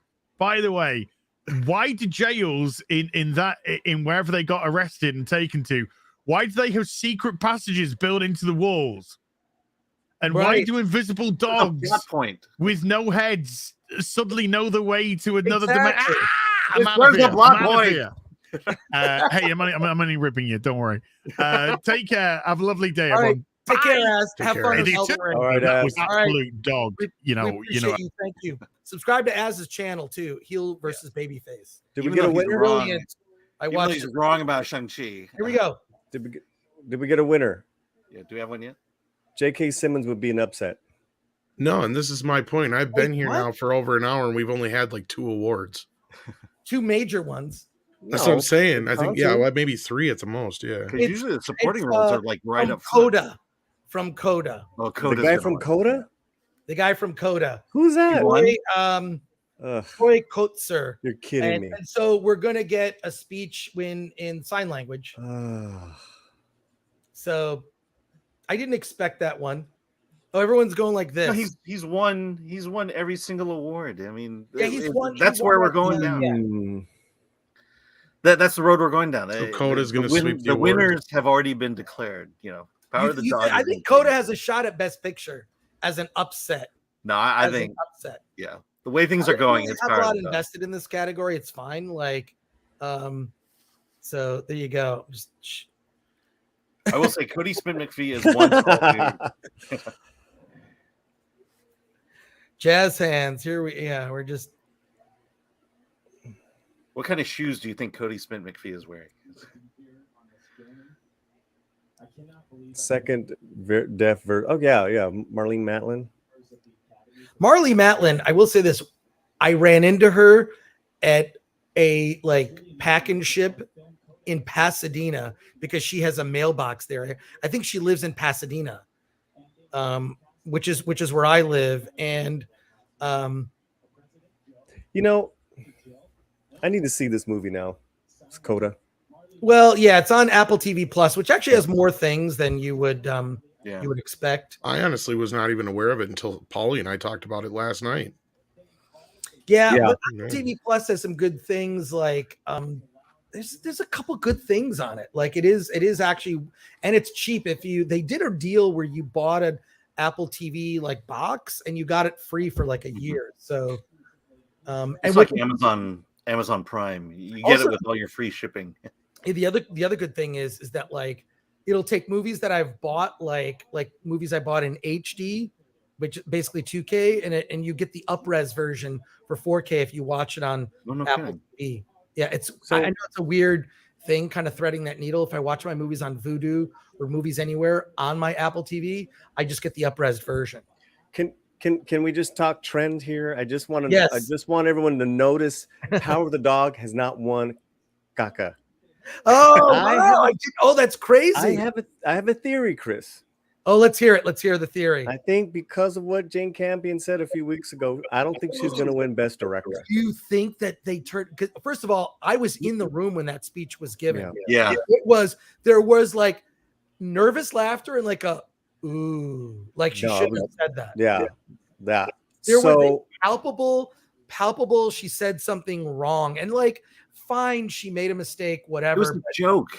It was a joke, but she didn't think it through, and it really was like her apology was pretty lame though. The next the day, apology was lame. Like, I don't know. She never should have apologized. Exactly. It was a joke. Get over it. Yeah. And then they put her on. You know what, Alan? I gotta strongly disagree with you. But my point is, well, let's say like what she said. Do you remember what she said? I think the Academy is straying away from any controversy. So I don't think she's gonna win. They're not giving. Well, here's what she said. Did the Academy vote after the event, or were they? It depends on when the Academy voted. And I think they voted after. So the Critics' Choice kind of sets the. And I've been a member of the Critics' Choice, the CCA. I've been a member for like 20 years, so I vote in that thing. But she basically said she was either she put a butt to the Williams sisters. Yes. And the Williams sisters had nothing to do with her award, right? Yes, they're sitting there. Yeah. She gets the Best Director award out of nowhere. Hey, you Williams sisters are amazing, and you are marvels, and da da da da. But I really had to fight against men, me, and the Williams sisters were like, I don't know you. Why are you talking to me like that? And then it became this thing. And, we had some good discussions on this with, Cameron Pasha and this actress on the Wonder Years, African-American actress. She came on the show. And there's just certain things that not only just you don't do as far as talking down in a way to Black women, but that type of tone and talk, they've dealt with that their whole lives. Yeah, that type of like condescending, disgusting, just display. And man, I couldn't believe it, bro. And I really, I wanted to hear from other, from women, African American women. So I brought in this actress friend of mine. It was a good talk. Yeah.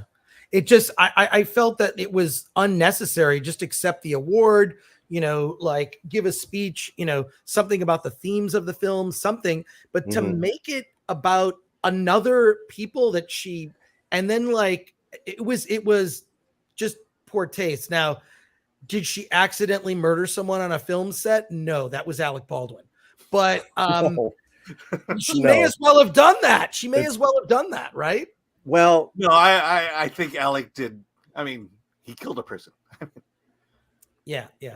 Just don't even you didn't even need to even visit that. Oh, this is the Lightyear movie.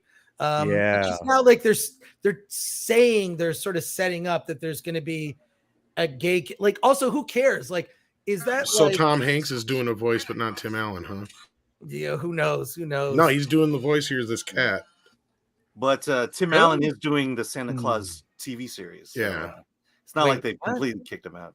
True. I don't know what Kevin Rubio is trying to imply here. Jane Campion and David Cronenberg, do they look the same? Oh my God. Now I get it. Well, I think one thing is, who knew Jane Campion, had a sense of humor? No, I don't know. It seemed to just come out of her personality, just needing to joke around like that. But it was not a well thought out joke. But it was not it was not a well thought out joke at all. But I think to me, it's where identity politics has gone wrong. It's now we're crossing one group against another group, and I just feel like I hate the idea that we're walking on eggshells all the time, unable to say what's on our mind, even if it is a joke. And that we're talking about Jane Campion that way. Yeah, Jane Campion. Okay. I don't agree, but I hear you. Mr. Gregory. Sorry. No, I'm just saying, do you think it had any bearing of what's going on? Power of the Dog is just getting shut out. Power of the Dog was going in before that controversy as like the movie, if you remember. I mean, to that point, I'm not. You might be onto something. I just wonder if No, that's a pretty powerful phenomenon to occur. To have it's happened before, one man. statement kind of throw it out like that.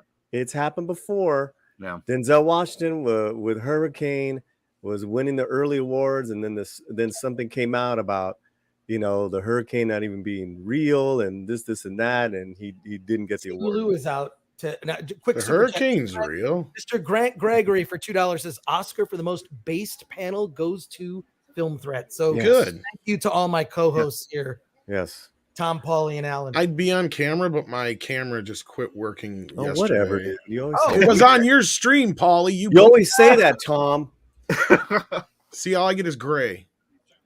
Every time. Wait, what's this award for? What's International feature film. International feature. Okay. Film. You mean foreign? I think it's. I think it is. I can't. I'm looking at her. I'll get it here. Yes, international feature film. What are we guessing on that one? Oh, Drive My Car. Yeah, Drive My Car. That's just what everybody's predicting. Yeah. Unfortunately, I couldn't get through the. Wait a minute. Drive My Car is in foreign film and regular Best Picture? Which is Parasite did that as well. Why do they do that? Yeah, that ticked me off too. Why do they do that? So they can have me complain and rant. So you can do videos. What don't I love now? And here we go. Drive My Car. There you go. That's everyone in the chat is like ahead. They must be watching it over cable and stuff like that. Yeah. Right. Cable. I hate to say it, but I would be told not to wear a red suit by my. Interesting question. Sweet Violence says, how does international not implicitly include the U.S.? Are we not on the world? Yeah. Hey, that was Shang-Chi that just in his red suit. Yeah, you just figured that out. Yeah, but Charles Barkley. Wait, Charles Barkley? So a movie no one saw. Yeah. I've been told many times not to wear a red suit to things. Why? The red color red has certain significance to Drive My Car. There you go. Yeah. I mean, that was. Thank you, deleted scenes. Yes. Boy, that Get Ellis for £2 says, what is Ing doing on stage? Oh, that's not me. Oh, hey, dang. no. It's supposed to be from other countries other than the U.S. That makes sense. Australia isn't even considered international. It's literally on the opposite side of the planet. Then get these international films out of my Best Picture nominees. Yeah, we're American nativists. I was so ticked off when Once Upon a Time in Hollywood didn't win. I'm sorry. I will hold that grudge till the day I die. Oh, I love that movie. Well, considering the movie that beat it was one that was in foreign film category, yeah, that's why I get ticked off about that. Kidding. Oh, man, that Denmark film did not win. So Andre's going to be pissed. Hopefully. Flea was I don't think in a precarious position. Not animated, international documentary, Best Picture. Oh my God. Michael Talbot Haynes has a photo of himself in a full. This is one of the guys who writes for us for Film Threat. We should bring him on the stream. He dressed up. Yeah. Can you send him the invite, Alan? Oh, what's that? Oh, yeah. People are just talking in the chat. Okay, I'll get it.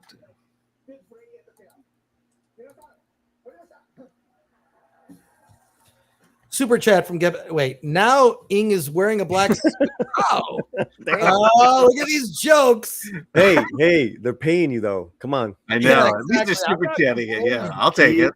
Keep the money coming. Keep it Andre flowing. is from Norway. Paulie, not Denmark. Okay, I just sent it to Michael. So same thing, Sander. All right, we'll see. Yeah, Michael, come on in. Turo is back. Says your international fell into my domestic. Your domestic is in my international. Churro. Two great tastes that taste great together. Churro rhymes with churro. There you go. Now I want a churro. What do we got going on? I mean, the guy gave him the speech. Why does it feel like it's not moving fast enough? What's that? That's the The option. entire awards, yeah. Yeah, we feel haven't like there's gotten a lot of any drag out segments. other than like, but maybe it's because all those there were like 5 or 6 awards that were given off camera, right? So that kind of like gave them time to do all this extraneous BS. So Reba McEntire, I'm gonna mute it. No. I'm No. muting it. What is she singing? I don't know. This was the thing when I used to watch this when I was a kid, and then even go, it's just like whenever the musical numbers came out, I'm like, I don't care. You know, that's kind of where Award This, our event, came from. Was I wanted to do a show that was during the Oscars, where you'd put us in picture. It's a long story. I'll tell the story another day. It's not that interesting, but a story. Oh my God, the alcohol's getting to me. It's getting to me, folks. What are you drinking? I'm just drinking hard seltzer. And you know what? It's Kirkland brand. Oh, here we go. It's Kirkland brand. Oh, who is this woman? Reba McEntire? No, the one introducing her. Is that Mila Kunis? Mila Kunis, yeah. No. Yeah. That's what is Mila? Reba She looks McEntire great. doing? She looks great. There you go. Oh, she's doing Somehow You Do, I guess. You know what? You know what I say? When a musical number is on, it's a great time to go and check what Amazon just delivered to you. So I'll be right back. I'm going to do the same thing. Potty break. Yes, same here. I'll be right back, Alan. Entertain everybody. You and Tom. Yeah, dance for me. Yeah, I think she's actually Russian, if I'm not mistaken. No idea. Yeah. I was trying to get my cam working, but it's not wanting to.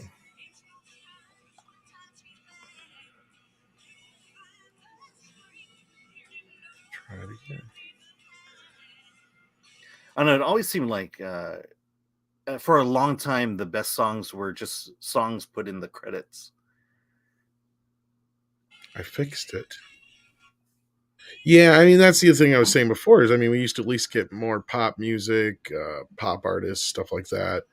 You know, at least it was music that people had heard of, or especially during the Disney golden era when you had a lot of those films, and those were at least decent performances. But I mean, there was some pretty fun performances back in the day, but I think a lot of it has more to do with these prestige things that, like I said, like I hopped in here, been here for an hour. We've gone through like 4 awards and that's it. It's like, I know. Yeah, that's not good. When you're getting only through 4 awards in an hour, there's a problem.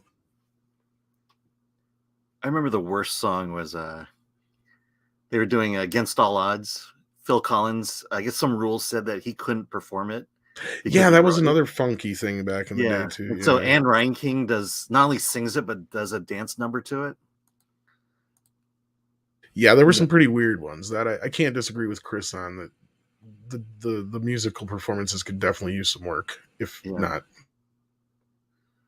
Well, I think some songs lend themselves to, you know, being on a big stage. I don't know that this one does. Right. Now we're getting a moment of silence for the people in Ukraine, looks like. Oh, is that? Yeah, I don't think I've seen this movie, 4 Good Days. Oh, no, I have seen 4 Good Days. That's this is the stand with Ukraine moment. So, but the song's about alcoholism or drug addiction. Oh, wait. The movie's about drug addiction. As soon as he gets his camera and lighting set, we're going to be joined by another special guest. Yeah, Fat Elvis. Chris loves the Zima. Oh my God. Like, yeah, like I would say this, that like the hard seltzer is sort of the Zima of today, isn't it? Come on. All right, here we go. Michael Talbot Haynes is joining us. Here we go, Michael. How's it going? So go ahead and move him up. Boy, oh boy, I am glad I did not have money on this one. The 3 categories I swore I had locks on, I got completely blown away, especially by Drive My Car. Yes, well, Drive My Car won. What are you complaining about? Yeah. Let's hear. No. I mean, I had for best international film, I had Flea because I was figuring, well, Drive My Car, that's got a nomination for script. Worst Person in the World, that's got another nomination for script. But Flea has documentary and animated film. So I was figuring, geez, Lee has got to be the one that goes ahead and takes it. Nope. All right, wait a second. Glad we didn't have money on that. Wait, let's get to the super chat here. Gore Ing, was your enemy back in the nom? I don't know. Whoa. At least look, Michael, you may be off on your predictions, but you and I are dressed for success. That's all I can say. Is some of us prepared? Hey, Paulie looks pretty good. I got I guess we'll never know. I got a jacket, bro, and a hat. What do you think? Okay, do we have predictions for what's coming up? Right, director. If not Jane Campion, who? Because Denis Villeneuve is not even in the category. Yeah. He got snubbed. Well, I think this leads up to a Spielberg award. If Spielberg wins, come on. I'm not with it. I'm just saying, if it's not Campion, who's it going to be? Kenneth? I don't think it's P.T. Anderson's year. No, he's not going to win. He's definitely not going to win. I mean, there's a lot of hate out there for Licorice Pizza, which I don't agree with. But, I mean, he should have won years ago for There Will Be Blood, but I still don't think there'll be the consolation win for this one. Besides Campion, I don't really see much others right there. But then again, Power of the Dog has not won any of the awards I thought was going to. We were just talking about that. Yeah. Joseph Marble, is Tim Dillon going to be proven right? First of all, what did Tim Dillon say? Let us know. Let us know, Joseph Marble. What did Tim Dillon say? Will he be proven right? I love Tim Dillon. That guy is, oh my God, he is, when he's on like Rogan, he is so friggin' hilarious. Like that whole conversation that Tim Dillon and Rogan had about the metaverse, where he was trying to convince Joe Rogan to buy real estate in the metaverse, is one of the most hilarious conversations because it's so utterly ridiculous. All right, wait, I'm going to take a quick pee break. I feel like I want to hear what your predictions are for direction here. I'm gonna, the show's back, but I don't care. But the In Memoriam segment has not come up yet, but I'm really curious, like what they'll forget. Yeah, that's always the big news item. Who didn't make? Oh, look, this is the best short film. Yeah, Sound of Metal guy.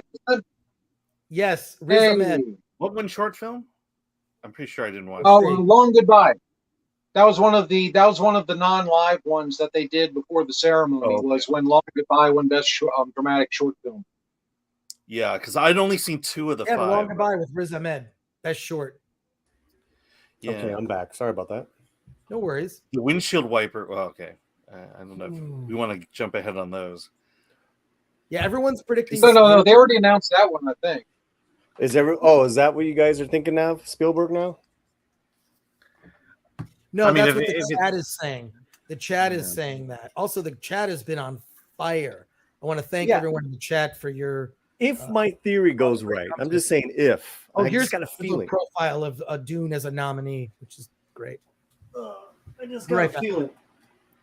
Yeah, If Jane doesn't win Power of the Dog, then yeah, there's definitely something to your theory there.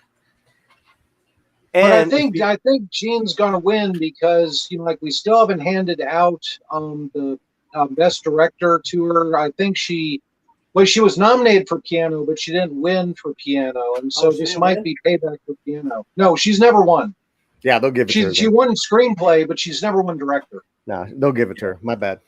But you missed. Yeah, because Angel at My Table alone is worthy of giving her an Oscar just for Angel at My Table. That's one of the old hits after she did Sweetie, was Angel at My Table. And then I don't think it was Piano right after that. But yeah, that's what sort of put it. We're going ahead and doing best costume. I went with Cruella on this one. Who's costume design? Who's it going to be? Yeah, I think there we go. How about I'm going with Dune.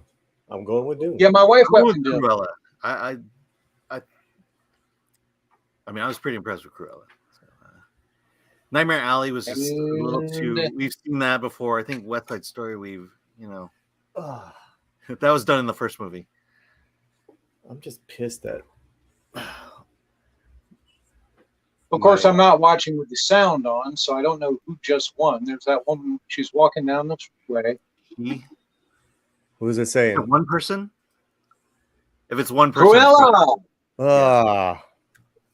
Wait, what? What? Cruella. Yeah, Cruella won costume design. That's what I picked. No sense whatsoever. Hey, have you seen Birdie costumes? Here. Okay, so Dune has lost one. Not impressed. Cruella. Yep. Oh my god, the costume designer looks like nice lady she looks like. There we go. Yes. Hi, nice lady. She won. I'm getting Rachel Levine vibes off her though, actually, to be honest. Like just just between us.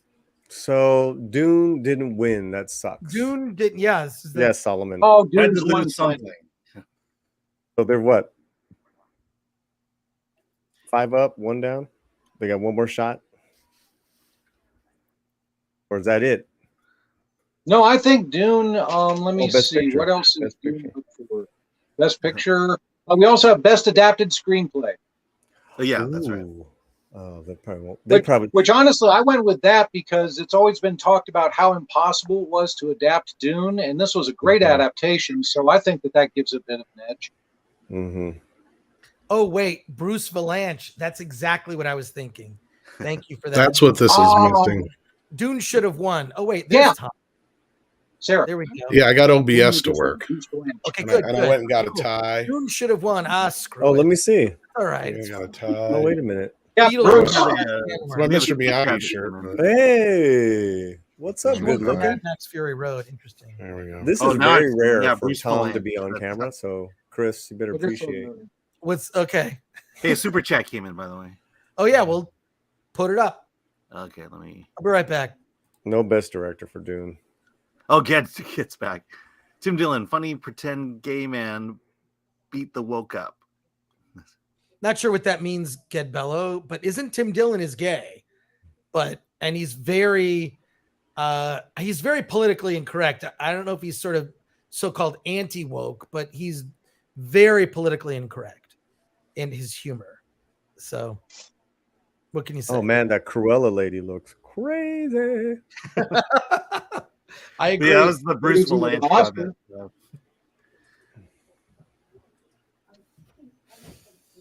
That's costume design. All right, next. Yeah, the Sun Ra haircut is a little messed up.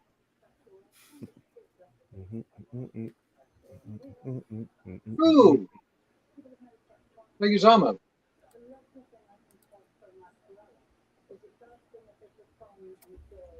What's that, Leguizamo? Yeah, Leguizamo's up right there. I wonder what he's talking about. Well, I'm gonna put it up when he comes on my stream. See, I'm still on the one chick who won. Yeah, she keeps talking. They're letting her talk away. Yeah, they just. I know. That's what I'm saying. It just feels. I want to know what Johnny Legs says.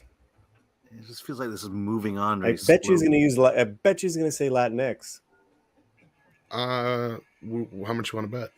I don't know, man. You got any money?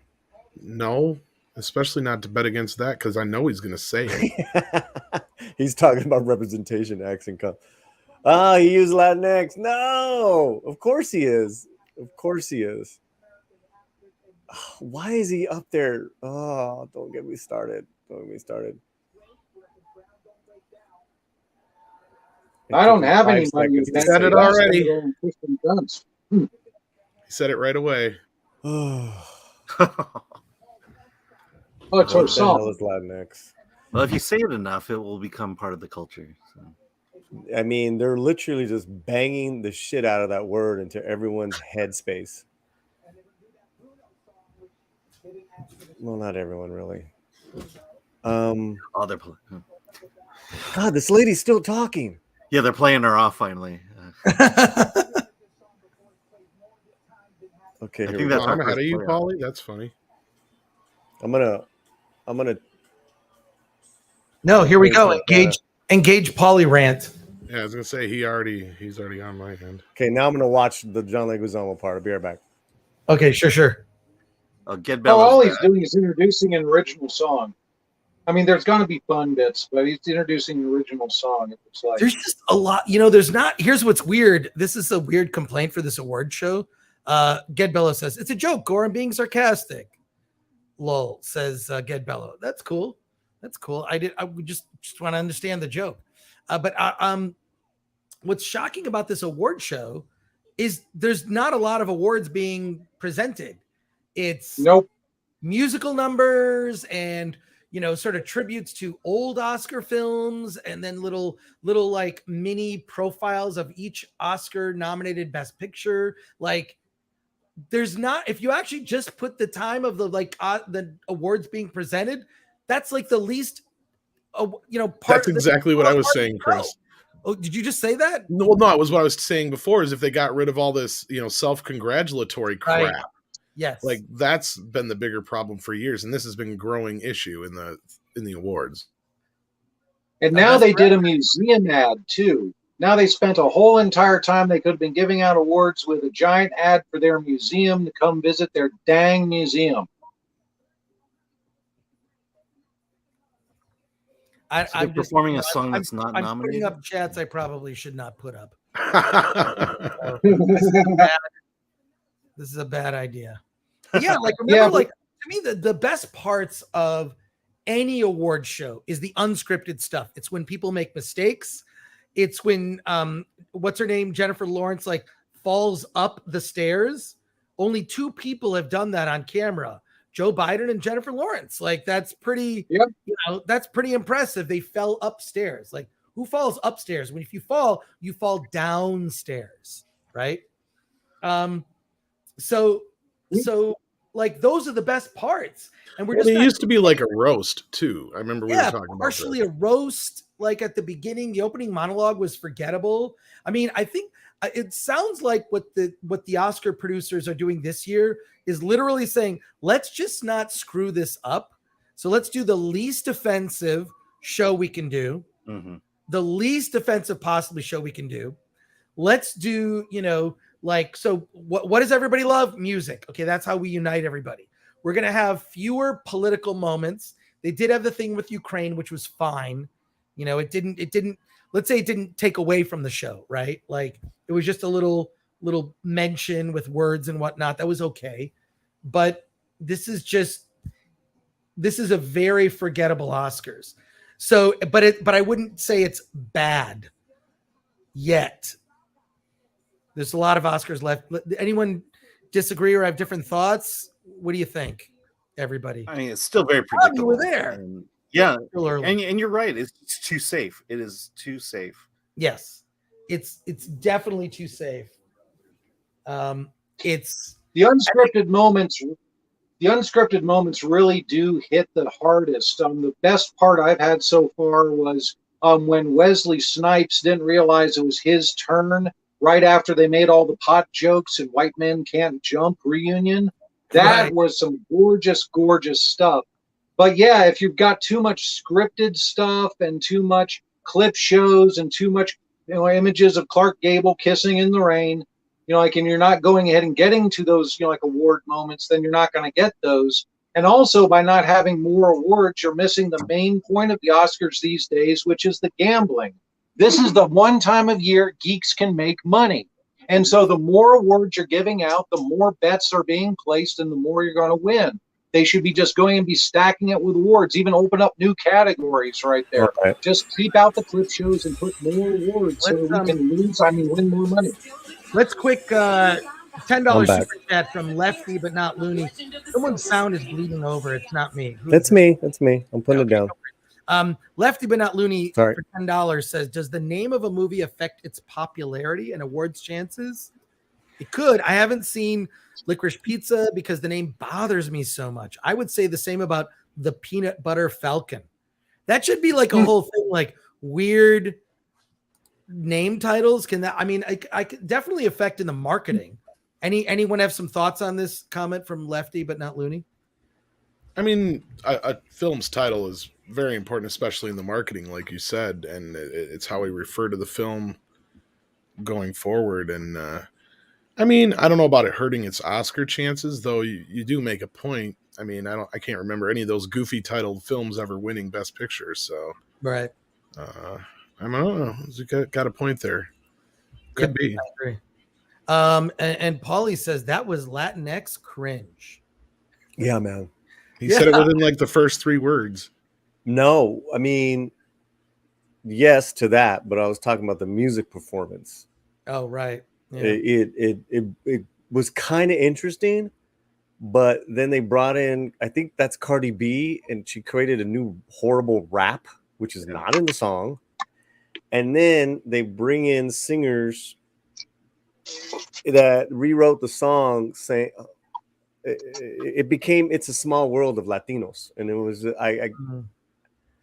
I don't get it. I don't get it. Well, wasn't it kind of like that? The breadth of the Latino community, or no? I mean, we don't talk about Bruno's about this family member. They don't talk about. I meant the diversity of the characters within the movie itself. No, it's about a family in Colombia. But what I'm saying is this at the song, towards the end of the song, like they bring on these 2 huge Latino singers, Becky G and Luis Fonsi, and they change the words. We celebrate us instead of we don't talk about Bruno. I'm like, what the fuck is going on? And they literally had a ball behind them where it's showing all these images, and it looked like It's a Small World. And I'm just like, that was cringe, man. That was just stupid. The first part was kind of cool because it's the actual singers singing the song, and that woman we talked about was, I'm like, good, I like that, but then it just got ridiculous. Okay. I think Disney's pandering to an audience that doesn't watch television, but they think that does, and so they're going ahead and trying to make it for the young people, not realizing young people do not watch television. Right. The song was a hit on TikTok and Billboard for just because of what you said. It was this organic thing on TikTok, and then it blew up. And that's, I think they're trying to hope to capture the Latinx audience. That was just Wanda Sykes just went crazy. And then John Leguizamo made a nice funny joke on Mexicans' behalf, which he loves to do. He's a punk. Will Smith just laughed so hard he popped a lung. Ooh, I want to see that. Yeah, no, there's something crazy going on now. I agree with you, Nigel. That's pretty good. I'm sorry, bro. What? No one got that. Okay, I got that. Spinal Tap. No, but that's what your shirt is like there. Oh, the one dude, yeah. Well, Michael's shirt, yeah. That Michael shirt, yeah. Yeah, I thought the rap was. It's like, hey, we just love the song. Just play the song. You don't need to fix the song. Yeah. Do they have BTS here? Oh, I like Disney movies. Disney stimulates emotion. Yeah. Man, these guys are pulling out all the stops. Yeah, their clock is ticking, so they've got to cash in as best they can. I don't think this is very funny. I don't get it. Trying to figure out what the category is. Is there a category now? No. Yeah, let me know. I think Michael, you're on real time here. I'm watching an actual television. I'm watching a real live actual television. Well, let me know what category right on. Let me know what category. I see Wanda Sykes playing Close. Playing Will Smith. We got Amy Schumer in a Spider-Man outfit here. We could have done without these. Like, how much screen time would we save? Tons. Without showing all these tributes to anniversaries for different Oscar winners. Like, that's what I was saying earlier. Yeah. And these skits here are stupid. I'm sorry. This is pathetic. Terrible. Oh, Tammy Faye. Look at that. Nothing memorable. These are dumb. I mean, why didn't they give? I want some like Wanda Sykes stand up. She used to be funny, right? Wasn't she funny? Wanda Sykes was funny one day ago. I think they're doing director. Oh wow! So they're doing all these reunion casts for the awards. Amy Schumer. That's one of their gimmicks. Oh no, they're doing original screenplay. This is the one I think Licorice Pizza could take. Okay, original screenplay. Okay. What I'm saying is they're doing these reunion. I'm not going to tell you who wins to give away the awards. That's their gimmick this year. I just saw Amy Schumer's Spider-Woman. What do we got? Whoa! Original screen. I can't believe it. Who won? Whoa! Who won? Belfast. Whoa! No, I thought you were freaking out over. That's not writing. So they're sharing the That's love. on Belfast on St. Patrick's Day. I didn't like it. I mean, it was okay, but still. That's the only thing that Belfast is going to win. And look at Kenneth got that. That's great. Yeah. That is surprise. Well, this is a really good question from Curtis Nelson for $20. Thank you so much. What has happened to the American movie star? Where are all the actors from this generation that can compare to the great actors of the 70s, 80s, and 90s that we would go to see their film off of name and ability only? Yeah. What happened to the American movie star? They died. Will Smith was the last one. I mean, where are they? Well, when we find out their personal lives and their personal opinions, that's when we turn them off. I just saw. Do you guys see Elliot Page there? Yeah, I said this. She's tiny. He's tiny compared to. That's what I was talking about. So that's what they're doing for these awards. Is they're doing these reunion casts. Right. Yeah. Jennifer Garner looks hot, man. Yeah. And huge compared to Elliot. It's beautiful. Do you remember? I know. Do you remember when Kenneth Branagh was rumored to be playing Obi-Wan Kenobi in the Star Wars prequels back in the 90s? I don't. Anyone remember that rumor? I got to meet Kenneth Branagh at a CCA event. And I didn't get a chance to ask him that question, but other people remembered the rumor. He was supposed to play Obi-Wan Kenobi. Wow. In the prequels in the 90s. Okay. Does no one else remember that rumor? I don't remember that one at all. I don't, but I love him. I was gonna say he'd have been too old by the time the prequels came around, but I mean, I can see it as far as like. Wasn't he nominated for adapted screenplay for Macbeth? Oh, he wrote Macbeth also. Yeah, which was pretty much a straight interpretation of the original. Anyone have any thoughts on Curtis Nelson's question? What happened? I think it's just corporate. Well, the movies have become the stars now, especially with like the superhero craze. The franchises. The franchises are more the star than the actual star. And the only time any of the actors seem to be worth anything is if they're reprising their classic roles anymore. It's right. Tom Cruise, Will Smith are kind of the last remaining movie stars, and even they can't open a film anymore. Chris Pratt's probably the closest to a new movie star we've had I can think of. Adapted screenplay, Alan. Okay. Yeah, I would agree with Tom, and I think there's two things. Also too is that the American actor isn't as trained as British actors, which is why you see some great roles still happening going to Brits, and because they're trained since teenage, so I think that has something to do with it. There's still a couple of name movie stars. Oh, where are we going? All right, take it easy. What happened? I don't know. I think Michael. I know that I don't know Kevin yet. Rubio. Because once again, I'm watching. I got to answer Kevin Rubio here. Okay, so I did not start that rumor, but I started a different rumor, and I don't want to say what it was. So who do we got? Who's going to play Anakin? Okay, so Coda, Drive My Car, Dune, Lost Daughter, Power of the Dog. I got Dune. I don't give a shit. Yeah, it's not Dune. It goes to Denis. It's not. No, okay. I see sign language, so I got an idea as to what one. Okay. We'll be able to play this one off. Here we go. Yeah, I haven't seen it. I'm sure it's one. That's what I was saying. Yeah, now that it's one of few, no, it sounds good. Probably gonna sweep.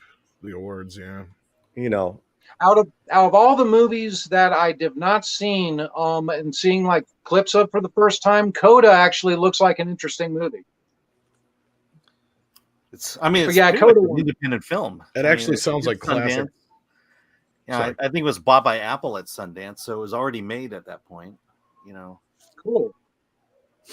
I was gonna say it's the only one that actually kind of sounds like a classic Oscar film. Yeah, really. Which one, Coda? Yeah. Yeah, you've been talking about Coda the last couple of weeks. No, I just first heard about it. Or are you talking about Chris? Jeremiah Bailey has a not about the movie, but you were talking about how it's a deaf film, so that it might get the the Oscar, the Academy behind it. Sorry, I'm having a snack right now, but I want to get to Jeremiah Bailey brought in a $4.99 super chat. Says Tom Holland is a star now.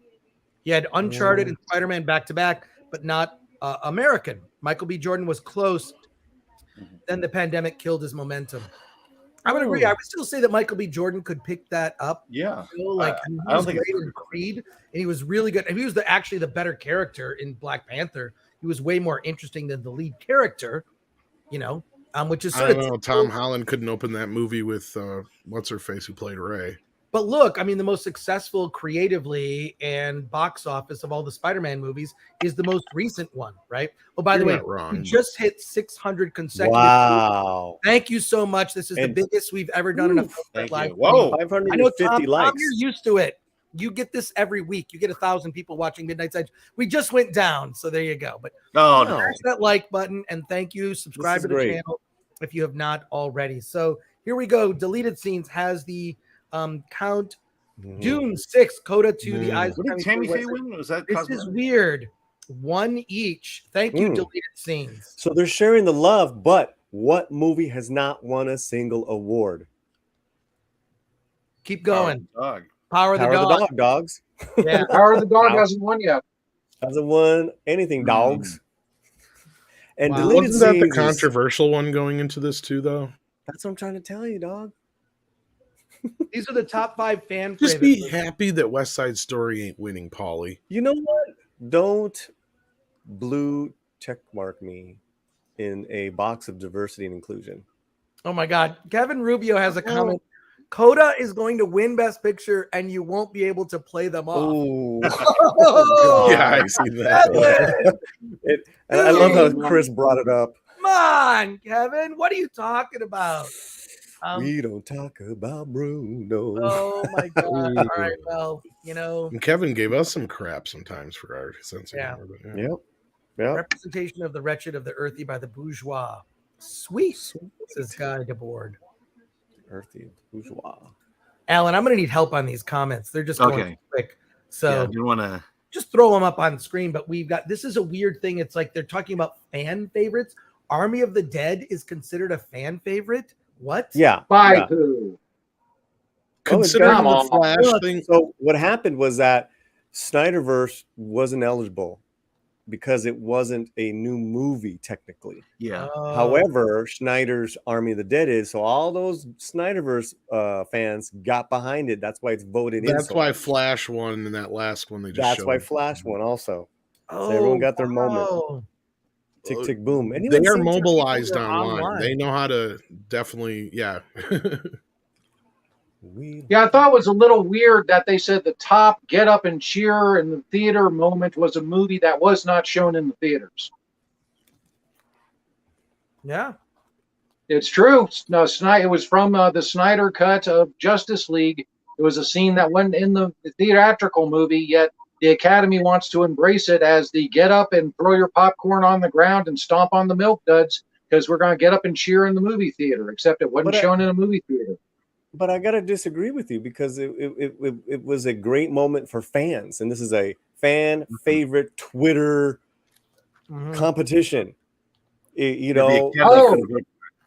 Sorry, I was talking about the earlier sequence where they referenced the Flash section as a stand-up and cheer in the movie thing. It was like number 5 was the Matrix, number 1 was the scene in the Snyder Justice League where the Flash goes ahead and gets ready to go ahead and like clock puff right there. Gotcha. They're still showing the Army of the Dead. Is this the one that won everything? Yeah, why are we watching Army of the Dead here? Oh, it won. It won the fan favorite. Wow. Thing. Remember, that's what I was saying. Do not underestimate Spider-Man? the Snyder fans. They are mobilized. You know who they beat? They beat Camila Cabello's fans. Cinderella. Cinderella was like number one for like a while. But it beat Spider-Man as well. Wow. Nope. Okay, well, get ready for Criterion edition of Sucker Punch then. There you go. You're probably not wrong. Well, I just hope I love Zaslav's paying attention because, they were able to pull it off. Yeah, good for them. I mean, we talked about it. I'm not surprised, but yeah. That's pretty cool. Like I said, you tick them off, they'll let you know. Right. So Bob Garland says, is the Academy ashamed that they gave so many awards to Lord of the Rings and decided to never do that again? Or have they just not made any nerd culture movies as good as them since? I mean, it's like there's a distinction between what the world likes and what the Academy likes. Yeah. Always has been.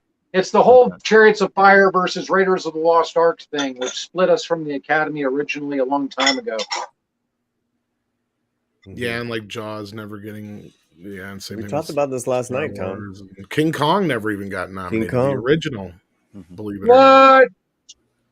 But listen, there's been plenty of great nerd movies technically since Return of the King. They extended the Best Picture nominees, and the last 10 years have just been lame, man. Exactly, Chicago box. The Academy's lame. Yeah, I'd say the closest was when they extended that and they put in Dark Knight, and we all knew it wasn't going to win. Right. It was like token. Like, well, we understand that there are popular movies that also are that excel creatively, and The Dark Knight was one of them. But yeah, it was But see, I think you guys are absolutely correct, because it took them how many years in a row to finally get Lord of the Rings right? If they, as far as giving them awards, because Two Towers was the best one out of all of them. But what if it was just one movie? Lord of the Rings would not have won. It took a few years for the Academy to catch up. Well, I was going to say, going back to that original comment, that was the thing, is a lot of people were upset that Fellowship and Two Towers didn't win. I think the only one who won for the original film, they've won a few technical awards, but right. I think Ian McKellen was the only one who won the first time out, if I'm not mistaken. No, he didn't win. Yeah, but I think the got nominated. Knew that I couldn't remember if he won or not. I thought he won twice, but yeah, he got nominated for best. Has a good question. How has the landscape changed now that Harvey Weinstein can't put money into campaigns? Can I just tell you exactly how it's changed? The woman who was the publicist who worked for Harvey Weinstein that helped orchestrate those Oscar campaigns, she works at Netflix now. That's how the landscape changed. That pivoted that power, which is why Netflix is, maybe they haven't won, but they've certainly excelled in terms of, like, they went from a streaming service to an award-winning streaming service. All right, let's see what Jason Momoa has to say. Let's see. Because Jason Momoa, spoiler, he's going to be in the third Dune film, if you've read Dune Messiah. Sorry. That's right. I forgot about that. What? Wait, you've read the books. Come on. I'm just kidding. No. Well, now they're doing best score, so I think they're doing best super score. Chat here, too. Let me not forget that. Alan, I really need help on the chat here. It's going too quick. Yeah, I know. I just want to cross you. Deleted Scenes for $5 says it looks like The Power of the Dog might go the way of Gangs of New York and The Wolf of Wall Street, earning the most nominations but no wins. Don't remind me about how Scorsese is one of the most overlooked directors and snubbed directors in Oscar history. Yeah, but just to Steven into his super chat, I say that's not a bad thing for Power of the Dog not to win a single award tonight. Well, it could. I mean, it could be from. Are they going to say, like, speculate it was from the Jane Campion comments that probably by later tonight or in the morning. There'll be some stupid. It'll be story. like well, we can do it like right after the show, right? We can comment, but boy, another musical thing, Jesus. Oh, is that what Momoa is? Would it be a backlash against Netflix? There for the Dune win for best soundtrack? Could be, but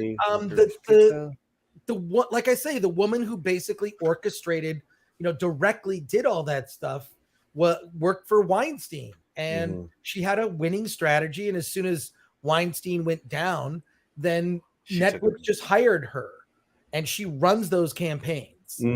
So, we have over 600 people watching. Smash that like button. Smash. Thank you for your support. If you're new to the channel, please subscribe to Film Threat. We do live streams minimally twice a week, on Wednesdays at night for Hollywood on the Rocks, Friday morning for the Film Threat livecast, where we review the movies opening that weekend, and then at special events where I get to talk to friends like Paulie and Tom. Yeah, we're gonna see a movie together. Who's a part of the Film Threat team, an essential part of the Film Threat team. So there you go. And Alan Ing, who's the head of the whole thing, editor in chief. The man. I just like to drink shitty hard seltzer and hang out with you guys. Thanks again, guys, for the invite. I'm having thanks for I just appreciate it. Yeah, it's an honor.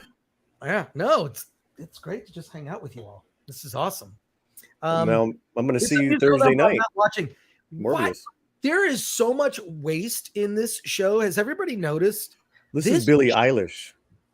Yeah, but what I'm saying is and the song is like 3 years old. So what I'm curious about is if any of these huge musical acts, you had 3 huge, I mean, they've sold millions. They're following millions, like the social media, Becky G, Cardi B, and this woman. Is that going to help their ratings at all? No, because their audience doesn't watch TV. Now, they'll probably cut these, they'll clip them and put them on their YouTube channel if I was the Academy, and then they'll get, a crap ton of hits, of views. Yeah, but it's still about the ratings game. They want ratings. They're not going to get it because people aren't watching TV as much. Can I just say, on that note, just for a minute, I want to bring us here. Alan's going to find the next. Look, this is a dead format. An award, the reason award show and all award shows across the plane, across television, the ratings are down. It's a dead format. This is not what people want. Okay. And let me be clear, right? We have seen many formats die. Late night comedy is dead. That is a dead format. Those cheesy, overproduced, couch interviews where people glad hand and do little funny bits, and it's all overproduced and everyone knows what's going to be said even before the questions are asked. Okay. It's ridiculous. Okay. Griffith production. Yeah. There's a reason they don't do. Okay. And I'm old enough to remember, and maybe someone else is on this panel, variety shows. Mm-hmm. Donnie. I'm older than you, dog. Okay. All right. Well, okay. That's good. You look great, Paul. Oh my God. Anyway. You look amazing. Thanks. But no, the format of a late night show is dead. The format of a sitcom where there's canned laughter, that is dead. And the format of a variety show is dead. Now I used to love the MTV Movie Awards before it went to shit, but they were funny. They made fun of themselves. Yeah, I realize no one can see me. I'm dark in the background here. I'm going to change my lighting. But in any case, I just think it has to be the first time a white man is too dark. Yeah, exactly. Yeah. I'm doing backlit face. That's what I'm doing right now. I'm doing backlit face. So there you go. But I hear you.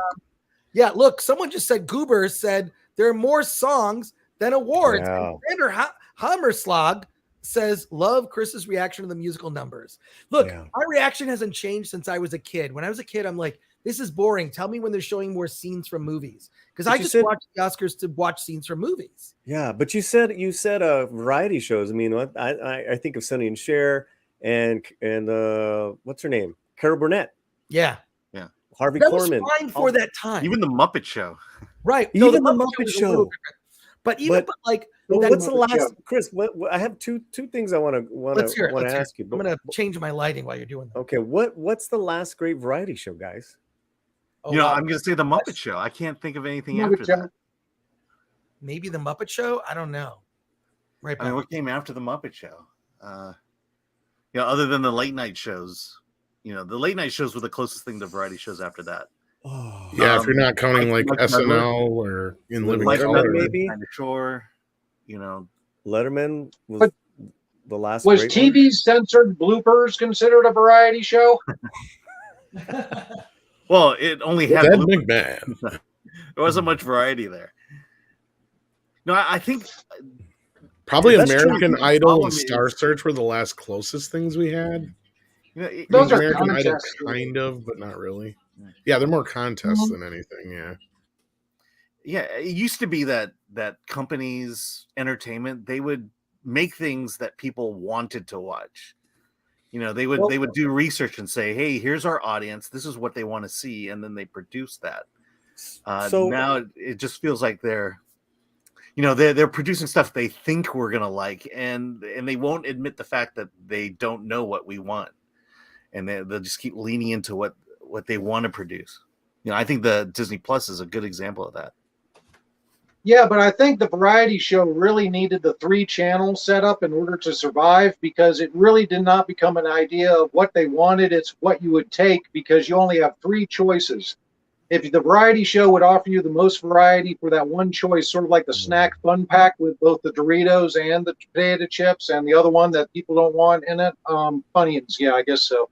But, you know, like without 3 channels and without that dependence upon only having a few games in town, I don't think the variety show would be able to go ahead and fly these days. I don't think you're wrong. I think, yeah, I mean, that's a good point.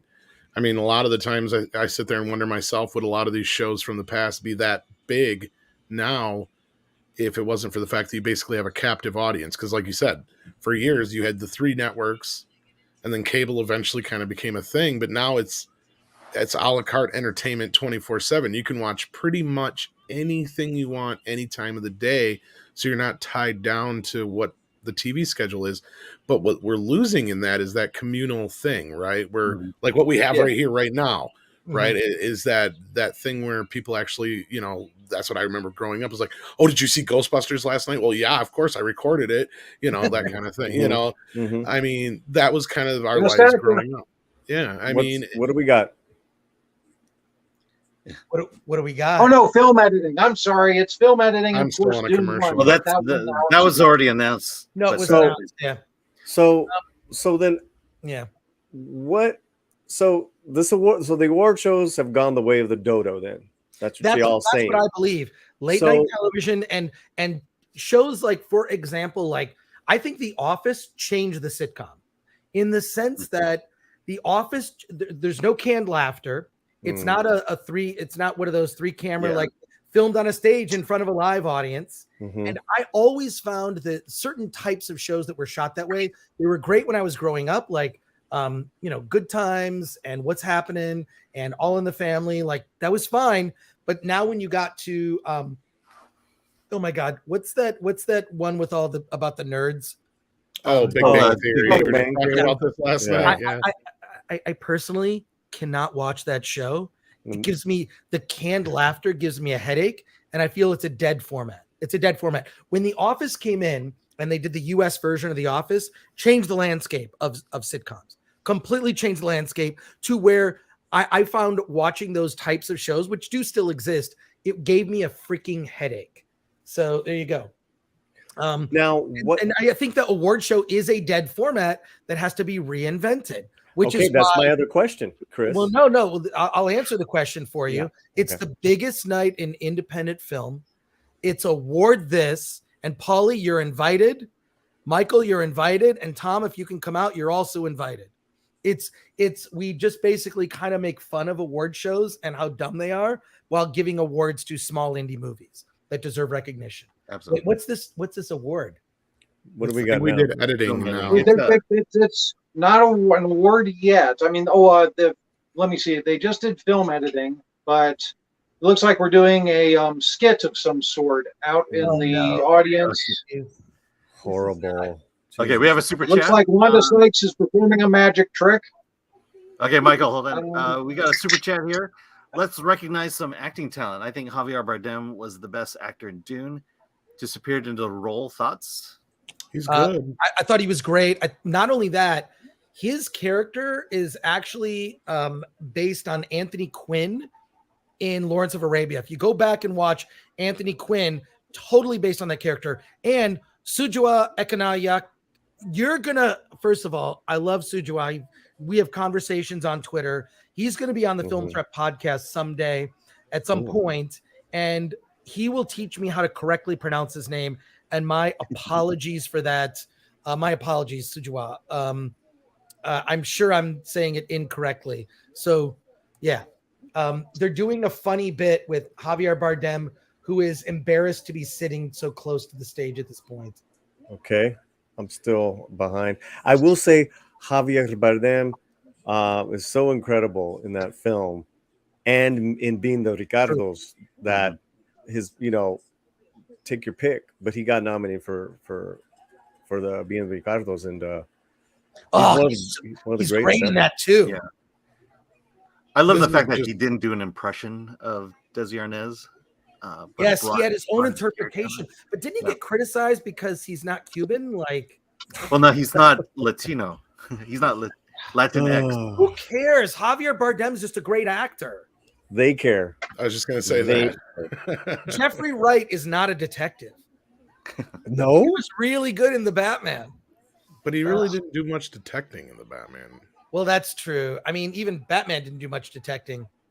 Although I heard some stuff. Let's not get into that. We haven't talked. Did we talk about it yet, Tom? No, we never did do that. The deleted scene, the Joker deleted scene. Well, we never did any of. What is this skit that these two women are doing? This is called wasting time, Paulie. That's exactly what this is. Hey, is that Chris Rock?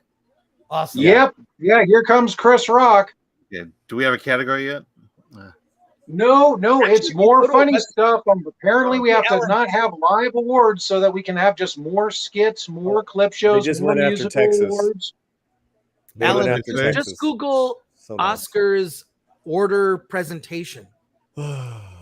It's, okay. I'm a big fan of when I'll get emails and messages from people and they ask me really obvious questions, and I send them to a website called "Would you like me to Google that for you?" We ever heard of that website? And Will Smith just punched Chris Rock. Oh my God! What is? It's documentary feature. I see it under the envelope. So there you go. Thank you, Sujua. And please tell me how to pronounce your name when we actually meet, and I know we will someday. And my apologies, and thank you for the $5 super chat. That's very generous. We appreciate it. All right. But yeah, award this. Oh, they muted the sound, so somebody swore. Somebody said something appropriate. So award this is going to be what, through your YouTube page? No. Award this. We're going to show it on YouTube, but it is an award show that recognizes the best in independent film, about 20 categories by genre, and it's divided by, like I say, it's divided by genre. Here, I'll share screen. Oh, well, let's do documentary feature first, and I'll tell you about. Let's go to some chats too. I'm rooting for Summer Soul.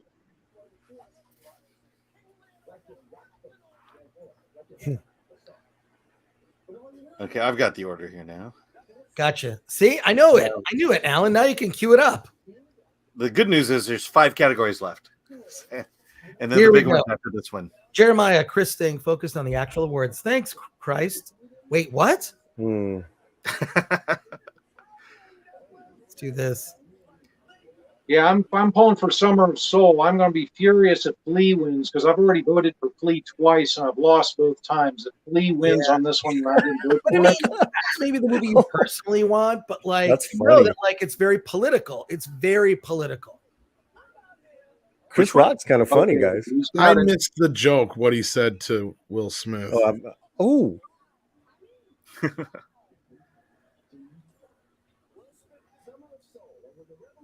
Oh, that's funny. They just blacked it. Well, that's a long bleep. That's a long bleep. That's what I'm saying. Wow. Spoiler alert, it's Summer of Soul. Oh, I think Will Smith is pissed. Is that real? It's I a think this is joke. real. No, it Someone was a said Will no. Smith It's a dropped the setup. F-bomb. I think this is real. No, it was a setup. That was horrible. I think they're making fun of when he supposedly clocked Ethan Hawke in the men's room during the time he was nominated for Halloween. I don't think that was a joke. Here we go. No, I'm Summer pretty of sure it was Soul. a joke. Not a surprise. Wow.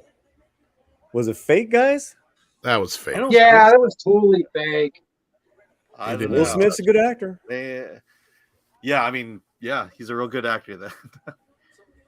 Plus, also, Chris Rock, half of his face would be missing if Will Smith actually went ahead and clocked Chris I was gonna Rock. say, like, yeah, Will Chris Smith would Rock do that don't on weigh my nothing. television. They're saying Will Smith would have that knocked was him real. out. Yeah, That was real. Oh. They're saying Because wow. I missed everything up to that. I'm pretty sure that was fake. It Summer looked of like he Soul is it's looked pretty fake socially to me. relevant, and it's a music documentary, so it kind of has like a lot of Will Smith kind of high-fiving everybody walking up. That's cool. Flea lost again. Poor Flea.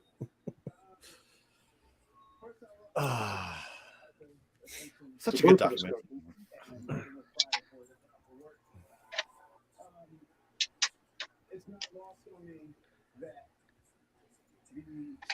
I know. I missed what even led up to that. First of all, Jeremiah, I good point. Smith gets dragged far too much. A fine actor. King Richard, he's fucking amazing in it. He's real. I think he's got a shot at best actor. Yeah. I don't, because I think the vote got split between him and Denzel Washington right there. I really don't think that's going to happen. Yeah. Yeah, I think that's the reason I went with old Benny Cumberbund right there for the best actor. Because I would think that Will Smith and Denzel are going to split the vote. I don't think Javier, the controversy, was going to go ahead and add to it. And I don't think Andrew Garfield will get it either, because I couldn't sit through 5 minutes of that movie.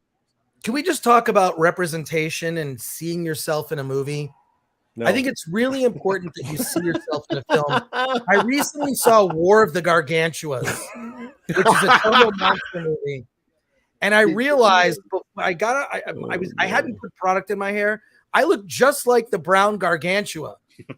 People in the chat, are you familiar with War of the Gargantuas? Take that photo off. I think that now, I look like the brown gargantua. Stop. I'm fairly certain I look like the brown gargantua. Does the chat agree? All right, now I'm getting weird here. My apologies. All right, I'm going to share something for you, Paulie. More monster representation. Jesus. We need more monster representation. There you go. Gargantuas. Yeah, but you're a good-looking guy. You're not a monster, dude. Come on. Well, come on. I like I'm the brown gargantua. All right. So this is okay. So this is our event award. This is on the front page of Film Threat. Just go to filmthreat.com. Oh, wait. Nice. It's great. It's going to be crazy. Oh, yeah. Yeah, Smith probably dragged it too far for sure. I'm going to stop that. It's like we'll get back to that, but why is everyone crying? I don't know. Because Will Smith just punched Chris Rock. Yeah. Yep. It was fake because no one's led him off in handcuffs. So no, it was fake. Well, it says Will slapped Chris Rock. It seems real. Seems they're going to do a Godfather 50th. Yeah, the Godfather 50th. Like, think better. of all the extraneous stuff that they're doing. All really the wasted crap sense. they're doing, right, Chris? Yeah. Hey, real quick, Fishy Paw says from Twitter, Chris Rock joked about Jada Smith being in G.I. Jane because of her bald head. Right. Will Smith ran on stage, slapped Chris Rock, then screamed, "Keep my wife's name out of your fucking mouth." Whoa. That's what I'm saying. That's what I'm saying. Keep Will my Smith wife's name out of your fucking mouth? There's I seen Chris pull the guys. I've been in acting class before. Let's hear it. Will Smith would have knocked him the F out if he right. You're right. Chris Rock weighs but $105. I'm sorry, and Will Smith's like 6 foot something. He would have taken an ear. Never connected. I can see it.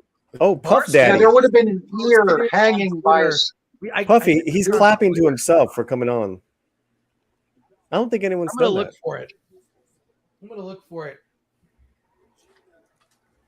Oh my goodness, it's a clip show of The Godfather.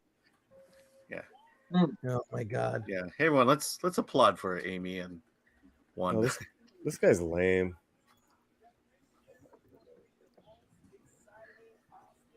It is. Yeah, I don't think he. Wow. I don't think it connected at all. I think that's. Now they're bringing on the surviving members of The Godfather.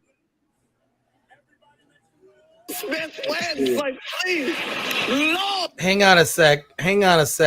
What's going on? Oh, did I someone found release the- it in the theater? I found the clip. Just a moment. Will Smith's already like laughing. That's fake. You think so? Why are they doing the Godfather to hip hop music? Can you guys see this?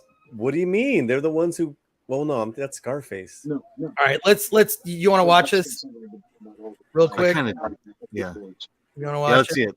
We can see all of your private messages. Hip by hop the way, was Chris. my favorite part Wait, of The Godfather.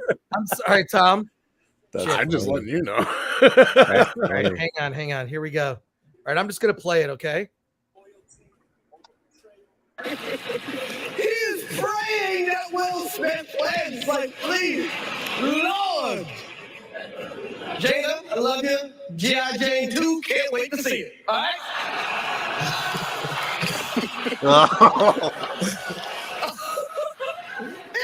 That was a nice one. Okay. I'm out here. Oh, Richard. Here he comes. Oh shit. Oh, That's a fake slap. That was definitely a fake slap. That's fake, guys. Will Smith did. Yeah. Okay. Well, that's. He just did a really good job selling it. Yeah, the whole thing was set up. that was rehearsed. Yeah. See, we talk about unscripted. Like 99.9% of this show is scripted, kids. Like Okay, now I'm looking at Hip Hop Godfather. Quiet, everybody. Yeah. Why? Name out of it. Keep my wife's name out. Oh, okay. Oh shit. That was How come they can't do like Kabuki? greatest night in the history of television. Okay. Okay. Okay, that was weird. So we're That- here. he actually, Will Smith did look actually really mad right there. Yeah, he's just selling it. I mean, he was. I mean, do you Acting. think just? Oh fuck, you're right. He's just acting. Damn it, I forget they're all actors. Yeah, I was gonna Yeah, say. I mean this is this year's He's about to win this an is this Academy year's Award for crying out loud. this is this year's equivalent of Glenn Close knowing how to Oh, dance. look the at they butt. got Pacino and Yeah. Where's Robert Duvall? Oh, wow, yeah, Coppola, Coppola. and De Niro. That's Wow. dope. Plus, De Niro wasn't even in the Godfather. Oh, there's Spielberg and Brad. Yeah, he was in part 2. Yeah, someone says slap was overlaid with sound effects as Cameron Fairchild, FBA. Nice. That's Yeah, nice. unless- Everyone's unless giving them he- That props, was man. the tribute. Was them just What being is up together? with Francis lately? I'm wondering about him. He does Oh, not. man, look he's good. probably done He it. does not look Not good. look Yeah. I mean, He's probably got cancer when you start looking like that. I mean, I'm worried If about that's him. like Raul Julia. I mean, how's and De Niro in the Godfather? De Niro looks great. Jesus. I think they tried to get like that's the thing. I wonder if Robert Duvall and Francis ever worked their differences out or not. Oh, we got a They did- they filmmaker did a doing a recent, super chat there, photo, Chris. They did a Okay, recent we Godfather got movie. a super chat from Alejandro Montoya Marin. Says, Yep. "Cheers, peeps! I'm watching Coppola's Dracula instead." Haha. Saludos, Paulie. Chris, when are you gonna watch my movie, The Wrong Guy? Wait, did you send in The Wrong Guy? Let me know. Let me know. There's a couple of guys I've talked to you about, and he's one of them. His first film is executive produced by Rodriguez. Now he's Okay. got a sec. Oh got wow! Well, did you send it to us, Alejandro? You need to have him on the show. You need to have him. Okay, well that's an easy one. Yeah. So let's Alejandro, just message me if you go to Yeah. filmthreat.com, just contact and or submit your movie. We have a submission system that helps us organize because we get like hundreds of submissions a week. So we need our submission system because Film Threat's run by like 4 people and like 20 writers. So real it's kinda- fast, yeah. Alejandro. Everyone say hi to him. Hey, Yeah, Alejandro. His first film was produced by Rodriguez. He's got another feature, and he's done 2 shorts during the last couple of years. He's a busy young man, very talented filmmaker. Well, let's get him on the show. Especially we've been doing on our Friday show. We have like guest filmmakers, and we do a Q&A with the audience. So that would be awesome. Yeah. So we try to tie it into like I don't want to have filmmakers on when their movie is available for sale, like you can watch it, because it's sort of frustrating. Like hey, I'm hearing all about your great movie. I can't watch it. You know, like I want to watch it. I want to see it. Like, is it on Amazon Prime? Is it Prime Video? Is it on? He's got a couple deals going, but I'll connect you because I know one of the movies like they got either like Shudder or some great deal. I'd like to have filmmakers on who have a movie I can actually see because I don't want to I want my audience to be able to see the movie. You know, it's like So well, I know the first movie Monday that was produced by Rodriguez was on I don't know if it's still on Amazon, but it was on Amazon last year. So, well, that's good. That's good. Yeah, man. Yeah. The thing is, he's a very talented dude, and I think one of his films. Here comes the In Memoriam. In Memoriam. Here we go. Sidney Poitier is. William Hurt. Oh wow! Here we go. Thank you, Alejandro, for your super chat. We appreciate it. Yeah, definitely send us your film. Yeah, 100%. So is this a Sidney Poitier? He's probably going to be a featured in Memoriam, right? Okay, now all we have to do is go on Twitter to see all the people that were forgotten, which is going to be significant.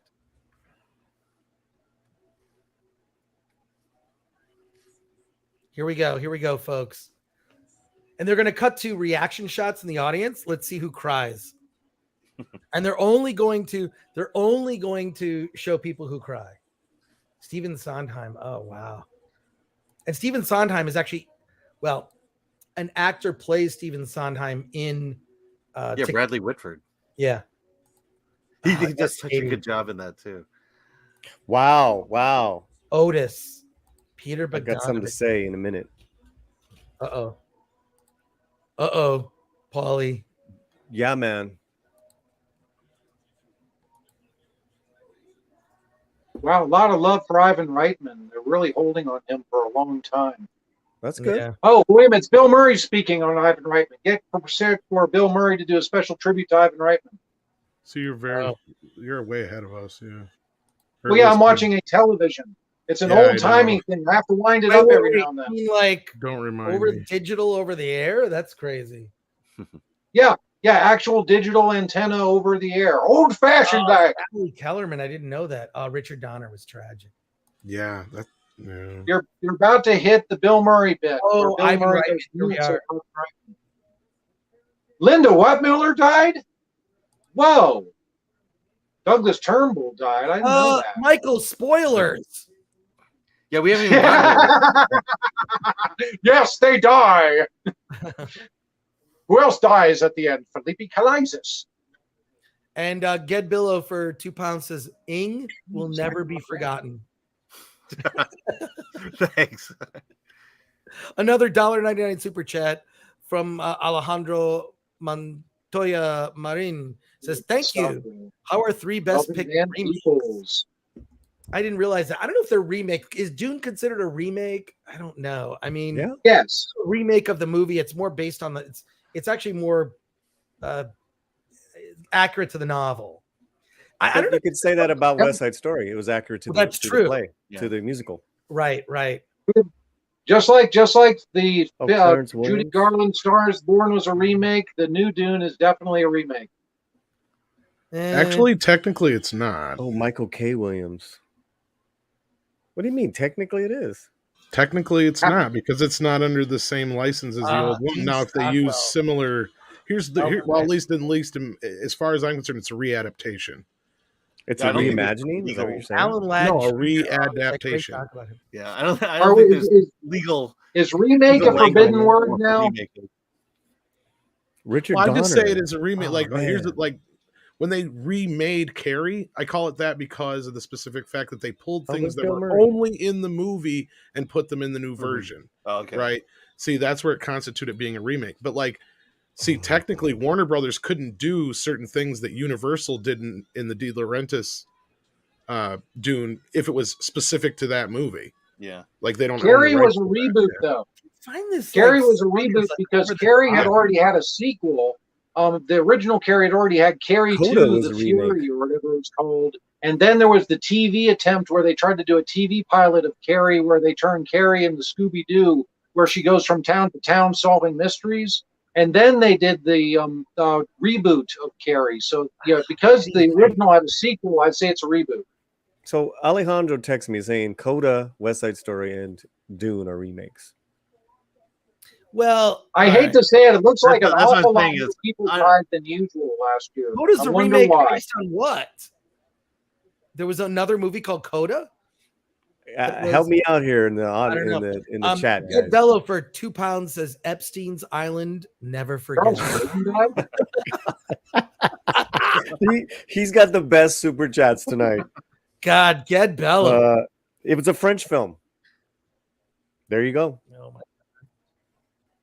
Oh, Coda was a French film. Oh, wow. It's a remake of a French film. Oh, good choice. There you go. But is Coda a British film? Or... No, I don't think so. Is it? It's a French film. There's a French version here. Is the Coda nominated a British film, or is it an American film? I don't know. I mean, honestly, I really don't know that much. It looks like it's American, but it could be a British film shot in America. Yeah. So this is a gospel song, right? Well, yeah. I mean, because it's in the chat. They want to help them out, get up there as much as they can, Why can't they just play like some badass? This in memoriam music is horrid. I don't know what they're thinking with some of this stuff. I agree with you, Tom. We're gonna play during memoriam. Highway to Hell. It doesn't, you got to play something uplifting right there because some of these people need help. Nah, I miss those like really well edited. Why does like, Jamie Lee Curtis have a dog? I don't with need her? a dance number over it. I don't need a dance number over a montage. She can. This is almost ridiculous as can be. This they is never the had year narration of like this. They crappy musical numbers. Why is there dancers? I agree with Chris. This is almost like it's over the top.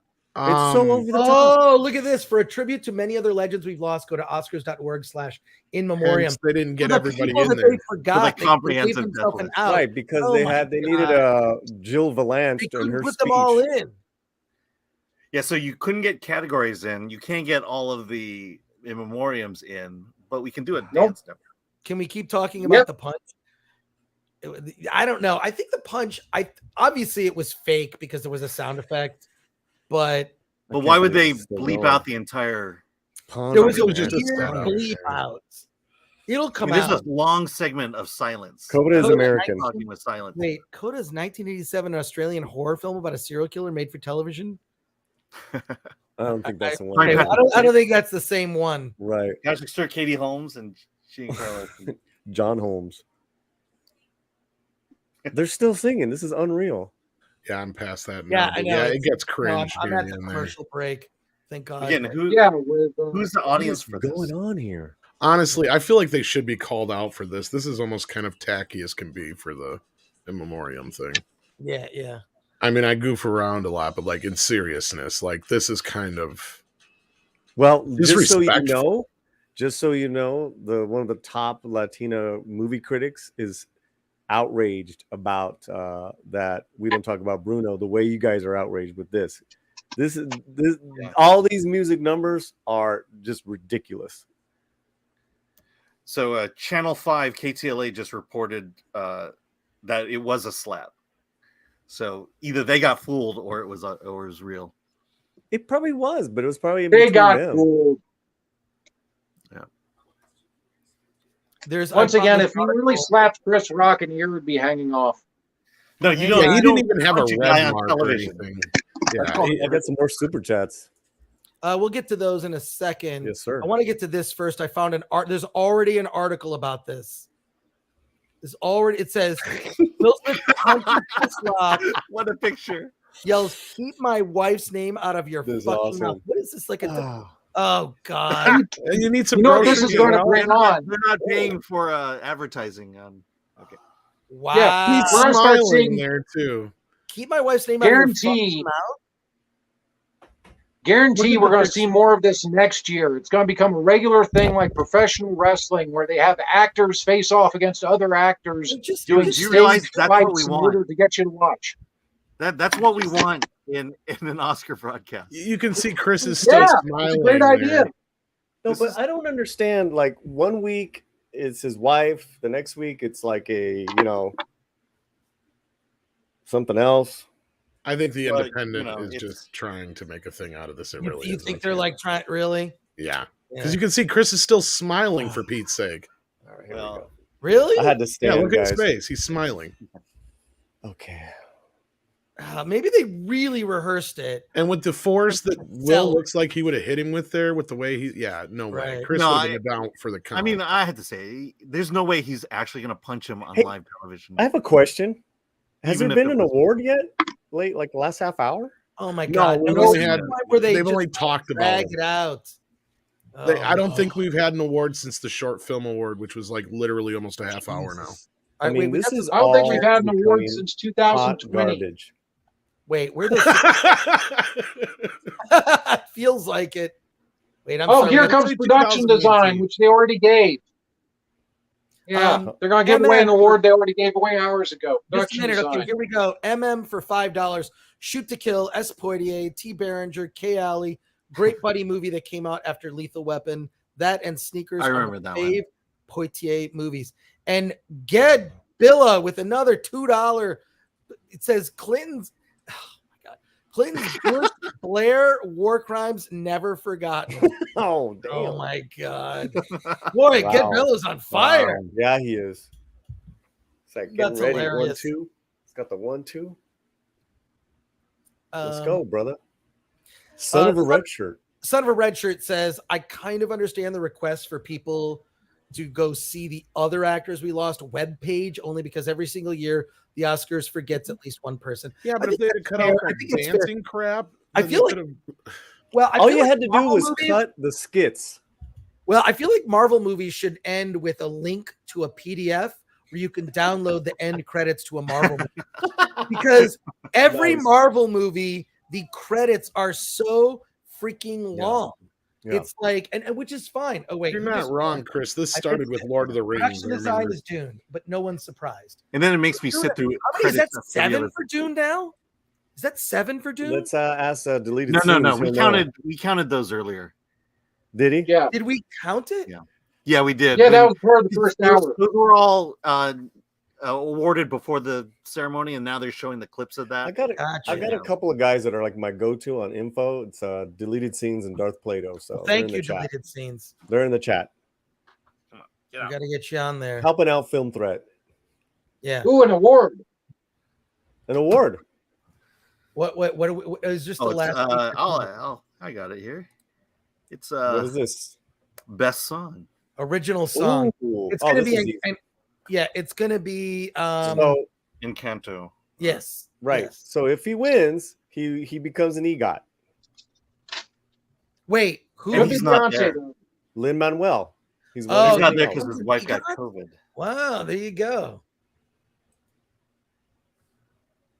Did they give away makeup already? Yeah, that went to Isa Tammy Faye. Really? Oh, I totally missed that. Hold on. No, it was not in the broadcast. And Get Billow again. It's Jed, you fools. Short Oh, for geez. Gerard.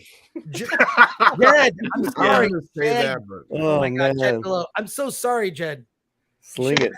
Super chat for that. I'm Sling so it, Jed. sorry. Jed. Gerard. No. Oh my God, please forgive me. Butler. Oh, sling it. Dirty work was great.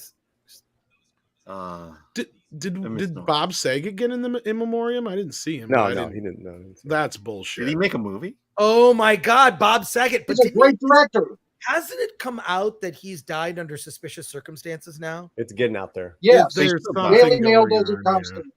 Yeah. And You yeah, think he he had actually Michael Hutchins or directed what? Dirty Work. Yes. Yeah. And Farce of the Penguins. Yeah, he's done a few other things. Yeah. An Entourage. Hadwell, Yeah, he Hadwell CA for $2 says pretentiousness turned me off from award shows. I agree. I mean, in addition to the fact that we talked about earlier that award shows kind of are Meatloaf wasn't in there either, was he? Sorry, what's Chris. that? Who Oh, was no. that in The there? Bond song won. It was the Bond No song Time that to won. Die? Billie Eilish. What?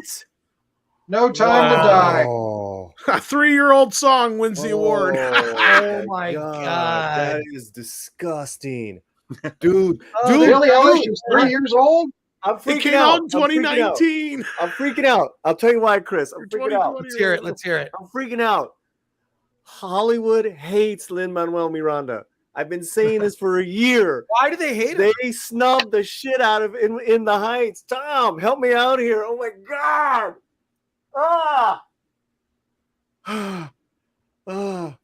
Because he. What do you think of the Oscars, Pepe? Because he's really not, wocoso like it's just political, man. How so? How so? Explain it. Oh. Or is he too popular like Spielberg is? He's too independent and he doesn't toe the Latinx line. And he said some disparaging things about West Side Story 2 years ago in Rita Moreno's documentary. Now ever since then, there's just been this fucking thing. And then Hollywood got behind Spielberg's West Side Story and all this stuff. And I can't believe it. Tom, help me out here, man. You're not wrong. It seems like, honestly, at this point, you've had this theory that there's this vendetta against him in some way, and I don't think you're wrong here. All of a sudden, it's kind of come to fruition at this point. He's not a 3-year-old. Guys. I'm sorry, No Time to Die. Not overrated. His song, his songs are amazing, and it's not just one, right? In the Heights, in Cantu. Well, regardless, No Time to Die didn't Tick, Tick, deserve Boom. it. It's not that great of a made song. His directorial debut in Tick Tick Boom. This guy, he's got some sort of X on him, and I don't mean the Latinx. let's Jed Billow for £2 says, wasn't Chris Rock on Epstein Island? Never forget. Yeah, I agree with Tom. I think the wrong Encanto song got nominated. For one thing, there was a reason why he didn't. They didn't. It was a story. Good, man. That's a beautiful song. No, that's a beautiful song. But there's the other song that everyone's singing. Honestly, I don't think No Time to Die should have been eligible. It came out in 2020. Did it actually come out? The song yes, it actually came out in 2020. I just looked. The video was dropped in October. Well, I think COVID kind of changed the rules on that's that. BS, but yeah, I get what you're saying. But yeah. Yeah, no, man. Absolutely. Oh, let me see what's going on. Oh, no, the punch was real. Ooh, I got text. The punch was real. Come on. He's gonna. It's like 8 Horse and Wheels with like War of the Worlds right there. That was not a real punch. I don't know. We have to. No, would have opened himself up for such a. He faked it because he's not going to really punch him on live television. Exactly. No, he's going to do it in wrestling like he did with Ethan Hawke.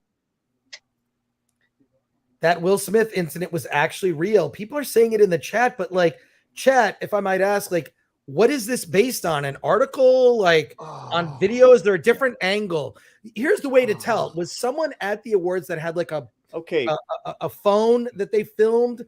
Because that angle looks like he did a typical movie punch, which is across a face, and then you just sort of snap your head to make it to sell it, Oh, Kevin Costner's on here. What is he talking about?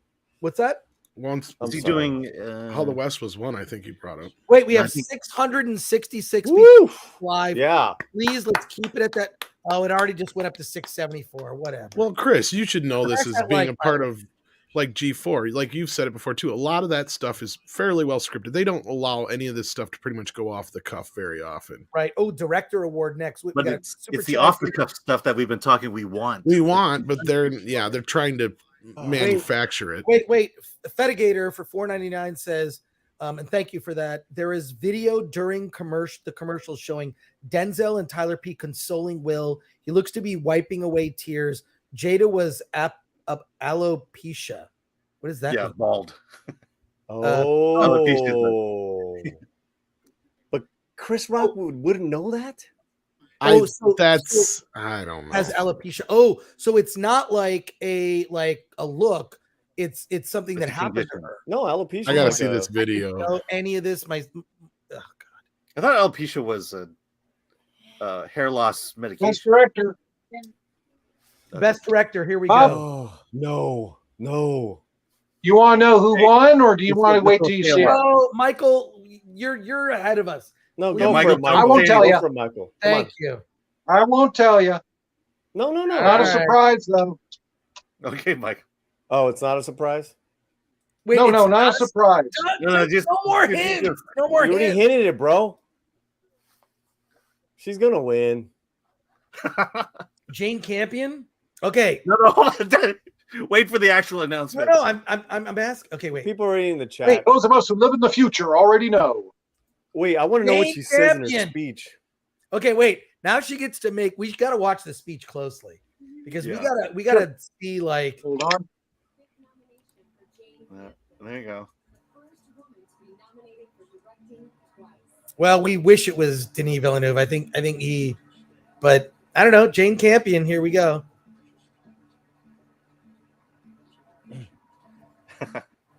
Chat's throwing us off. Thanks, chat. What's Costner talking about?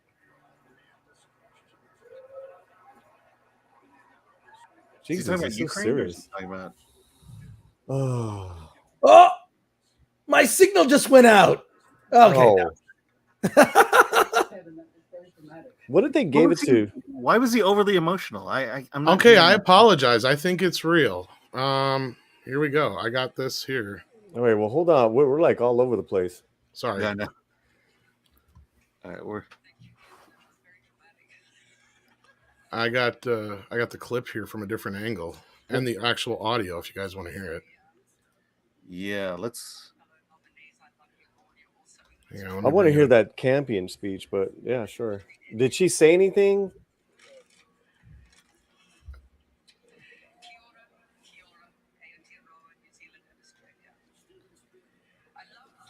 I'm glad Spielberg didn't win. Okay, so there's the director. Sorry. Mhm.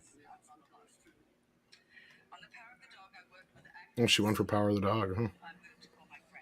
Okay, so All right, I'm gonna I feel go out. like, I wanna hear- I I feel wanna like hear this what is gonna end the way we think it's gonna end. That was a nice little speech. So it must be a long speech because she's about to start on our end. Oh, you'll know when she picks up the piece of paper. It's read off a piece of paper. It's as old timey of a speech as you can want.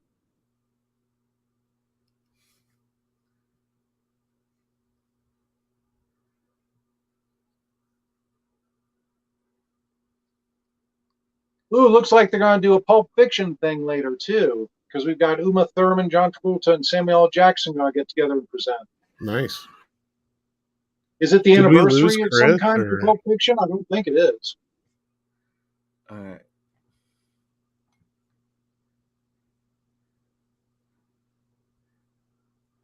Yeah, we'll wait for Chris to get back, and then we'll do the. Yeah, we lost Chris. Yeah, I think he's relieving himself. Oh, okay. Yeah. But yeah. No, I apologize. I mean, I don't know. I'm pretty much convinced now this was a real slap. Yeah, I'm interested to see it. Is I don't Will think he Smith quite let could- off in handcuffs? No. So True, yeah, it wasn't. but you got a point there. But he didn't quite connect either. Like it was. Yeah, I think it was not an actual slap, but a statement. Once you hear how he acts afterwards, it's a bit. So, do you have the link, Tom? Do you have I the got link? the clip right here if you want to hit share, Chris. Where is it? Right there. You got her. Cool. How do you? All right, I'm gonna hit play. Let's do it. Wow. So you didn't connect. Will Smith just smacked the shit out of me. ウィル・スミスにやられました。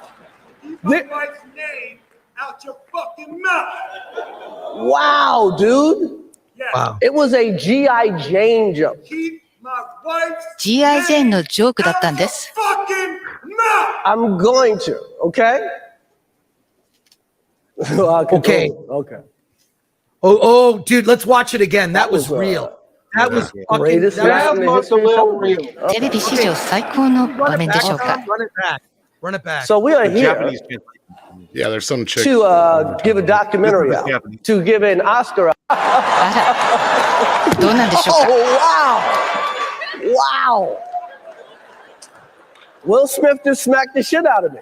ウィル・スミスにやられました。 Okay, I'm back. Wow, dude. It was a G.I. Jane joke. G.I. ジェーンのジョークだったんです。 I'm going to, okay? Jesus. Okay. That sounded like a pretty That was, real reaction on Rock. Yeah. It's a night in the history of television. I'm thinking it was pretty real. Yeah. No, that was 100% real. I just missed it. But here's Did you what really? I think. Here's what I think the sound is, though. If I could just Do you want me to? sound, it was more. He may have. I think he hit the mic. He hit the mic. That's exactly right, Tom. He hit the mic, and I made that. I don't think he actually connected with his face, but he got close. That's probably the close. only. No, you know, it's that that when was you fake punch someone and you hit your, do something like that. Yeah, but the slap sound was the microphone that he had, and that's what made the. Yeah, that's intense, dude. Do you want me to show it again for Paulie? But slower. I'm kidding. Yeah. But when you look at like Will Smith's emotion, that's not some fake actor bullshit. That's what got me when I saw that. I'm like, whoa. Yeah. When I first saw it. Yeah. They didn't Wow. look Real. pleased at all either. Yeah, the chat. Okay, it's the 28th anniversary of Pulp Fiction. Is that what we're talking about now? It literally has that as the banner. It's the 28th anniversary of Pulp Fiction, everybody. Oh, it's 28. You know which anniversary 28 is? Excuse Nothing. me. So ORJ says it's real. Chris Rock then said we'll be giving a documentary Oscar. Like he was like stammering. Like Yeah. like it was I believe it was real now. Thing. Yeah. Like yeah. Hey, Chris, you have over 713 people, man. Yes. Well, thank you for your support. All the super chats tonight, and please smash that like button and subscribe to the channel if you've just discovered Film Threat. We really appreciate it. Now that look at this. And Deleted Scene says now it's the Zapruder film. Did you notice they only translated Chris Rock's part of it and not Will Smith's? Yeah, it's interesting. But Will Smith, he was visibly upset. Also, like, think about it. Recently, Will Smith has gotten so much shit for his wife's relationship, right, and whatnot. And to his credit, I'm not judging. He has stayed married to his wife and been a father to his children. And that is commendable. Whatever agreements they have between the two of them, I'd rather not. Me personally, I'd rather not know anything about the personal lives of celebrities. I don't. Not only do I not care, it's not my business. So, but he obviously there was some pent up stuff. So wait, we've got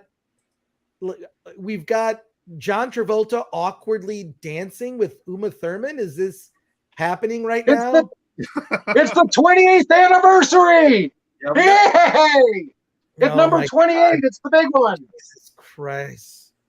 This is, and Sam Jackson trying to hold it together. This is a fucking I believe the technical term is grasping at straws. Do you think they opened up the suitcase. Okay, all right, just for a second. I gotta gentlemen. Just a moment. So Jim Alaska says still assault. Yep, totally. Is it assault? Is he if he connects, it's assault. It depends on if Chris even really wants to press charges. No, I think it's like the improv thing. If someone pretends to slap you, you go with it. And I think he was going with the joke, what he thought would be a joke. Do you think that Chris Rock turned away to kind of avoid? I think he did. No, I think he performed the slap, but he didn't find out what's in the suitcase. Oh, all right. Here we're find out what's in the Pulp Fiction suitcase. Wait, that's cool, man. Oh, actor in a leading role, Alan. Oh, hold on, I got it. Where'd my thing go? It was what was in the suitcase all along. Right. Yeah. Okay, what envelope would that have been back in '94? Patrick Lemire says assault doesn't have to be physical, then it's battery. Oh, okay. Then how's that? Well, it's all on film. So the there's all film your evidence. philosopher. So the film philosopher says the slap heard round the world. well, I was just gonna say that Oscars have found their moment. This is their shining moment Yeah. tonight. Well, What I are we hate to talking say about? this makes it interesting. This is like what we were This is talking what we about. wanted. An unscripted moment. It's what we wanted. Will Smith making someone making, Chris Rock his bitch. But That's also too, Yeah, like, and not only This is the greatest only that- Oscars in 15 years. but imagine too. Now- See, imagine Sorry, too. go ahead, Like, Paul. what if Chris? Oh, Rock not was only that, but we've got a brand new way of deciding Oscars besides voting. Now we're going to decide Oscars by hand-to-hand combat. Yeah, That's how even we better. find out how the best movie is. All right, Paulie, you were saying, what were you saying? I was gonna say I think it's really interesting and very awkward for Hollywood. Two black men beating the shit out of each other, and I'm rooting for Andrew Garfield on this one. because the Oscars are very much into optics. Yeah. Yeah, man. But they'll probably handle their business and take care of it afterwards. I don't think This Chris is will- going to be a story for the next couple days. Honestly, I think Chris all will the just way. come out and make Not a just statement. all the way. He'll say he's not going to press any charges. Yeah. Oh wait, we're doing leading actors. Okay, great. Yeah, but Will Smith is great in that part. Look, he's a little choked up. Did you see his face? Yeah. Whoa! Denzel's Y'all got something to talk about soon. Michael. Don't say who won. Do not You guys say have who something won. to talk about soon. Wait till you Just- see. Shh, Do not say who won. my friend. Shh. Denzel's always good. He's good in shitty movies. Yep. I've got to see how this one goes. Hold on. Facts.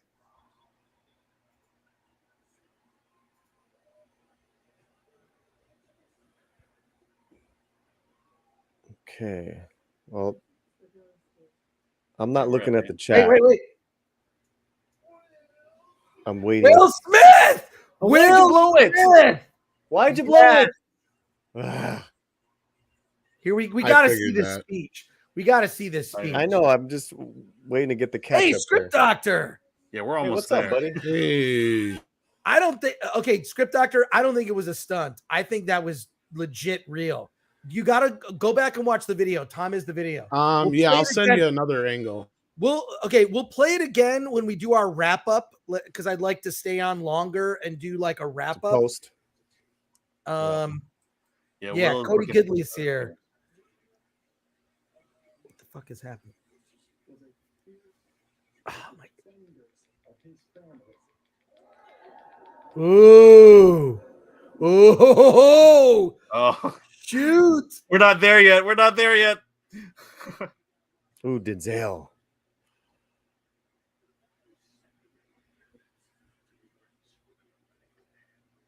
Okay, we're almost there.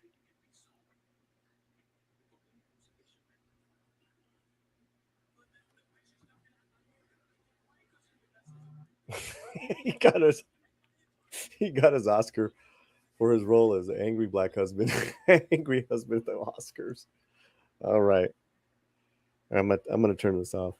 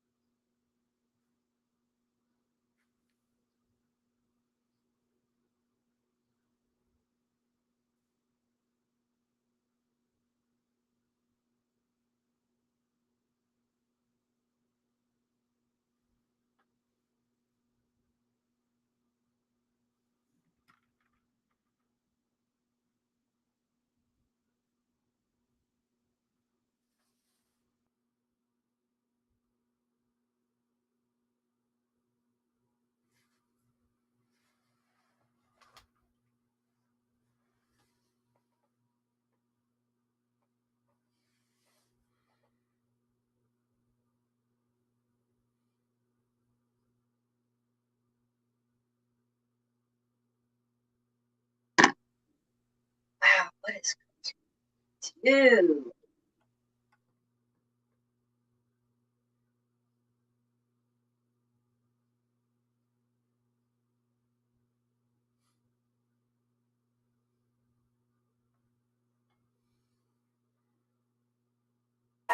That has to be one of the best Oscar speeches ever. It has to be. Sorry, my computer Jew for a sec, but like it has to be one of the best Oscar speeches. It was honest. His thing about having to just take shit in the industry and smile is brutally freaking honest. Yeah. Like it was off the cuff too. This is not off the cuff. He didn't. Maybe he had something prepared. Maybe he didn't. But like, and he was just raw. Like, wow, like that was insane. Everyone want to comment on what just happened? And Jed Billow says Chris Gore looks like Les Patterson. Look upon YouTube. I have no idea what that comment means, Jed, but thank you for £2. Comments from people all around. Will Smith, that was like, in light of what happened, and he kind of half apologized for like his behavior. He did kind of take responsibility for it. He apologized to the Academy, and he apologized a little bit. He didn't say nothing to Chris though. yeah. He didn't say Chris Rock by name, but like more comments about what do you guys think that speech? I just think it's like, look, here's a good thing. He didn't lecture. He didn't talk about. He talked about, and also here's the thing. Whatever you say about Will Smith, family man, good father, right? I mean, he might have been as portrayed. Richard Williams, right? The character, the person may have come off as an asshole. I don't know if you've seen that movie. It's so good. Like that, like also makes me just want to see a documentary about them. But like, how many good father stories do we have in entertainment these days? How many good father stories? Almost none. And that's what this is. This is a father who fought for his kids, who made them into champions. And Will Smith, good father, good family man. Thoughts across the board. I want to hear from everybody. Who wants to go first? Go ahead. First off, the cutaway, because there was during the speech a cutaway to where they just flashed the Oscars. I think it was mucus. I think it was mucus running down his face, and that's why they had to go ahead and keep cutting it off until he just wiped it on off right there. I think it was mucus. Got it. Okay, that makes sense. Alan, what are your thoughts?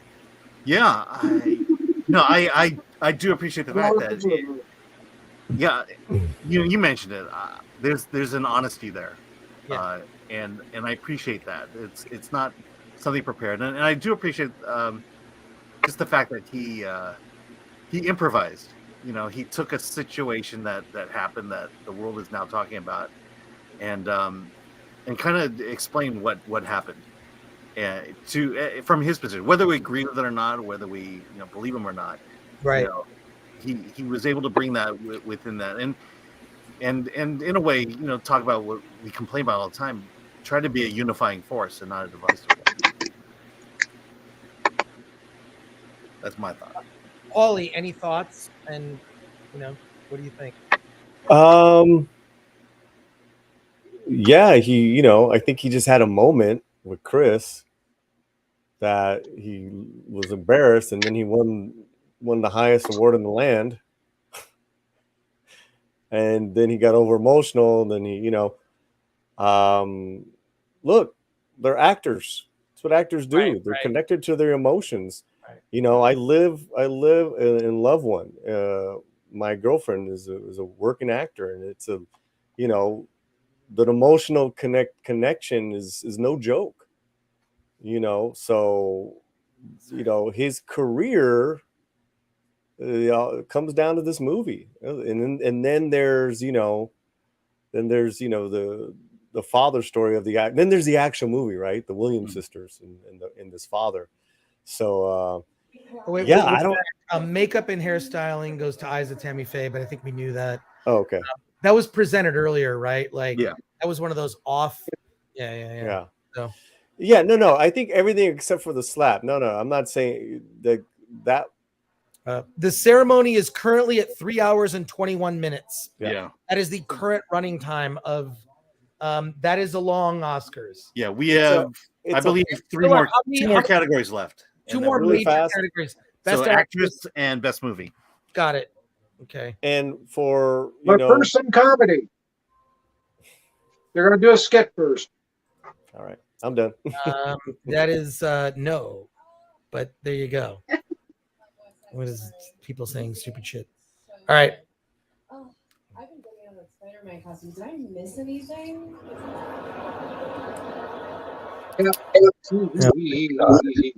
Here's the one thing we can all agree on: the comedy in the show hasn't worked. Not at all. The comedy in the show has not worked at all. Well, it led to a slap, a physical altercation. Yeah, that was a horrible joke, and But I don't think that Sujua says if the slap was real, then that was completely unacceptable lawsuit time. I think that they will work that out. It's not going to be lawsuit. It's Chris Rock sort of hit a source. And I did look it up. Yeah, Jada did just come out here last year with alopecia.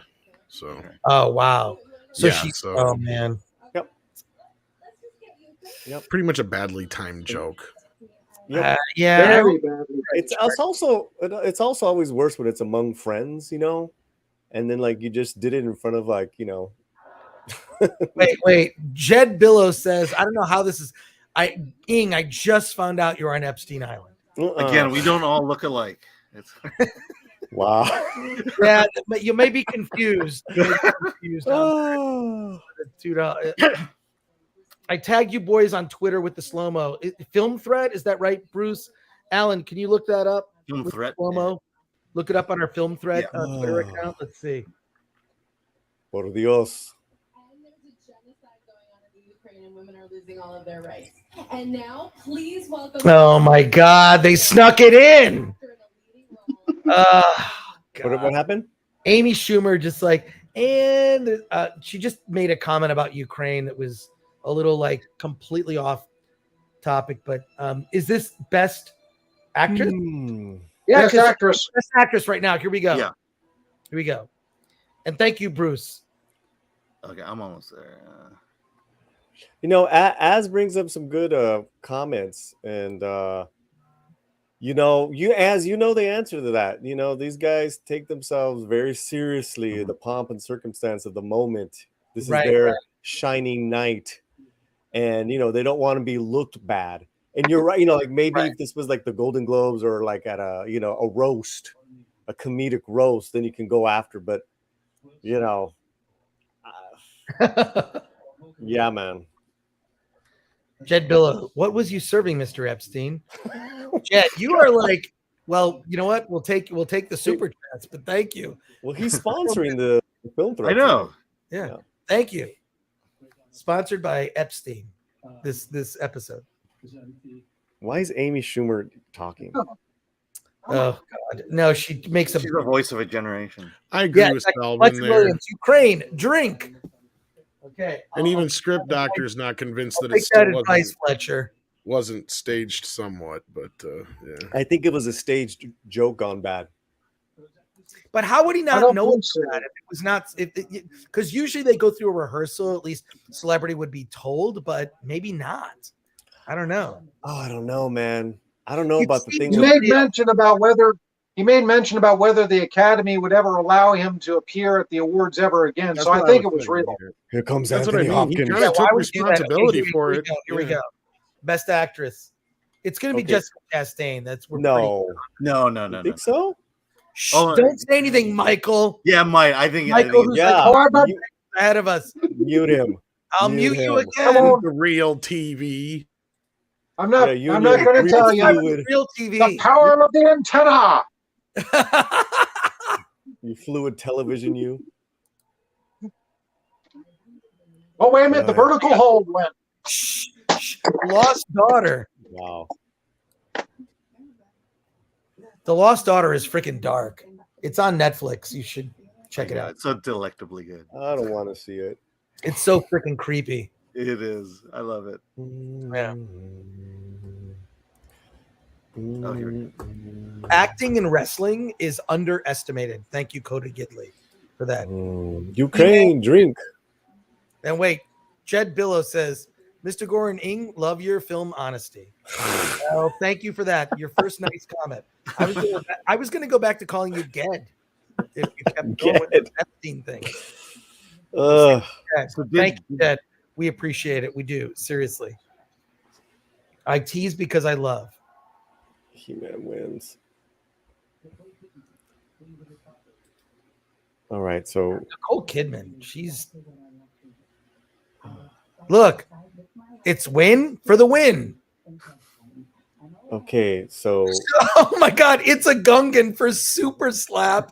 oh, We need a Thank you. It's we a need a super Gungan. sticker for that. $9.99 Super Slap. what's up? It's a Gungan. That's cool, man.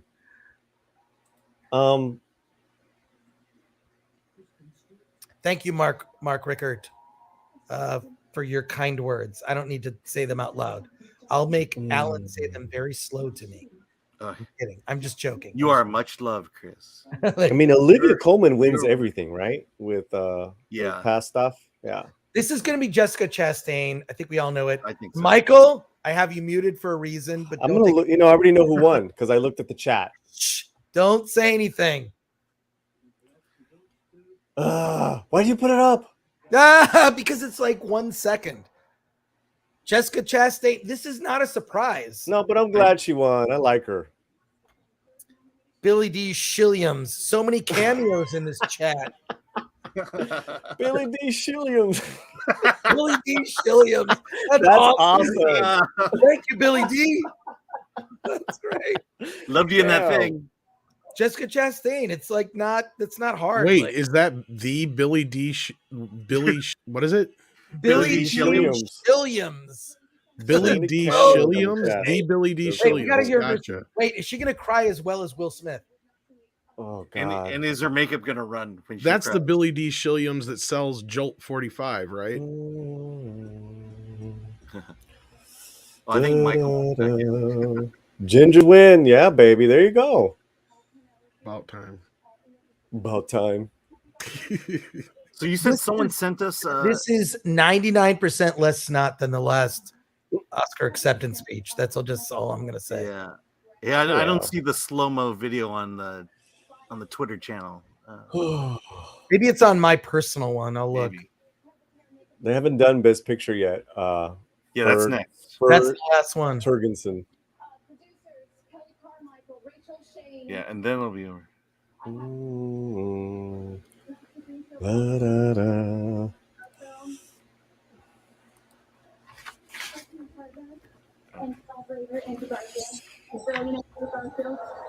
God, Andrew Garfield was so good in that movie. Yeah, underestimated. He's great in Tick Tick Boom. He's great. He's a really good actor, man. I just felt like it was a caricature of Jim Baker. It wasn't Jim Baker. The whole movie felt like a Good character. for Jessica, man. Right on. Did you ever see what was it? Year of Violence? I heard, Oscar Isaac. United States, it's touched many families, it's touched mine. And especially members of the LGBT. Oh, we're getting memed and tweeted out here, guys. What's going on? No, all fun stuff. Salty Texas Sea. I'm not seeing it. How do I see it? I think you have to be on the YouTube. Go to your all. You're tagged in them. On what? Like Twitter, YouTube? Yeah, Twitter. I know. Or on Oh, that guy! I see the slow motion here. On Film Thread? Ooh, yeah, I don't. That. Oh, we're gonna have to go through this thing later on. Okay. Oh, gay drink. And the desire that we want to be accepted for who we are. Uncensored Will Smith footage as shown on Australian TV. Yes, all the foreign feeds don't have the delay apparently. Yeah, they don't have the. Yeah, I think. I'm sorry, the international feeds don't have the delay. I just want you to know that you are Script Doctor's still not convinced. He thinks it was a hoax. That is you. I don't know. It's not the slap that I have an issue. It's the exchange afterwards. That seemed really legit. That was really. Yeah.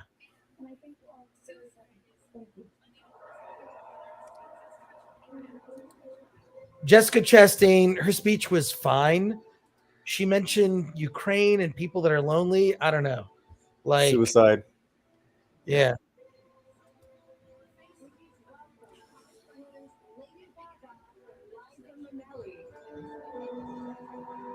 Oh my God! It looked like what? It.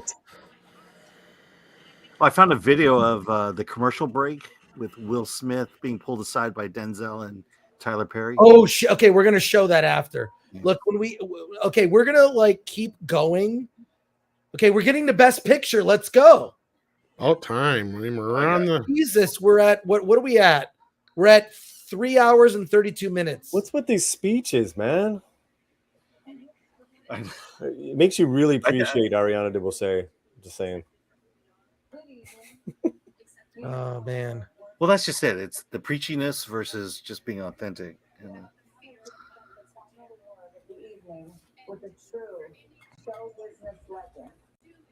Alan, we'll talk about it after. We'll talk about it after. For sure. Got it. We'll get to a best picture. What do we think? What do we all think? Everybody? Power of the Dog.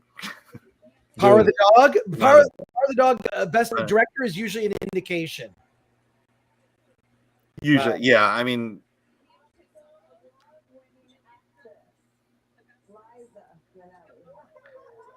because I can't believe she's still singing. She's still talking. All right, I had to turn that off. Doom, baby, let's do it. Okay, nobody's saying anything. I gotta mute Michael. Yeah, Michael's still muted. So. Michael, don't take it personal. Whoa. Don't take it personal. All right, so they're going right to it, right? Yep.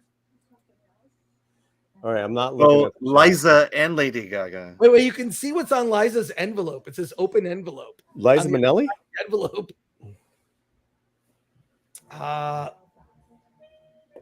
Here we go. We're gonna go through them. Oh, look at there's Catwoman. Lady Gaga, Liza Minnelli. Oh man, she's in a wheel. Ooh, wow. Guys, the film philosopher is giving it away.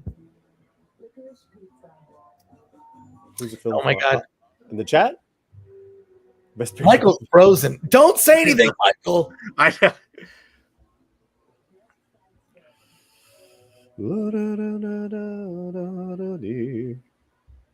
Slap her around the world. Unfortunately, the U.S. audiences didn't get to hear it. Here we go. Okay, the chat's ahead of us. I'm sorry. not looking at the chat. Well, I mean, it's. Film I'll just go off of you guys. I think is not possible. Here we go. It's not Saving Private Ryan. Coda. Coda? I told you it's like Tom was right. It's, no, it wasn't Michael. I said Coda. I told you. I did too, though, last night. Yeah. I said it might sweep it.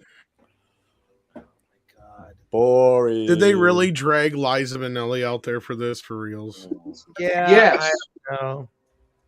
Because everyone. Belfast won. So every movie won something. Except Nightmare Alley. Nightmare Alley. Don't look up. Well, yeah, you're right. Sorry, my bad. Bap, he made a comment that I don't know. I feel like it was in the moment, and I don't know. That's a whole. Are you talking about Will, or are you I don't think he did it for a joke.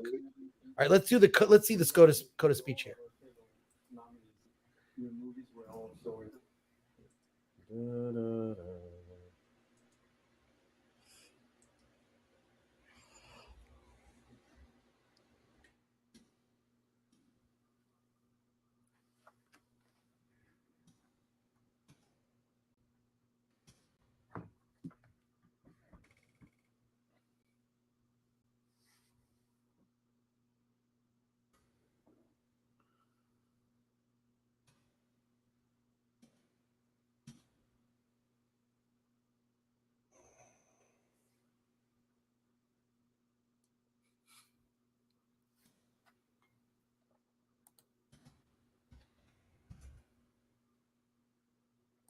Be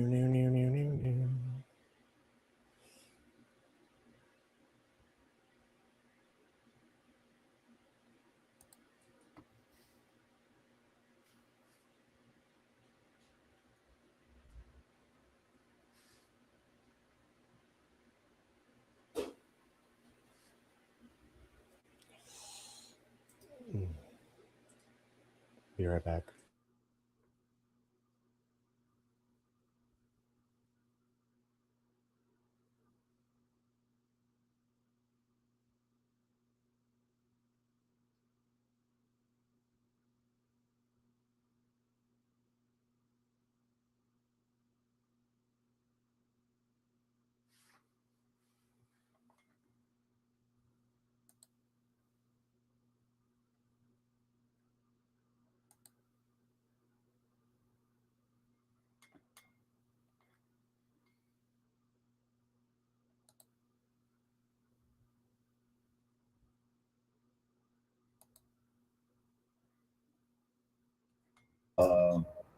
Academy Award. Wow. Molly Matlin, new Academy Award winner. Kind of surprising, but not surprising. Oops, sorry. No. Yeah, we'll just we'll get that. Let's No, do that I hit the wrong button. That's okay, man. Coda. James Triplett, Coda, meh.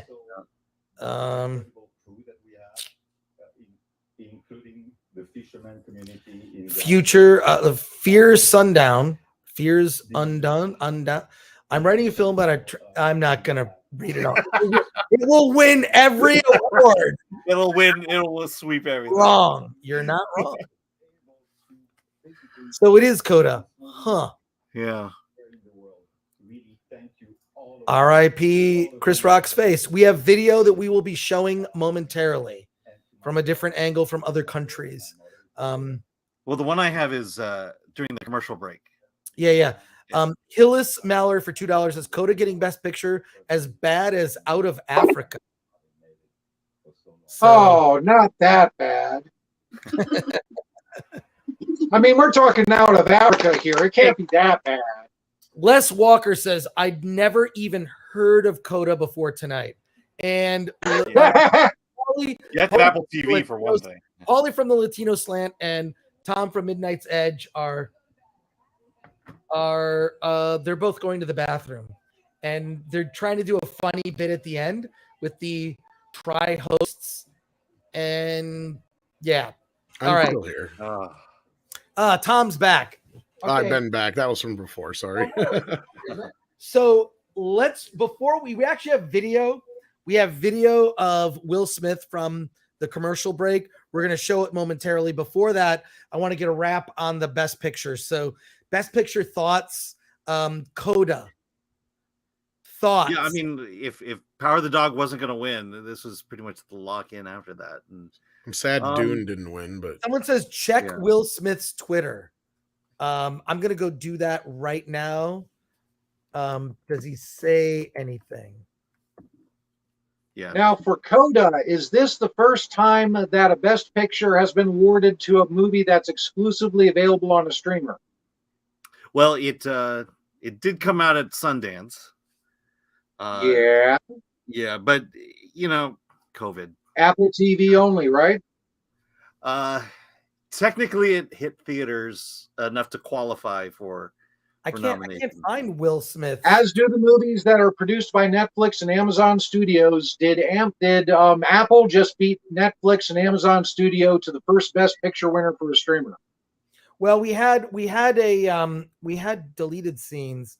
I gotta say, Billy D. Shilliam's great, you guys. Shillin' ain't easy for $1.99. Thank you for that.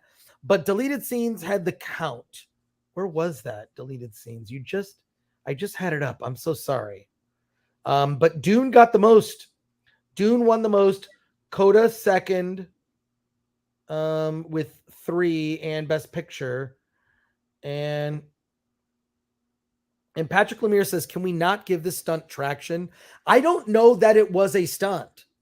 I mean, it may very well be, but like, I think actor's still not convinced it wasn't. What's that? Script Doctor's still not convinced it wasn't. So he may be convinced that it was like a real, like in reality TV. I mean, it's possible, but like, all right, let's okay, Coda. Everyone is sort of underwhelmed that Coda won. Is that the consensus? Well, I think we've been because no one's seen it. The dog win. Well, it's on Apple TV Plus. Like, who has Apple TV Plus? I mean, I have it, but I'm not a normal person. Okay, so I have Apple TV Plus. And I got it the same way you got it. So. Yeah, exactly. Because I got an Apple TV and it comes with like a free subscription for a certain period of time. Like, I don't know, it's sort of ridiculous. But like, anyone else thoughts on Coda winning? Exactly. I still think it's. What is Coda? Yeah. You know, I mean, I still think it's seismic if it's. Oh, I still think it's seismic if this Apple beat out Netflix and Amazon to become the first streamer to have a Best Picture win, because that really is seismic for the streamer. Because Netflix and Amazon have been trying for a very long time, and Apple has only been trying for a couple of years.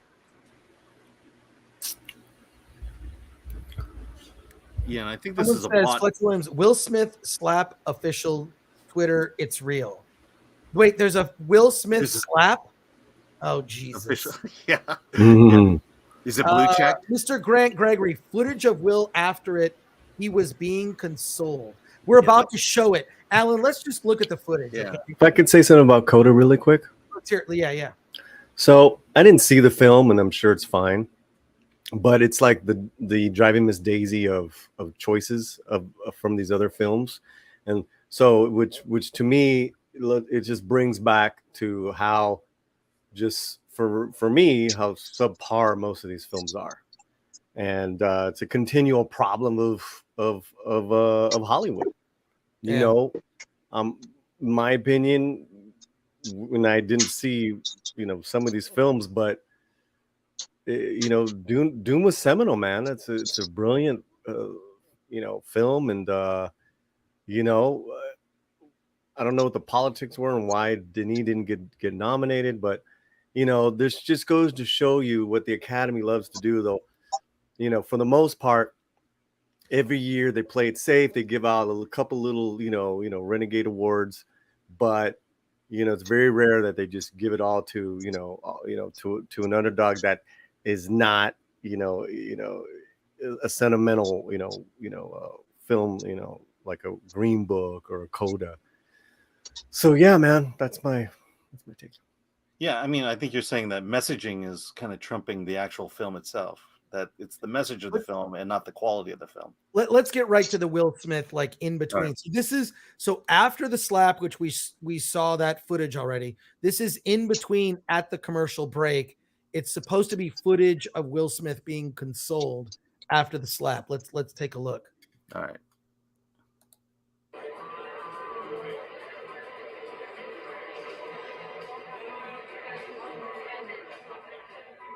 Yeah, so he's with Tyler Perry and Denzel Washington.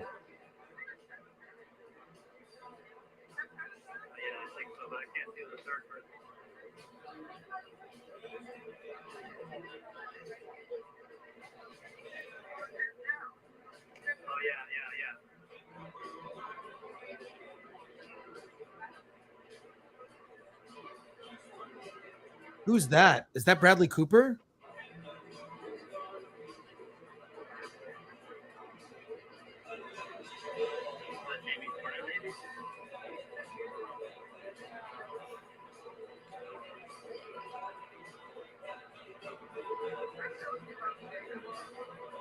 Who is that guy?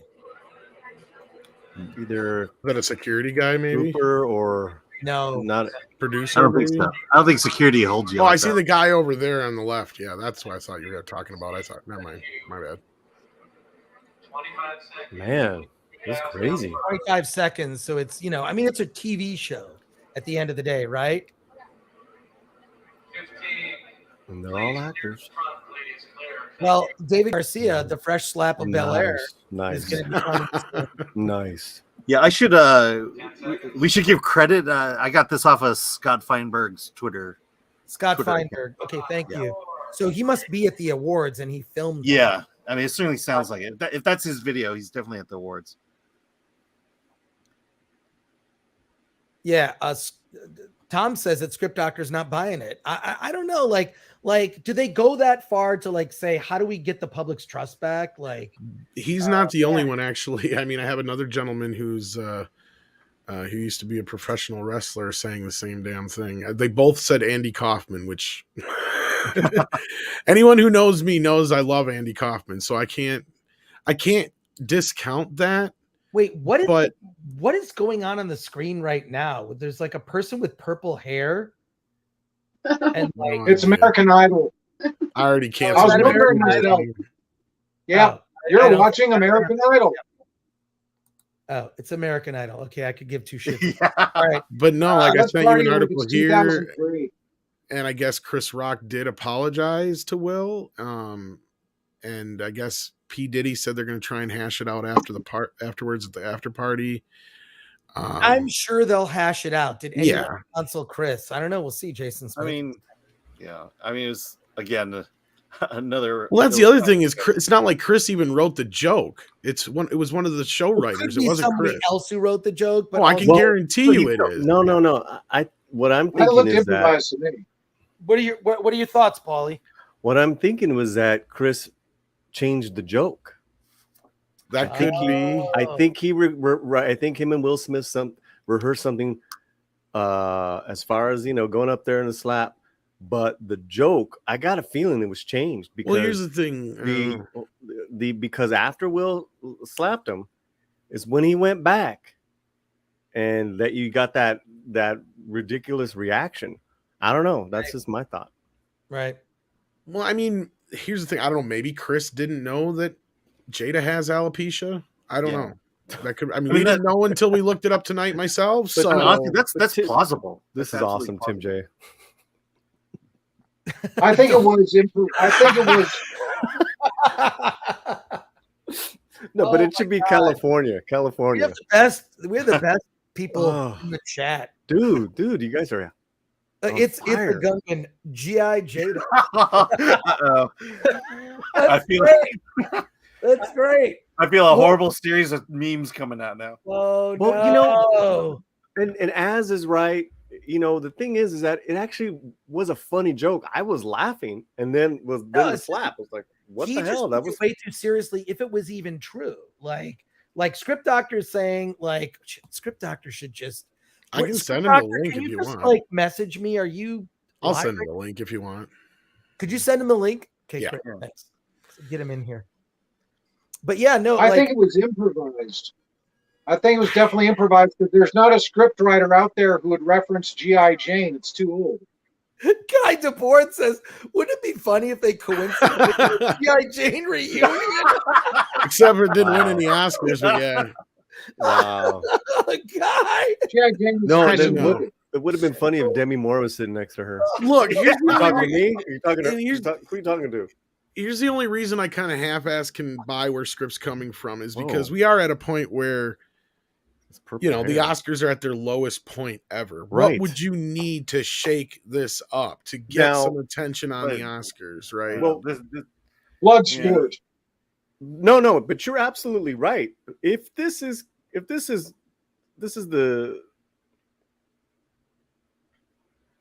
all done on purpose, then this is brilliant because we're all talking about it. Everyone now is talking about it. Everybody's going to be talking about it for the next week. Yep. And you know how what? much did the Academy pay both of them to do this? Oh, well, wait. for $5 says, problem. The poors are not watching award shows, are not buying into Hollywood ideology. Solution, connect to the poors on their level. Reality. Yeah, see, that's not a bad. All right, that's not a bad I don't know, theory. Like, yeah, like they just sort of made theater out of it, like BS reality. I'm surprised someone didn't come out and say, and the father is. And I mean, I'm not going to sit there and pretend that all celebrities know each other, but I got to imagine Will Smith and Chris Rock are friends. I would think he would have known about the alopecia, but it could very well be that he didn't. Well, G.I. Script Doctor is here, so. Yeah, G.I. Jane is on BBC America. Thank you. He just revived another film. Script Doctor, tell us your theory. Rippy. tell you guys my theory Yes, that please. they planned this as a Hail Mary if they weren't getting the Oscar numbers up. Right. Yes, let's hear it. Yeah, that's pretty much it. It's like there's how much popular buildup or excitement has there been for the Academy Awards this year? It's all been negative. It's all been negative. Yeah, exactly. So what do you think the show writers and the celebrities are going to say? Well, we need to get people to talk about this if we're not going to break X million viewers in the live night. So what we'll do is we'll just have one of the actors hit one of the hosts. And who are the ones that are most likely to do that? Well, we can't have a black actor hit a white guy. We can't have a white actor hit a black guy. We can't have a woman fighting with each other. So what can you do? You get the two very respectable industry comedic actors who have been in there almost the exact same time. I think Chris Rock started on SNL maybe a year before Will Smith started Fresh Chris Prince. is a little bit before Will, but yeah. So you get those two together, and then on top of that, you have it's a slap. People are saying it's a punch, so you're already got the hyperbole being thrown about. On top of that, I think the only person that wasn't fully informed, or maybe they were and just didn't really think about it, was Jada Pinkett Smith, because Will Smith laughed at first. No, he laughed. Not at first. Like, he laughed, and then I know, Jada bro, gave but him he changed his tune. He did well, laugh he changed at first, his tune but as then soon as Jada, gave him a look. But it seems very much like. Here's the other part too. There is security at the Academy Awards ever since that crazy producer ran up on stage to, make her speech for the independent short film documentary a few years back. Mm-hmm. They don't let celebrities walk on stage anymore. That's a rule. So this happened. Everything is, I think, deliberate. I know he hit him for real, and that's fine. That's Eddie Kaufman-ish. But the other part too is look at the trades. They got those 200-300 word essays out instantly, like literally within 2 minutes. Nah, I don't agree with you at all, bro. Nah. Well, that's because you're easily fooled about this type of stuff. Excuse me? Excuse me? Yes, absolutely. Bro, you still think the Oscars hold merit? Script. You need to stop, man. You need to stop, because I think up to a certain point, there was I think it was a bad joke, a bad stunt gone wrong. That's it. It's definitely a bad stunt. They shouldn't have done it. Yeah. I mean, it just screams desperation, but it's doing exactly what they need on the internet. Well, here's what's weird. We're not talking about how. I mean, I'm not saying the award show was good. I'm saying it hasn't sucked as bad as it has in previous years. That is true. So this particular there, and then look, Romaine coming at me again. Everybody slaps Chris. Actually, made a similar joke to that. Actually, that's kind of funny. Now I am legend, says Adam Gray. The slap looked real. Like, look, it is now everybody's really gonna hate Chris. Look, wrestling, people get hurt in wrestling. But like, I don't know. So it may have been planned out, but Will Smith looked really upset, and he's an Oscar-winning actor. Of course, he's going to. And he just won an Oscar for it. So. Yeah, and did to me the best speech of the night, best speech of the night, and he, So I don't know, but do you think they literally sat down and workshop? Here's what we're doing. First of all, there's tons of fat on this show. You could have cut the show down by 30 minutes. First of all, you should have cut out all those hosts, the 3 hosts. Yeah. The 3. You mean the 2 ladies and Nick Schwartz posing as Amy Schumer? Right. Yeah. Jesus. Why was he one of the writers on it? Jesus, she looked terrible. But yeah, there's you could have cut 30 minutes by doing almost nothing, right? Like getting rid of tributes to anniversaries for old Oscar films like White Men Can't Jump. It doesn't matter. What Oscar did White Man Can't Jump win? I don't know. I have no idea. I think didn't Rosie Perez or I think maybe. Yeah, I think Rosie Perez did win for that. Did she? I hope she. No, did. she won for My Cousin Vinny. No, that was Marissa Tomei. That's Marissa Tomei. Never mind. Yeah. Sorry. Like a real husband. Did she win for that? It was the 90s. It's a little hazy. Charlie, Ron Shelton has been nominated for stuff, but they're also. Oh yeah. they're also remaking the movie, so maybe there was something there. Well, the problem I have here with this whole Will Smith thing, to go with what Script's saying, is like everything that supports it being real, that's enough reason for them to have known it would have been a good stunt, right? Like, that's the thing. That's what bothers me about it. Like, where Script's coming from is when you think like Andy Kaufman, right? Like, it is a perfect stunt. If very few people knew his wife had alopecia, Will Smith has been under the gun for the past couple of years with the interviews and stuff about his relationship. Right. You just brought that up. You know, how people are talking about him in the press constantly, calling him a cuck and other things like that. Yeah. It's a perfect stunt to pull. I got to give Script that one. Like, if you're going to... A couple comments. One, I got to say, Charlie Eckhout for $2 says, Real Husbands of Bel-Air. Mark Hansen says, if it was planned, it wasn't time-welled. It happened toward the end of the show, so it probably didn't help ratings by much. Like, if it had happened in the first third, this is in the very middle to second half of the show. Right? Like, you're not wrong, but we'll be talking about it, though. Yeah. That's the thing. The thing is, it's not even about, like, it's going to give you a rating surge at the end, which is great because the Best Picture, the commercials that played before and after the Best Picture nominations and delivers are the most expensive of that time slot.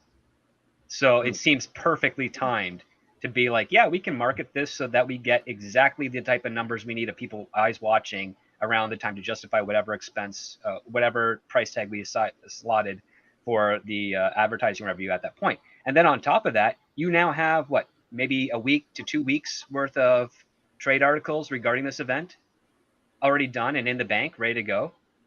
I mean, it's very well organized. It just seems too perfect to not have been a stunt. I mean, the thing is, they sold the hell out of it. First of all, they got a great actor to do all the emotional stuff, which he's been known to do quite well for the last 25 years. It's too well organized to the fact that you have a comedian that everybody kind of really likes and is also a really safe comedian getting hit and taking it. And on top of that, I mean, Chris Rock's reaction was virtually like he didn't get hit. Like, he took that like a champ. And the other part too is like, it's incredibly telegraphed. Like, Chris didn't flinch. He just stood there and took it like, I guess, like, I know Script take his stuff. But comedians I'm with you until he sat down. I'm with you until he sat down, man. What do you mean when he sat down? When Will Smith sat down. Should we watch the video again real quick? Let's watch the video again. Let's go to the videotape. Yeah. Alan, so that's still part of the pitch. The after video or the No. I got the main video. Which one do you want? Let's watch it again. Private chat there. One thing I'll say is that we'll be talking about this weeks before the next year's ceremony. I mean, has anyone mentioned the name Coda in the last 10 minutes? No one cares. No. But like, this is this is going to be do you remember when Jack Palance did push-ups? Yeah, kind of. I remember that, but like that. But we remembered that one for years afterwards. Oh, this is it. Is this it, Tom? Yeah, this is the one I played earlier. Yeah. Okay. Wow. Will Smith just smacked the shit out of me. ウィル・スミスにやられました。 Wow, dude. It was a G.I. Jane joke. G.I. Jane のジョークだったんです。I'm going to, okay? Okay. That was a greatest night in the history of television. テレビ史上最高の場面でしょうか。See, and then he has to say that, though. So we are here to give a documentary out.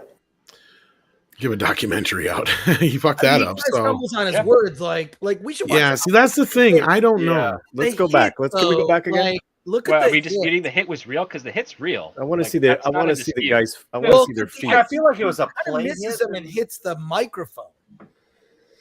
Well, there is a slow-mo hit where it does connect, but like, can you play it?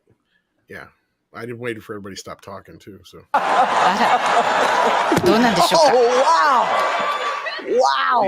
I don't think he connected. Will Smith just smacked the shit out of me. ウィル・スミスにやられました。 Okay. Wow, dude. It was a G.I. Jane joke. G.I. ジェーンのジョークだったんです。I'm going to, okay? Okay. All right. Well, No, I mean, the slap itself is like, when I do improv on stage and someone slaps me, you see it coming, you go along with it, you pretend it actually happened.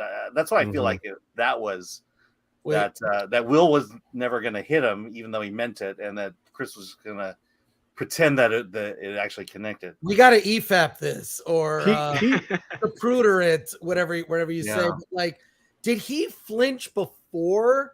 Like, I mean, it's one of those things where just like maybe like Will Smith like pulled his punch. Look at that. It looks like a lot of distance knocked there. him down on his ass. And he doesn't even grab his face afterwards. Nope. Right there's the hit, though. I mean, where, right? Yeah, right there. It feels like there's distance there between the actual. It does from this angle. There is another angle. Let me see it's if I just blurred. That's all. It hit. Wow! He never grabs his face. I was gonna say, let me see. There's another. Yeah, I get that, and then that's the other thing too. But okay, so let me see. There's another angle. I think he was genuinely upset, and he wasn't going to actually make contact. So he gives the motion of "I'm slapping you," and then the comedian Chris Rock goes with it. Script doctor Joseph Marble says the Academy would never script a moment like that. This is supposed to be a family show, and Will Smith shouting F-bombs would never be approved. How do you explain that? Have you not seen how desperate the Academy Awards have been for attention for the last 5 years? Well, that's true. I mean, they don't care. They're again on Eastern Standard Time. They're airing this at 11:15. You can get away with almost anything on language-wise on. So you're saying they save this moment for later? Of course.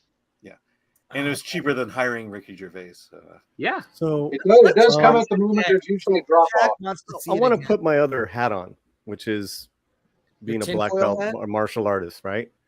And looking at their physical. I am sharing a different angle here down. Looking at their feet. Let me see it again. Real quick, I just want to say, Yeah. We have over 800 people watching. Wow. It's the most we've had on the channel. See, it worked. It worked. It did, yeah. Smash the like button and subscribe to the channel if you haven't already. And thank you for your support. Let's see a different angle. Subscribe to everyone's channels too. Okay, yes. And also the Latino Slant. Subscribe to Latino Slant. Subscribe to Midnight's Edge. They have a lot of subscribers. I love the Midnight. We love you, Chris. Doctor as well. You, please. Thank you to subscribe to everyone's channel. We will add your channel links in the description. Thank you for that. Tom, you found another angle? I guess this is from a lower angle, yeah. And it does look like the hit connects. Okay. Oh no, he connects. And better yet, Chris Weller says, slap the like button, just like Will slap Chris. That's going to be said for weeks now. All right. Tom, let's see. Okay, so let's see this new angle. Whoa! Yeah, he hits him. There we go. He hits him. That connected. Hey, wait. That's a man slap, bro. Yeah, and then you see his reaction afterwards. Chris thought about bringing his hands slap up. Your mama good. Because he never expected that Will would do that. Whoa, okay. Oh, he hit him. Yeah. Okay. It's far away now, do it one more time. Okay, do it one more time. Watch Will's feet. Watch Will's feet. Just watch his feet. Okay. Okay. I'm gonna turn that hip. Ooh. Oh, that's real. That's fucking real. See, you can make a slap so powerful with very little spacing, right? It's all in your feet, right? He pivots and he just brings his hand up to the last minute. Okay, he clenches. That's some great Santini stuff to get in there. Yeah. So just keep it on a loop. Chris never expects this, and out of the two, right? And excuse my language, guys. Out of the two, Chris is the bitch, right? Because of what he said. And notice how he talks. He's almost apologetic to Will, because when Will Smith sat down, he became that alpha, right? And Chris just withered, man. And with script, the reason why I was pushing back on script, because I'm like, I don't know. I don't No, know is if it possible I don't know that if these this is two the men rehearsal video? do humor like that, man. Is it That's possible not that funny. is it possible that this is the rehearsal video? That's yeah. That's. Let me see. I'm looking at this other one. Because for some reason it does seem a little different, but it is from a different Can we bring the two videos in I comparison? can't. No, I wish I could. I know. Somebody else has it It done won't for work, me. though. That'd be great. Yeah. Because you are right. It does seem like this goes on a little bit longer than what we saw on TV. Yeah. I mean, it's also slow mo. It's the same. Yeah, it's it the is the same. Okay. It's the same. Because It's just Chris's lighting. reaction here seems real. That's the Yeah. thing. He goes almost like he's going to go to a defensive pose, but then he's like backing Wait a down. minute. like Wait a dead minute. volley. Wait a minute. Wait a He's minute. not expecting it. He's not expecting it at all. Look at him. He's just sort of like, hey. You know, he's not expecting it. Ooh. You got knocked the fuck out. And did you and can you play it the original one where we see Will Smith walking back? Yeah. Look at Will, man. Oh, Look at that's Will. Yeah, bring Look bring the other video that's like a man like putting the smack down, like, you know, just and look at Okay. it is what it is. I've changed my mind on the felony assault. This could be actionable. Some actionable legal thing could come from this. I mean, Script Doctor, have you changed your mind after having seen this? Well, I always knew he hit him for real. I just think it's entirely Yeah, organized. Script's and seen all staged. this already, actually. Yeah. Okay, I'm but not saying wait, that was so a fake hit. It's a real hit. But did But he know right. it was coming? Like, it was like, look, there's But you're saying this is all staged. there's a big Yeah. difference between an open hand slap and a closed fist Absolutely, punch, yeah. as someone who has received both. But I'm just saying, I've received a foot to the face and I didn't even fall down. Now, and the other part too is like, if Will Smith's a big guy and he works out, if he slapped Chris Rock properly, real hard, Chris Rock should hit the floor. No, Okay, not watch his feet. necessarily. Not Yes, necessarily. necessarily. I've seen men his No, size Doc. do it. No, Doc. No. right, back not up and- necessarily. If you're used to Yeah, being hey, hit, back up. Do that one more time, but let's watch the feet and see if Yeah, because this is actually from whatever feed this was that I Yeah, got that so- other angle. This is a so- totally different one than I showed So before. I'm watching so- his feet on the and let's see replay. this here. other angle. Yeah, this is the other angle here. This is Oh, yeah. then what? Look at Will Smith. Does that look different to you? No, it's the Yeah, same. it's the other angle was better. But It's just a different angle. Yeah. Okay. Okay. So, Script, you're saying that you've seen men fall down. Depending on the man, they'll shake. They can take a hit. They You can, know, depending on the man. obviously I've seen Chris has a chin. guys at Obviously- Muscle Beach slap each other silly. It's hysterical. Haven't you? Okay, you're on your own little planet there, Script, but whatever. What, you've never gone to Muscle Beach and see a fight break out and it's just a bunch of guys slapping each other? You've never been that? You've never seen that? I've never seen that. You're not getting my man. point. That sounds fun. Give a documentary. What I'm saying is To give that an obviously Oscar- Chris can take a punch. He's caught off Well, that's not a guard. punch. That's a slap. He can take a hit, maybe, yeah. It's the same thing. It's the But if same Will's thing. really throwing some Also, force Will behind Smith it, knows shouldn't if Chris he have been going down a lot harder? But wait, Will Smith knows if he punches him, he goes down. Wow, He dude. goes down. Correct. So a Correct. slap is like a Right. you better respect me. But Yeah. a punch is I'm taking you down. Like on live TV, something, and look at how uncomfortable Lupita Nyong'o is, like right behind her. Yeah, she was. Everybody is awkward. Yep. Well, you think everybody, not everybody in the audience knew this was going to happen. Like that's the whole part of a stage is how much can you get everybody it contained, and how much can you convince everybody around it. Platonic Garden for $2 Yeah. says, is this the end of comedy in Hollywood? That was like several years ago, like probably 2016. Yeah, that's way done. Comedy for. ended. But Now, Chris, Yeah. there's also something much more humiliating for a man to slap a man. yes, Yes, because there is. Okay. yeah, And this Yeah, is my true. my point. Script was, I don't think these two men joke like that. right. Do you know what I'm saying? Mm. Script, do you know what I'm saying? You don't think these two men can joke like that, both with deep comedy background? Read in between what I'm saying. So I think it was a stunt gone wrong. That's just you think there was going to be a jokey exchange, and he just, because I feel like also this is the thing about Will Smith. He has been humiliated in the press over his relationship with his wife, right? And whatever their private life is, it's fine. I don't care. It's their, I would rather not know about Will Smith's private life with Jada Pinkett Smith. I don't, it's Chris, not my business. I would think the bigger thing needs to be said is he's not the only one, and more people are just keyed in on that, right? Like, I think that's the bigger thing. Oh yeah, because like even Dolly Parton come out and said it a few years ago that was the key to her marriage, was it was an open marriage, and there's been other celebrities who say that shit all the time. It just, nobody said anything because it wasn't Will and Jada, right? Oh, but then they went kind of after him. Oh yeah, I agree with you that it needlessly went after him. Yeah. And one more thing is that Chris's react. Yeah, he restrained himself because he was gonna make a fist. Chris was gonna make a fist. He was raising that hand. Oh wow, really? Where did I mean? Okay, we got to just watch his right hand. I did say it did look like he was going into a defensive pose. It looks more like a recovery as opposed to that, but it could have.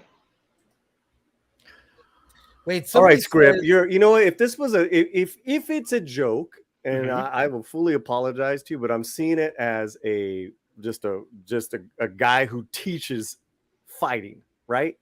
Okay. Yeah, I don't. Right? I'm not saying These that two you're not bodies. I'm looking from the feet up, bro. Yeah. From the feet up, right? Mm-hmm. And in intent. And let me tell you something. You don't walk up to somebody and telegraph what you're going to do. You're walking up with purpose. He's squared up. He doesn't know what he's going to do yet, and then that slap comes out of nowhere. Oh, I could see that because take a look at his right leg. It's his body weight. Yeah. Like he literally went on his right hand. On his right to lead the slap. Like that's a telegraph right there. And then on top of that, his right hand is bent at the elbow. Like that's for a hit. Like Chris Rock's just not paying attention. Like I said, Script, you're good. You're already setting your thing, but I'm just giving my my experience, my advice here. If this was a movie script, you're the expert, and you're right. But if I'm wrong, and I'll say it, I'll say it on a stream somewhere. I don't give a shit. But as an expert black belt teacher, I'm just looking at this walk. He's a very relaxed walking up. Chris is probably like, what the fuck you doing? Right? And then all of a sudden, it comes out of nowhere. He doesn't lean into the slap either. All right, David turns his hip. I got to say real quick, David for $5 says, and did anyone see the Oscar editors trying to edit out Venus's nipple slip? I didn't see that part, but I seen there was some other weird editing. Let's see if we can find the footage. You want to show that? I mean, this is a really weird show, man. Wow. Oh my God. You have mucus? David for that. We need Jackie Chan. Oh God, this is a weird show. Look, like it says, Perry Manso says, dude, the hit is real. Chris's face. Yeah, Script hasn't denied that. I'm not denying the hit. I'm saying that they're doing everything they can to convince this stunt is real. Well, it is real. It's a real stunt. Yes. Well, the stunt come off as authentic. It has really real. So what was the stunt? Did Chris say the wrong joke? No, who's not to say they didn't say the right joke? No. What I'm saying, was there another joke that wasn't about Jada, and Will Smith agreed to go along with it? But then in the time, Chris Rock went for the jugular, his wife. I mean, G.I. Jane. I mean, if you want to go into the part, let's say that this was perfectly organized by the producers of the Academy, Will Smith and Chris Rock, and they're the only two people that know what's going on and what's about to happen. Mm-hmm. Look at the current comment right here. Sorry to interrupt you, Script Doctor. David Latendre says, I'm a stage actor. I've slapped someone on stage before. He slaps with the fingertips only. Yeah. That's how you're taught to actually slap someone on stage and make a noise. I don't know. Like, let's look. We're looking at this. Is it fingertips only? If it is fingertips only, that explains why Chris Rock, who's only like 145 pounds, and Will Smith's 190, didn't drop. Doesn't matter if he can take a punch or not. Like a palm, I've seen a guy get knocked right down, even ones who can take punches. I mean, I think it's that more is about not being the a statement fingertips, than man. it is about an actual. I don't think it's the fingertips, though. Yeah, like it looks like it's a full connect.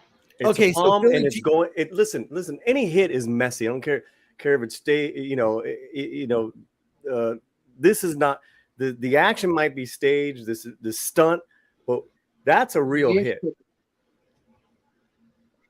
Well, Philly G for $5 says whoever's thinking this was staged is giving Rock too much credit for his acting. I've seen his acting. I mean, Six sent me a couple of really smudgy screenshots, and Will is smiling on his way back to the seat.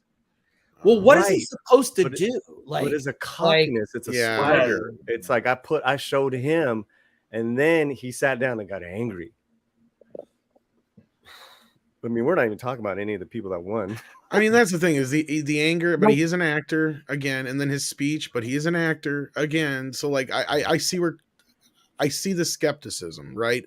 I'm convinced that it's real, but I can see where script is coming from. Is all I'm saying. Chris made a fist. Wait, where? Like, he was raising the hand up, that right, slung down. And he was like, are we getting in a fight on stage? Can you imagine this if there was a fight at the Oscars? That would be it would be a little bigger than what's going on now, that's for sure. Right. I would definitely watch next year. Well, and that's the main reason why I really can buy into script, because like I said, it's so perfect, right? Like you couldn't. Is it? Yes. What's perfect about it? It's doing exactly what it's intended to do, getting everybody to talk about it. Right. Yep. Not only that, if you needed to stage something, everybody knows enough. And like I said, we went and seen that. Yeah, his wife has alopecia, so you can buy into that. And so this is done at the expense of a woman's, what do you call it? Reputation. I'll tell you what, right now, you know what they're doing? There's two things that just got done in two fail swoops. One, we're talking about the Oscars, and two, Will Smith just made himself look like a man on fucking TV after a year of being thrown under the bus looking like a bitch. You know what? You know what?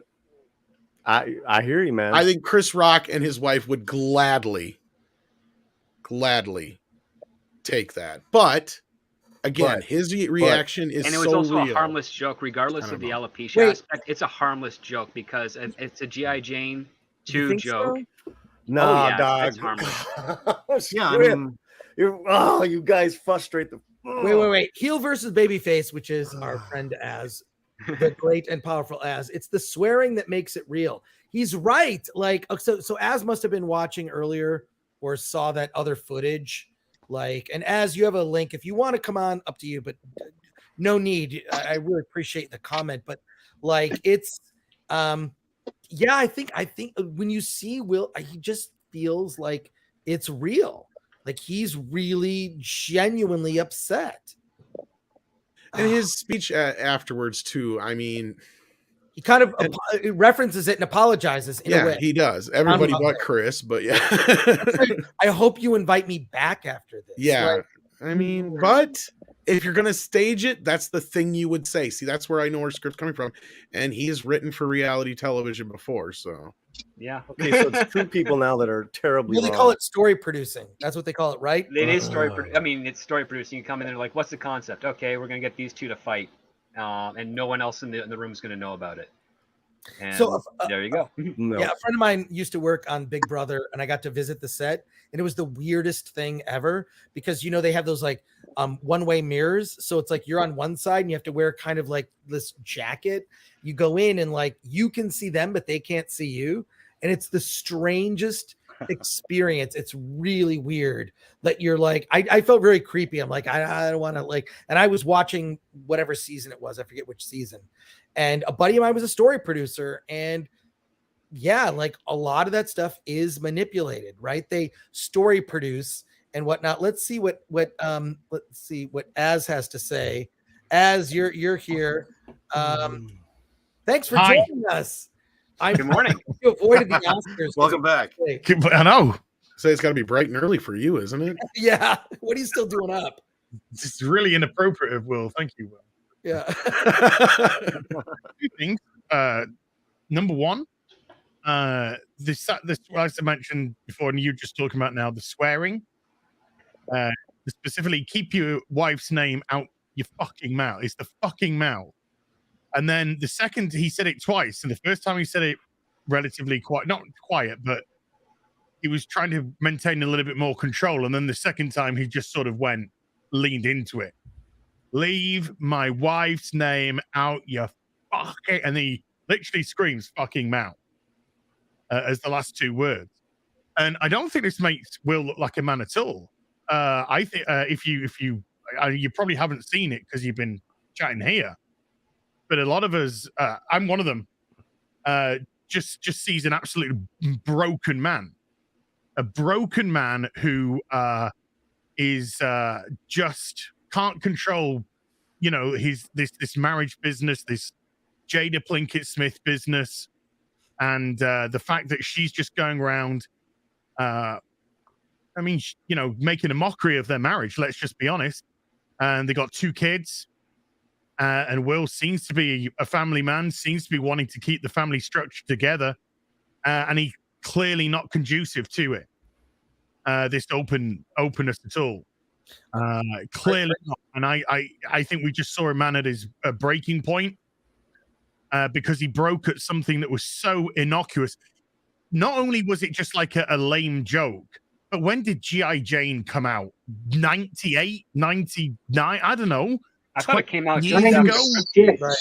It's one of the most untopical jokes that you can think of. And Jada Pinkett Smith, yeah, she's got alopecia, big fucking deal. Men have male pattern baldness. Hello, one right here. We deal with it all the time.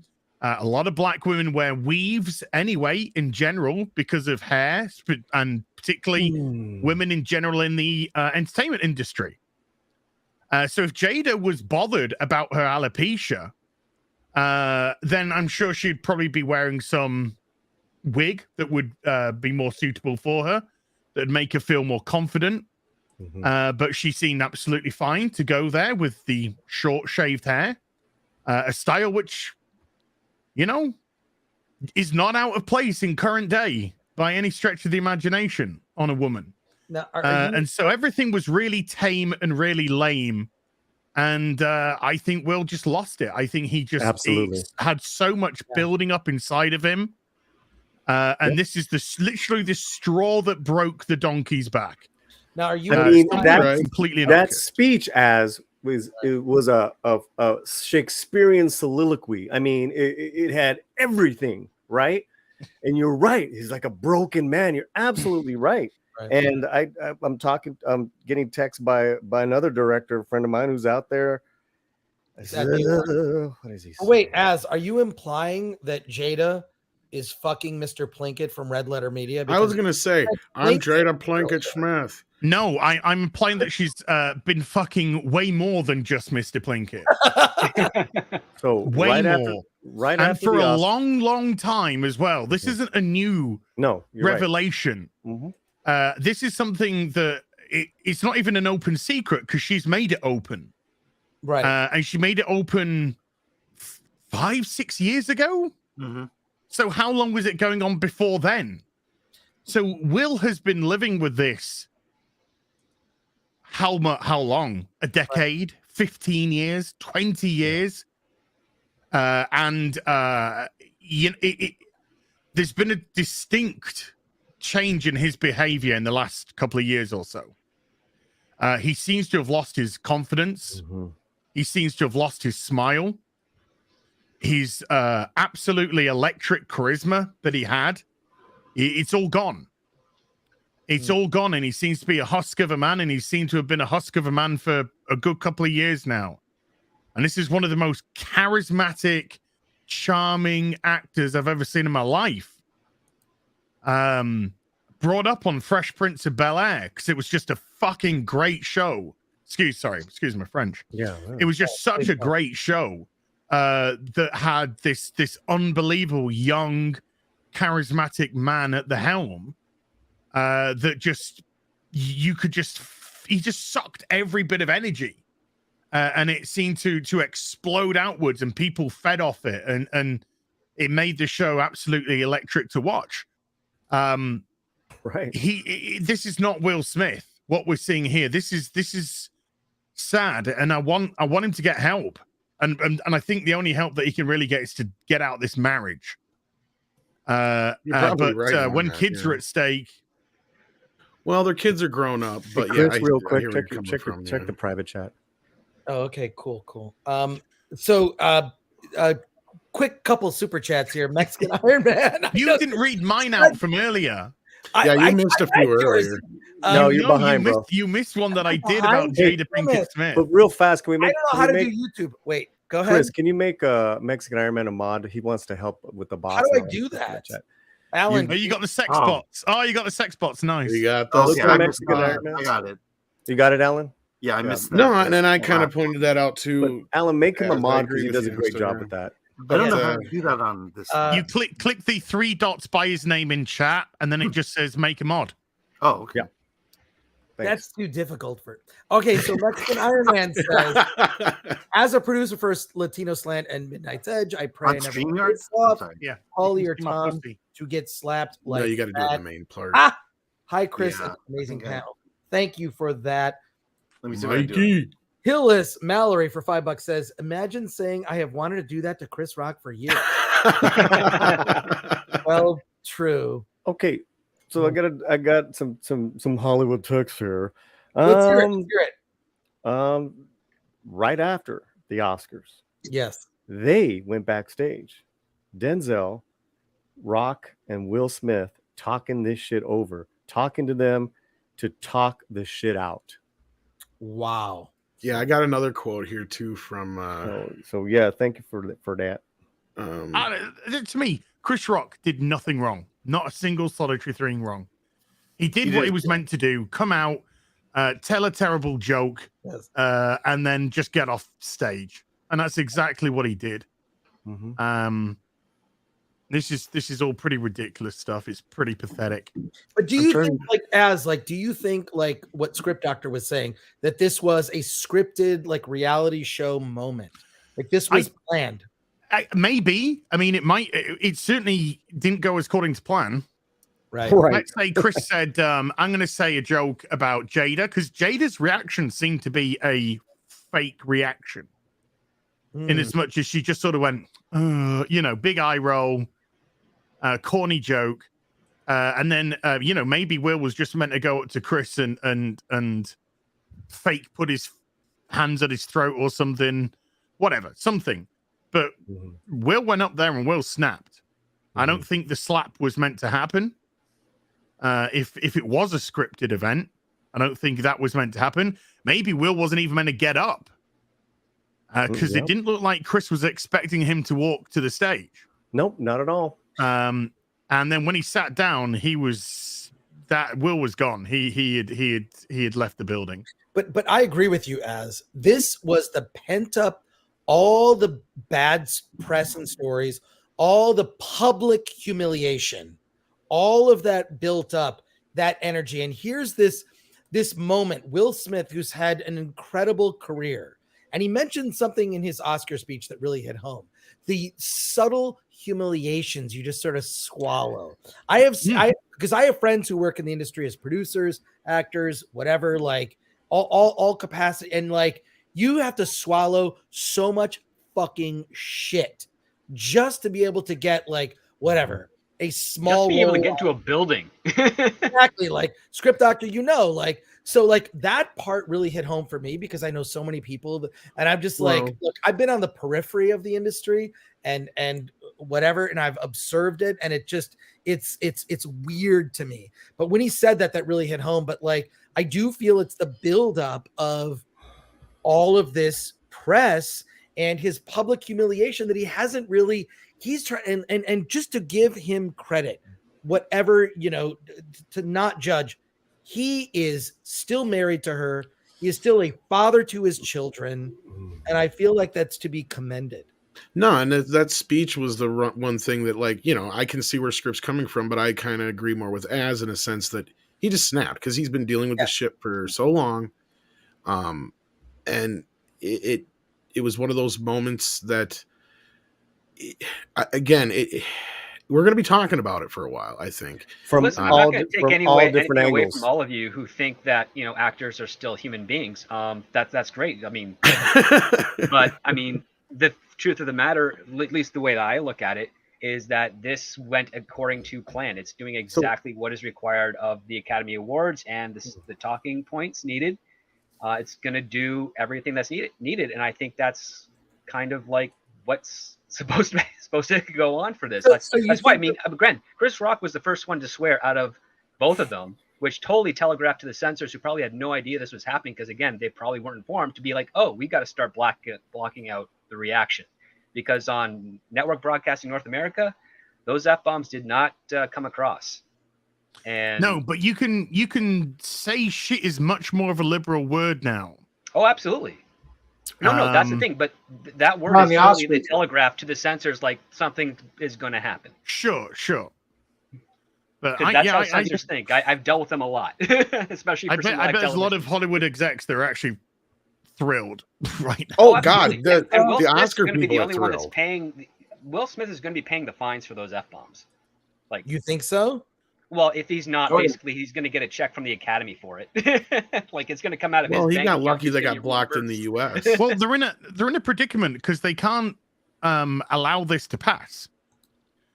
They can't let this pass without something happening. There's got to be some, like, even if it's Will Smith has got that's to the thing, perform some if sort of nothing penance for it. happens, that's where I'm going to start thinking it was more of a staged event. Like, if nothing comes of it afterwards, like, if all we get is like some public apology and it seems very staged, I'm going to be like, yeah, this whole thing was completely staged. But I do, yeah, that's my only thing is I do agree with you, as I think he was pushed to a point. I mean, I've seen the shit he's been put through in the press, but then again, at the same time, if you're going to plan something, you couldn't have planned it better than this. Nor at a better time, because it is usually. Yeah.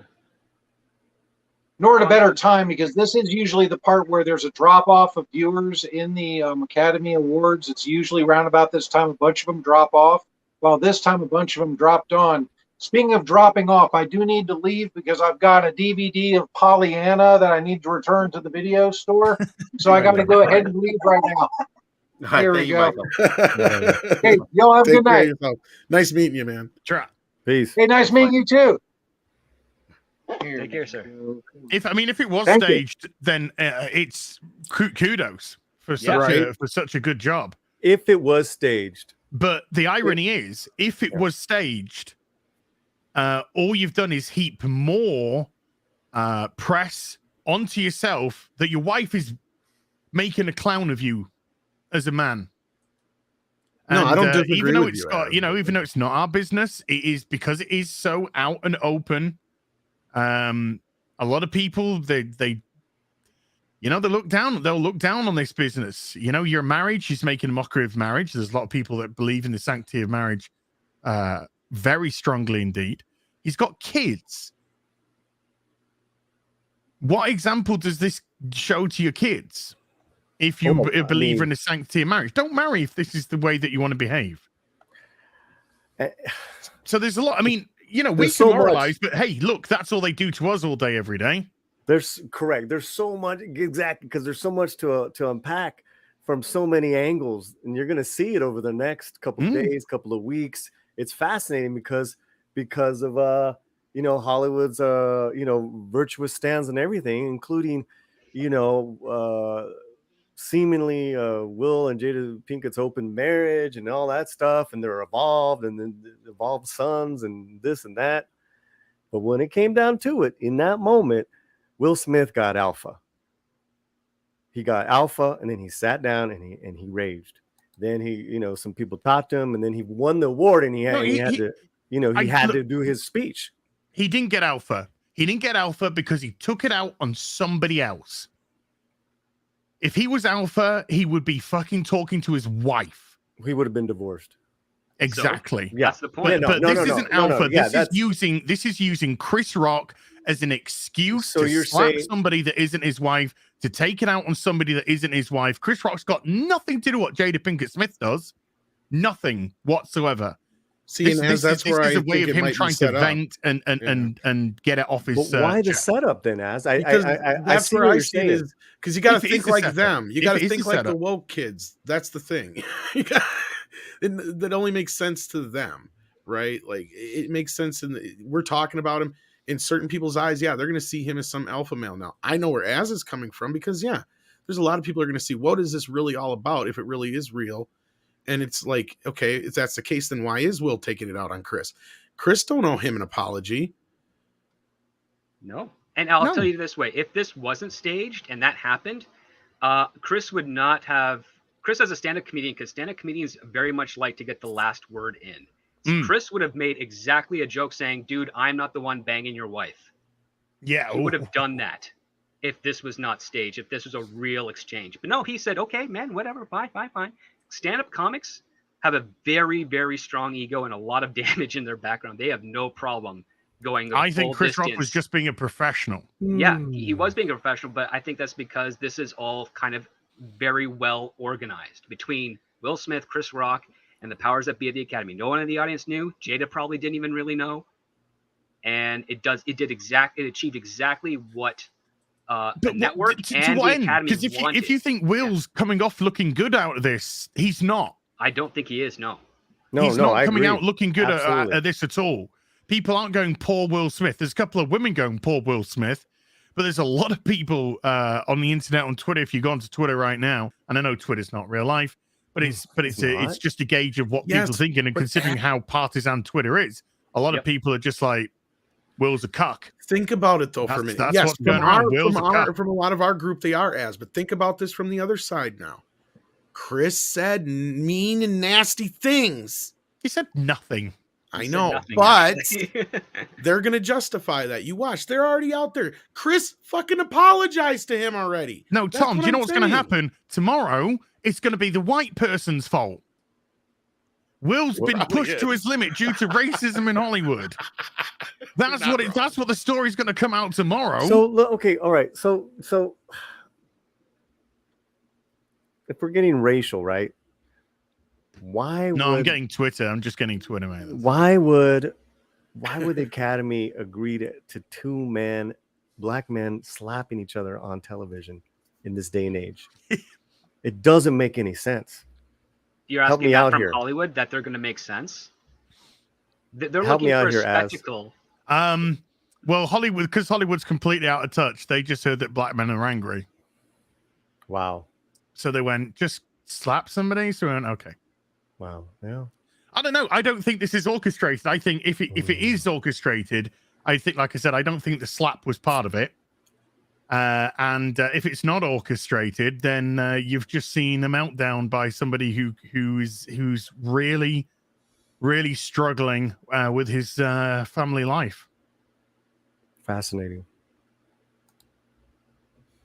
But as I said, I don't think Chris Rock did a thing wrong. No, I agree with you there, and I do. I agree. I do lean in that it was real. My only other thing is that makes me wonder is why didn't Will leave if it was real? Because you would think at that moment he was going to leave. He got his award.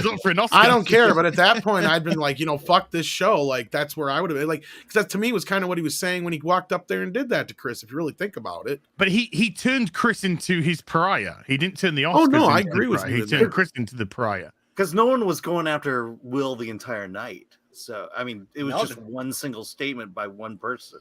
Wasn't the real joke really about Javier Bardem overall? Because his wife couldn't win or something of that nature. Like that was the premise of it. Like he's hoping. It was a very safe joke. Yeah.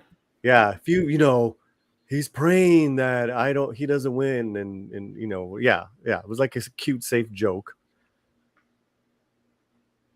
Mm-hmm. If I was, I know we can all put ourselves into different situations, but I wouldn't be married to this woman. If this is the behavior, I wouldn't be married to her. The only other thing that bothers me is Script did bring up a good point earlier. They do rehearsals, right? And those who are nominated are brought into the rehearsals, right? Script, yep. Like not everybody, but the people that are at least the possibility that they're going to possibly be on stage. So you would think that this thing would have been in the rehearsal, is my point too. Could have been. I mean, the other part too that really threw me off is there is security around the stage all the time, and not a single one came in to react after that. Security guards don't care about celebrities. Yeah. They really don't, especially if they're at a job like this. Unless they're the security guard for the very said celebrity, they don't. If someone were to come up on stage, doesn't matter who they are, and slap a presenter, security be around the guy. Wouldn't touch him. They'd just be around him. Nobody went near Will Smith on that. That telegraphs something. I don't know. I just don't think that security would even think to be ready for celebrity on celebrity they would just react violence by coming up on stage and getting around the three or the two of these guys. I think maybe the security made themselves known maybe during the commercial break, but I don't know about that moment. It was such a commercial break. Are they still Denzel joking? Washington and someone else took Tyler Perry. Took him aside, and they were talking to him, and there was hugs going on and pats at the backs. And it was Denzel and Tyler. See, that's kind of what I was saying too. Award or not, like if he was really that shaken up, you would think he would have just left. Yeah, I don't know.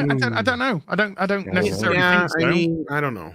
I mean, he was screaming. You know, when he was shouting at Chris Rock, he was screaming it. I think he'd vented what he needed to vent. The guy's not in his right mind. That I agree with. He's not in his right mind. We can't start to put a logical progression here because he's not acting logically. He's okay, well there you acting go. Illogically and emotionally, over emotionally. Yep. So in 2 weeks, Will Smith will come out and say that he's had anger management class. And he'll reflect on this whole thing in an interview with 60 Minutes. You watch. You're right. Probably. And his marriage has never been stronger. Or Oprah. Actually, you're right. Oprah. It's got to be a black woman. Also, doesn't Will Smith do, I think, YouTube videos, like self-encouragement stuff? Not that tomorrow. all kind of started. He does, but not tomorrow. Yeah. Yeah, but that all kind of started around the time that it went public that Jada Pinkett and him had an open marriage. Like that sounds like him trying to do affirmation to himself to say that he's okay when he's not actually good with this situation. Because, I mean, listen, divorce in Hollywood is not uncommon, and there's been divorces for a lot less than what's going on between those two. And the fact that they aren't, that's very telegraphing of the type of power dynamic and the fact that it's not really a beneficial relationship and what matters between Will and Jada. And the other part too is like his kids, they're adults now. I mean, unless they're still living at home, which would be weird, even for Hollywood standards these days. The only reason I can see these two being together is because there's probably some sort of status within the cult of Hollywood that affords them some influence and power to, as a couple, to do what they do. Well, they do have a production company together. Yeah, but again, those things usually get split up or divided up with other. Her brother actually runs it too, though. That's the other thing. Yep. Here's another thing to point out real quick is Will Smith's star has been falling for a while. Okay, let's be very frank. He was a guy that owned 4th of July weekend. Do you remember? It was like, yes, I remember, sir. A big a big Will Smith movie. 2018. 2018. Yeah, I was at San Diego Comic-Con. They literally had to announce on the loudspeaker, Hall H. Every Hall H, event at San Diego Comic-Con is you cannot get a seat. Will Smith is in Hall H, and they said on the loudspeakers, this never happens. Will Smith is in Hall H. If you'd like to see a preview of what was that movie with it was on Netflix and it was the Bright. Yeah. Bright. So they were doing a panel for Bright. And literally you can never walk into Hall H. People walked into Hall H and it was like half full. And there's Will fucking Smith on stage at San Diego Comic-Con for this panel for Bright, and nobody cared. I'm sure there's people that don't remember that Will Smith was a big star. And so I feel like that has to weigh on him in addition to his wife's indiscretions, call it what you will, whatever, like all of that frustration came full circle tonight. That's what happened tonight. Full circle, all this, and King Richard, it's a great movie, great performance. Okay. But like all of these side, his career not being where it was, he can't, Will Smith can't open a movie anymore. He just can't. Right. And this movie, for what it was, it's one of those movies I look at and I'm like, this is great. He was great. I'd rather see the documentary about the real people, but that's a whole other conversation. And it's one of those movies that is a real life story that ends with, and this has become a total cliche in Hollywood. It ends with a little photo montage of the real people, which has been done in like 40 or 50 movies recently. Script Doctor, you laughed. Lethal Weapon 4 did it better. Yeah, no, but like so many movies, like they end that way now, and I'm like, oh, it's been a cliche since God knows when. I mean, it's such a cliche now, and I'm like, I want to see the documentary, but like, yeah, it's I love Billy D. Shilliams, but that really hit me like at Comic-Con, years ago. It was like, wow, Will Smith cannot fill a room and cannot open a movie, and so I feel like that also had something to do with it. Yeah, I have the LAPD response, full statement here. Oh, this is real? No. Yeah, this is real. Can you share it? No. I'll read it. LAPD. So we can see it, Alan. Let's bring it up. Wow. Bring it up. Hey, while he does it, I know. Did we get super chats, Chris? Yeah, we have some. I say you got a backlog. I think. I'm trying to catch up, but Alan will get to those. Okay, all right, fair enough. Okay, hold on. Let me. Alan's the man. Alan's the man. So is Mexican Iron Man. Yes, he is. Mexican Iron Man. Thank you. Killing those porn bots. Slapping them down. Actually. Slapping them like Will Smith slapped Chris Rock. I don't know if you can read that. This is the most porn bots we've gotten on any stream. I know. Because they're popular. And thank you. You've made it, man. As you made it, man. Versus Babyface, subscribe to his channel. I subscribe. Midnight's Edge and Latino Slant and Script Doctor, please subscribe to all of their channels. So what was the statement? Yeah, here, let me also I have the least subscribers of all of those channels, but that's fine. Wait, what? Alan, actually, I think as I got it here. I got a bigger one. Okay, here we go. So, I did a. Can I share mine? I did a. Yes, share. Yeah. I've already got a video up. He was making that while we were talking. Do you want me? This is the I'll just here. Yeah. If I share, this is the thumbnail that I went with. Let's do it.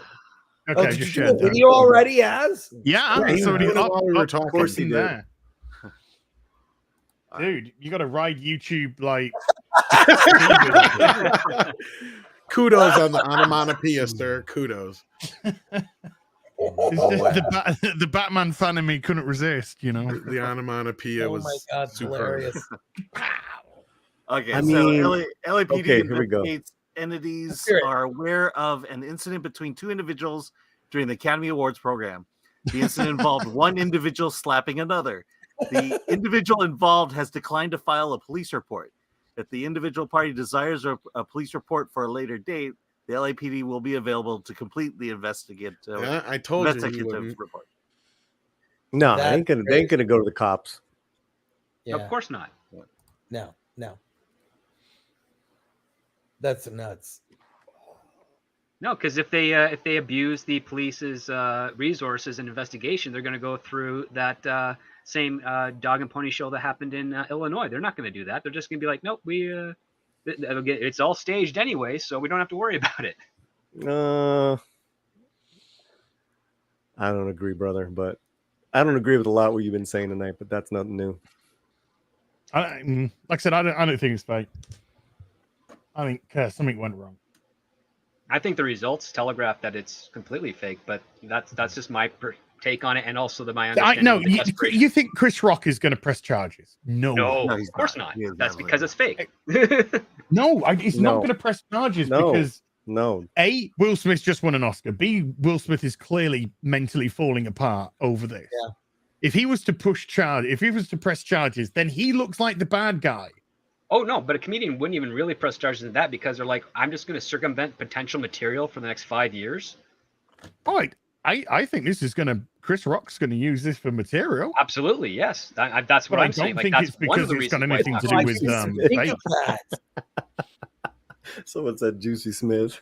I'd use it as material. If I met Chris and Chris came up to me and punched me in the face or something, I would be referencing it constantly. Yeah. You'd make more money off of the referencing it than you would in a legal suit. But what benefit? What for the money? He doesn't need money. No. This is just it'll be a lose-lose. No matter if he presses charges, it's just a lose all the way for Chris Rock. So there's no point. Yeah. Absolutely, yes, I know.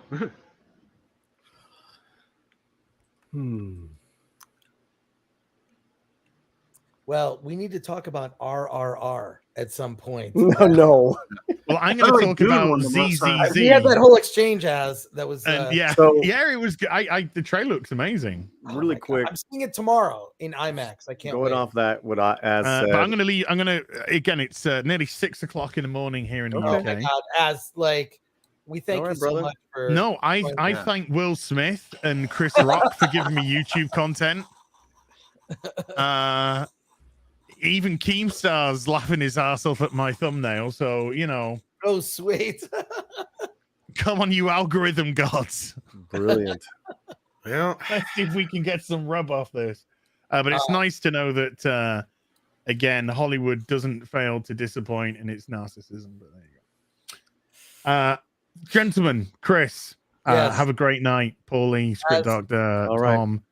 I'm just going to call you Chong Chi Lover. Because I don't know your name, so I don't want to be rude. But thank you all for having me onto your show, audience. As ever, thank you. I've been here all night as an audience member anyway, so I've seen what. Yeah, thanks for that. Thanks. I've been here all night as an audience member, so the only time I took off was to make the video to laugh at this business. You had to. Okay, you have a great night, gentlemen. Right. Take care. Take care, Az. Love you. You too. Bye bye. Take care, Az. Babyface. Subscribe to his channel. We've got 3 super chats here. Nolan Villeneuve. Go for them. Go for them, Alan. Read those. Yeah, are bigger names for getting seats in the theater than Will Smith. The auteur is bigger than the actor in some respects. Let's see.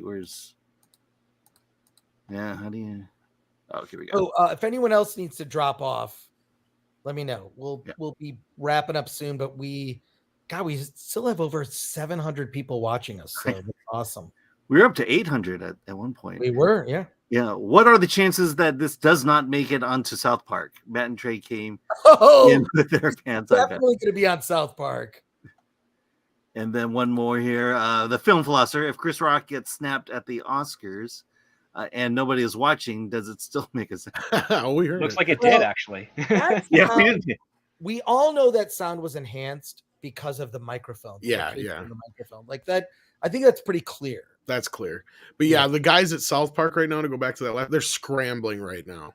I guarantee you, because they're like 3 days to air. So yes. If you've ever watched the great documentary 6 Days to Air. Great. Oh, I love that talk. Oh, Olaf Van Ness. Tom actually recommends something on Chris's channel. I did it. Yes, you did it. I don't have a little icon or video to. Olaf Van Ness says 911 likes film thread. Can we get to 1,000 likes? If everyone here who has 1,000 likes, we've never had a video with 1,000 likes. Please, let's get us to 1,000 likes. Show Chris some love. We're not. Yes, please. Like, I'm figuring out YouTube. I have no idea what I'm doing. Neither does Alan. I've been schooled by the best. Tom, Paulie, Script Doctor. I'm not the best. Don't listen but to what I appreciate you all. And I'm going to be on Friday Night Tights actually in a couple weeks, which I'm very excited about. And then, this Friday, Alan, you and I are going to be at WonderCon in Anaheim. We're doing a panel and a film threat meetup at one of the bars, which we haven't figured out yet. It's most likely going to be at the Hilton. At the Hilton or Marriott bar. I don't know. Have you been to the Marriott? Is that? I guess no. We've done the Marriott before. We'll figure it out. And It's a Gungan says, Smith that like button. That's great. It's a Gungan. Oh my God. Cool. Boom. 1,000 likes already. Wait, we did it? Wow. Yeah. Nice. Thank you, kids. Hey, if half of you guys can get a friend to watch it now, we'll get to 1,000 viewers. We'll do it. I guess I will say this much. Amber Heard is sleeping much tighter tonight because there'll be less jokes made at her expense now. Oh my God. This Oscars, look, Script Doctor, I do agree One of the things that the Oscars needed to do was pivot the conversation from the Oscars are shitty. Mm-hmm. And everything that happened tonight, we're not talking about how the Oscars suck. We're talking about, and the wins were like, I don't think, were there any real big, I mean, other than Coda as kind of an upset? Oh my God. Not really. I mean, that was one of the ones in the mix. Like, all I'm saying is there were, in terms of the awards, it wasn't anything shocking. No, it was pretty tame. The only thing that shocked me was that Cyrano didn't win for best costumes, because usually period pieces kind of always win when they're nominated. Well, technically, Cruella is a period piece. I mean, yeah, but like, Cyrano was older period piece. But yes, yeah, like that's kind of what threw me off. Like, but outside of that, it was kind of very mundane. Nothing to write home about. Oscar up until that point wasn't controversial. Wasn't terrible like the Anne Hathaway and James Franco one. That was pretty horrible. But yeah, I mean, something happened that the Academy is very, very pleased about. ABC is probably thrilled right now. What do you think the ratings are going to be? The estimate was, I heard the estimate was going to be 6.5 million. That was an estimate originally. I think it's going to best that. I think it might peak or best that for that tail end. That's for sure. I think it's going to have like a decent peak at the start of the show. Then it's going to kind of have a valley for a bit, and then once the news broke online of what happened between Chris and Will, you'll see if those last few segments have a massive peak again, because they want to see if there's going to be any mention of that event after the fact. So yeah, I think you'll I think ABC and the Academy are going to be very happy for the next couple weeks, that they're going to be in the conversation for things that have nothing to do about all the stuff that got them out of the conversation for the last year and a bit. I can say this much. I don't agree that it was staged per se, but there wasn't many people talking about the Oscars before that event. And as we saw, 100%. You gained like 200 people watching right after that stuff happened. So again, I cannot completely disregard everything script says. That's the thing.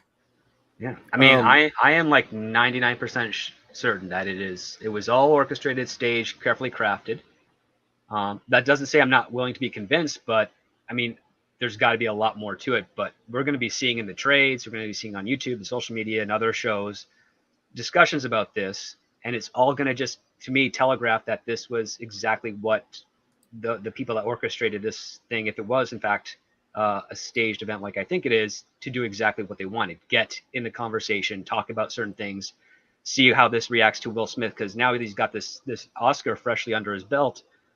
His agents are going to be able to negotiate some extra cash for whatever movie he wants to do in the future, and probably get a couple of things greenlit because of the Oscar. But on top of that, they can also say, we're going to be, we also have his name is far more in the conversation now, and I don't think they're going to be able to use that against him at this point. Script, what do you think of the idea of the Academy asking for the Oscar back? Wait, breaking code of conduct. Who has suggested this? If that does happen, that'll be very interesting. I'm looking at New York Post. Oh, I'm looking at film updates. Look at this. Will Smith's face when he comes home from a long day of assaulting people and Jada is fucking another rapper. Jesus. Oh my God. Look, here's the weird thing is the entertainment we give you guys in the chat. I'd be shocked if the Academy decides to take his Oscar. Yeah, I don't know about that. Yeah, they're not going to do that. You don't think so? Yeah, well, it's already in the discussion. I mean, everything is already. Here's the thing: is I see the woke media making more of an example out of Chris Rock than they will Will Smith.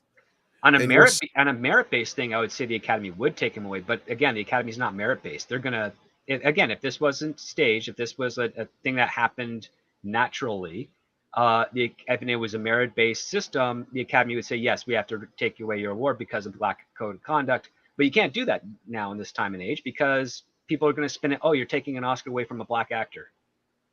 Oscar's so white again. The politics just don't favor the code of conduct for meritocracy right now. No, you're absolutely right. That I do agree with you, Script. Well, we agree a lot more on what we disagree. The disagree stuff is more fun to go back and forth on. That's all. Yeah.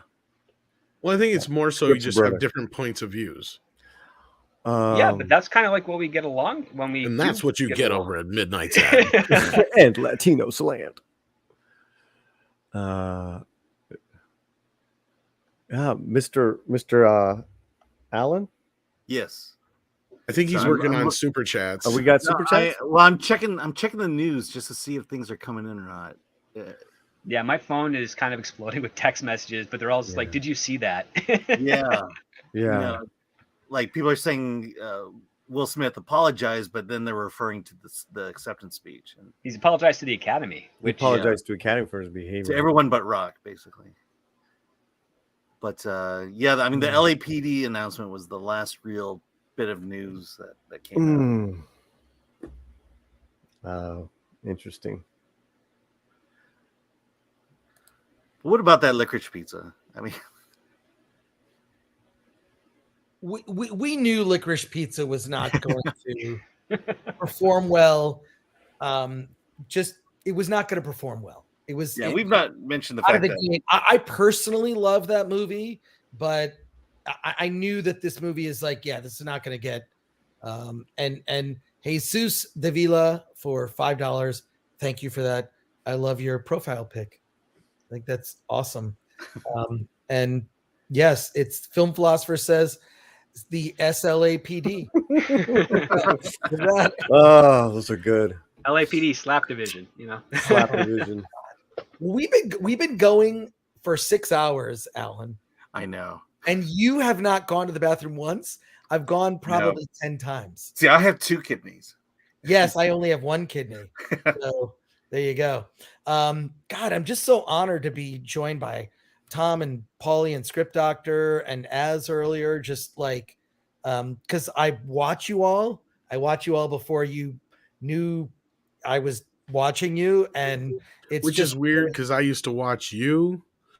Well, I mean, I still read Film Threat, so like, yeah. Oh, well, thank you.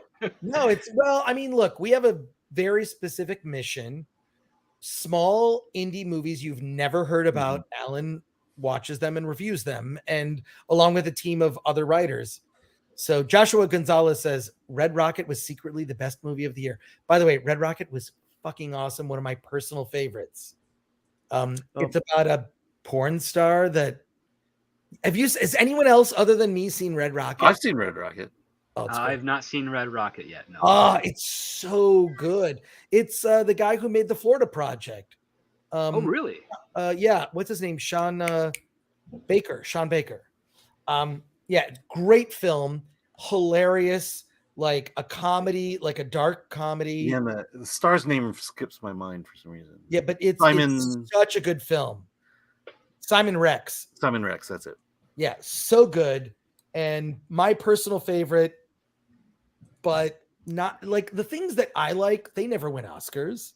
Like I knew Dune wasn't going to win Best Picture. I mean, out of this category, yeah, out of those films, right? Not going to win. It's like, Paul Atreides was like, I'm not going to say it. Anyway, he didn't get nominated, man. Duke Leto didn't even get nominated. Yeah, Oscar Isaac. Like there were some unacceptable snubs to Dune, I think, in this round of Oscars. Let's see. Tom. I have no idea how I get these things. I have the first 4 episodes of Moon Knight. Really? I have the first. Did I get that yet? You didn't get that. I have no idea how I got it. I have the first 4 episodes. So my plan is to watch those tomorrow morning. Oh. So I don't know what you're doing Wednesday. So we'll talk about it Wednesday. Isn't Wednesday when it premieres? Am I wrong? Wednesday. Yeah, Tuesday morning is when it. Tuesday morning. So no. But I have the first 4, so I'll watch it. Hey, I got mine too. All right. Oh, you got it also. There you go. Cool. I don't get nothing. I get on these lists. I don't. I got the first thing I've ever gotten was recently, besides the Bill and Ted thing, which I did the footwork for myself. Oh, good. recently I got a thing for the Belfast screening. I'm like, who cares? I'm not going to be able to vote for the Oscars. Like, but like you should watch it. I know people are like, man, it's already out on video and stuff like that. Yeah, It was one of those it. timed screenings where you had to be there, and like, yeah, I want to see it, but I knew that would. You kind of look. Oh wait, it's a Gungan for $9.99. It says congratulations, our culture has reached nadir a new low. Hopefully, this is rock bottom, and we can look forward to a societal shift towards normalcy. I will not hold my breath. So there you go. Thanks. I hope you're right. Yeah, I don't know. Like this, I don't know. We're gonna be. I mean, if this was planned, it did what it was intended to do, which is shift the conversation from the Oscars are unwatchable to, something might happen. Something might happen, right? And it reminds me of the Janet Jackson Super Bowl controversy. Yes, because that was at a time when football was still pretty popular, but not as popular as it has been in more recent years, because baseball was still kind of in the conversation. But as soon as that happened, football ratings all skyrocketed. Yeah. Again, I don't put it past the desperate people within those circles of Hollywood to do whatever they can to have that talking point for the next day and also for the next job. And the other part too, again, like security they wouldn't have been able to prevent it if it was real, but they would have at least stood on either side of Will Smith and said, okay, let's go back to your seat type of thing. Like there's stuff in there that because I've dealt with a lot of security, a lot of different people, and I've seen them with some pretty high A-list celebrities, and unless they're told by their boss to let the celebrity go, they usually don't. and it's the parties that I've been to. But at the same time, you don't want security going after, an African. They wouldn't have touched him or anything. Like it just would have been. They would have gone on stage. You would have been about 2 feet away from him on either side. Would have said, and then just gestured to him to go back to his seat. That's what they would have done. Yeah. At the same time, are they going to stop the? There's nothing they could have stopped. They didn't stop the ceremony at all. They just kept the machine rolling. There's that too. Like, if that were to happen in the 90s, you would have had to cut to a commercial right away. Yeah. Yeah, that's the only reason. Well, because I maintained it was fake until I started seeing some of the other videos and the uncut version of it and whatever. But again, I'm not convinced script either way, but I'm still leaning towards it was more real than fake. Yeah, I think it was real. Yeah, I think it was more real than fake. So I'm fine to be in the minority for that. All right.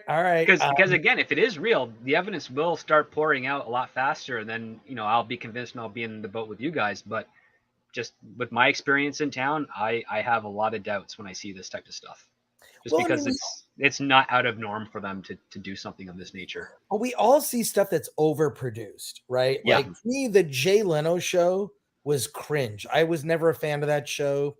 Every interview seemed so fake and like I've worked with people who a friend of mine used to work at Politically Incorrect, who ended up producing a TV show that I did in my early whatever TV career at FX called The New Movie Show. He worked at Politically Incorrect, and they hired writers to basically come up with they would just sort of fax in jokes, and if their jokes were used on the show, they got paid. If they weren't used, they got nothing. Yeah. These were freelance comedians. And Script Doctor, this isn't news to you. You're not shocked by this. No, I have friends that were freelance comedians on Conan O'Brien's show. Yes. So it's if you're a freelance comedian and you are oh, so-and-so's going to be on, here's the mix of people, the 4 guests or whatever it was. And then here are the topics. And they would write one-liners. They would fax them in. Those one-liners would go to the talent, who would look at them and say, well, this sounds like something, and can I organically work this joke into a conversation? And if the joke was used, the comedy writer was paid. And if it wasn't, whatever, c'est la vie. They didn't get anything. So it's not out of the realm of possibility that this was produced, but it didn't feel that way. It didn't feel that way because of Will Smith's past, because of Jada Pinkett Smith's at what's been reported in the news, and that sort of build up, and it felt real. And also his Oscar speech, which was great. it was great and also sad and tragic in a way. But so I don't know, like, will we ever know? Probably not. But are we not talking about how the Oscars suck? Yes, we're talking less about that. So, It's like a weird mission accomplished, isn't it? But yeah, it is. Yeah. I'm also just reminded, like, what was the last big slap gate, so to speak, of celebrities? And I think it was Zsa Zsa Gabor, right? Oh, the cop. She slapped a cop like in the late 90s. Oh, right, that's right. Or the early 90s. I mean, and that kind of resurged her career for a good 6 years. Who's to say that this wasn't orchestrated by someone like that? It was orchestrated, which I think it was. I mean, it's not. It's not. Okay, sure. Yeah, sure, script. Sure. She was a Naked Gun doing the same thing. So. Sure. Yeah, she wasn't. Yeah, that's what. Yeah, exactly. But again, that gave her a boost in her career for a good 6 years. Yeah. Well, we should probably, and I hate to say this, because we have 666 people watching us. Just let's keep it at that number. Yeah. But, I really got to thank everybody here, Tom, Script Doctor, Paulie. Thank you for having me, man. I want to be you when I grow up, man. Well, Tom, I appreciate you when you say that I so much. What's weird is I've been watching all you guys for I don't know, since 20, I don't know, years, more years than I care to count. And I appreciate all your support. I saw you every day for over a year and back in the day. Plus, I'm embarrassed. Well, I worked for an ISP and I worked in the billing and promotion and all this kind of stuff department. So I was always in the back part of the office, and we always had a TV up on in the corner. And nobody watches TV. Nobody watches. It never changed from G4 all day long. And when I would go upstairs, G4 was on. If we weren't watching a movie, G4 was what was on TV. So I was well aware of you, sir. So again, you were one of those people when I met you the first time, it was like, holy crap, I'm meeting Chris Gore. I mean, you were a big part of me getting into independent films. So thank you for that. I appreciate it. Alan, thank you for putting that comment up. Chris's film courage interviews are gold. Nice. Thank you. I've been purposely keeping those off. Yeah. No, read it. No, thank you. Davina Duckworth. Look, I have nothing to do with the new G4. Corey slaps all night, says Fedorovsky. But no, thank you. Look, but this is the thing. If we met at Comic-Con, we would just be sitting in line like a bunch of nerds, talking about whatever, Doctor Who or Star Trek or whatever. Or the lack of comics at Comic-Con. Yeah. I agree with you. But I love that. That is what connects us all, is our passion for all of these things that we love. And I love someone's more passionate about a particular thing and knows more than I do. I want to learn from that. I appreciate it. Yeah, James. That's true. Yes, oh my God, I hurt my ass so much. Because my mic pack and my phone was in my back pocket. And I just remember "Don't Swear." That was in my head. Oh yeah. So I said, "Oh my." You guys live at the time, or did you guys? No, it wasn't live. You just didn't want to blow the take. Yeah, stupid. I took my work seriously. I don't take myself seriously. I'm, like to goof around with people. But yeah. So, but no, I feel so great to be embraced in the YouTube community, because I still don't know what I'm doing. And I'm such an admirer of all of your channels and work. And so, and whatever, Film Threat, we have our own little niche, which is indie film, and indie films no one's heard of for the most part. Alan just reviewed probably one of the funniest indie films we've seen this year, Welcome to Browntown. No, Win a Trip to Browntown. Win a Trip to Browntown. Yeah. What's that movie about, Alan? Yeah. Oh, it's about a guy who makes a wager with his wife that if he loses 50 pounds, she'll let him put his D in her A. Whoa.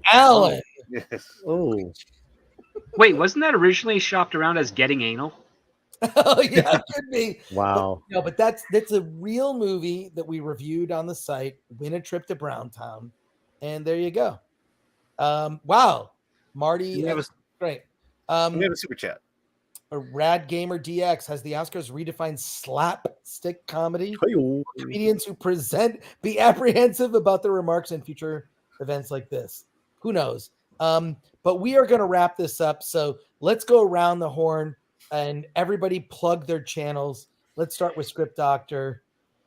You don't need to plug my channel. I've been so busy with some assignment work. I haven't done much on it. But if you are like curious about what it is I do on my channel, I review and break down and analyze film and television shows, rating them primarily on their writing. And there's not really any politic talk on my videos. I'm just talking about good writing versus bad writing and peculiar choices and whatnot. So if you want to see a great backlog of some content over there, just feel free to go search Script Doctor on YouTube and take a look at Mike, the Mexican Iron Man's link that he's put in the chat for me. Thank you so much, sir. Oh, that's great. Paulie. Yeah. First of all, thank you for inviting me. It was exciting, man. I've been, trying to get some sort of stream going on with you the last few months. You're just so busy, and it was like cool to be invited onto your channel and to we rode this roller coaster tonight, man. Oh, wow. We'll never forget this stream. We'll never forget this stream. And Alan, nice to meet you. Latino Slant, what can I say? We have videos every day, and the range of what I cover is from everything from interviews with actors, musicians, live music performances, to commentary, opinion. I mean, I'm pretty much I've gotten pretty good at just being on the pulse of anything that's happening with Latino entertainment in the US, and I'm having a great time, Chris. I appreciate it, Paulie. Thank you for being here, and I'll see you tomorrow at the screening of RRR. No, I'm going. You're not gonna go tomorrow? No, I thought we were doing Thursday. I'll see you Thursday for Morbius. Yeah, I got my ticket for Morbius. Perfect. I'll be there. Yeah. Awesome. We'll hang out at the Yard House. That's great. Looking forward to it, man. Cool. Tom. You can find me at Midnight's Edge After Dark, where I hang out a lot with Paulie and sometimes Script, and sometimes Paulie hops by, I meant to say. And then Midnight's Edge in the mornings, we try to have Chris every Wednesday, and I think we're trying to bring Alan in too one of these days. Yeah. See you there. Absolutely. Awesome. Thank you again for having me, man. It's been fun. Tom, it's a pleasure. And Alan, tell people about you. You're underappreciated, in my opinion. Well, you can read my reviews at filmthread.com. You can read all our reviews at filmthread.com. That's great. Chris and I have been doing these live streams, so Wednesdays and Fridays and every other day. You can reach me at mypal on Twitter and filmthreat Alan on Instagram. And we will be at WonderCon this Friday night. That's right. This Friday, 5 p.m., WonderCon, we're having a panel about the G4, the documentary about Attack of the Show, called Attack of the Doc. And I think you will see Chris fall down during that. 100% you're going to see that.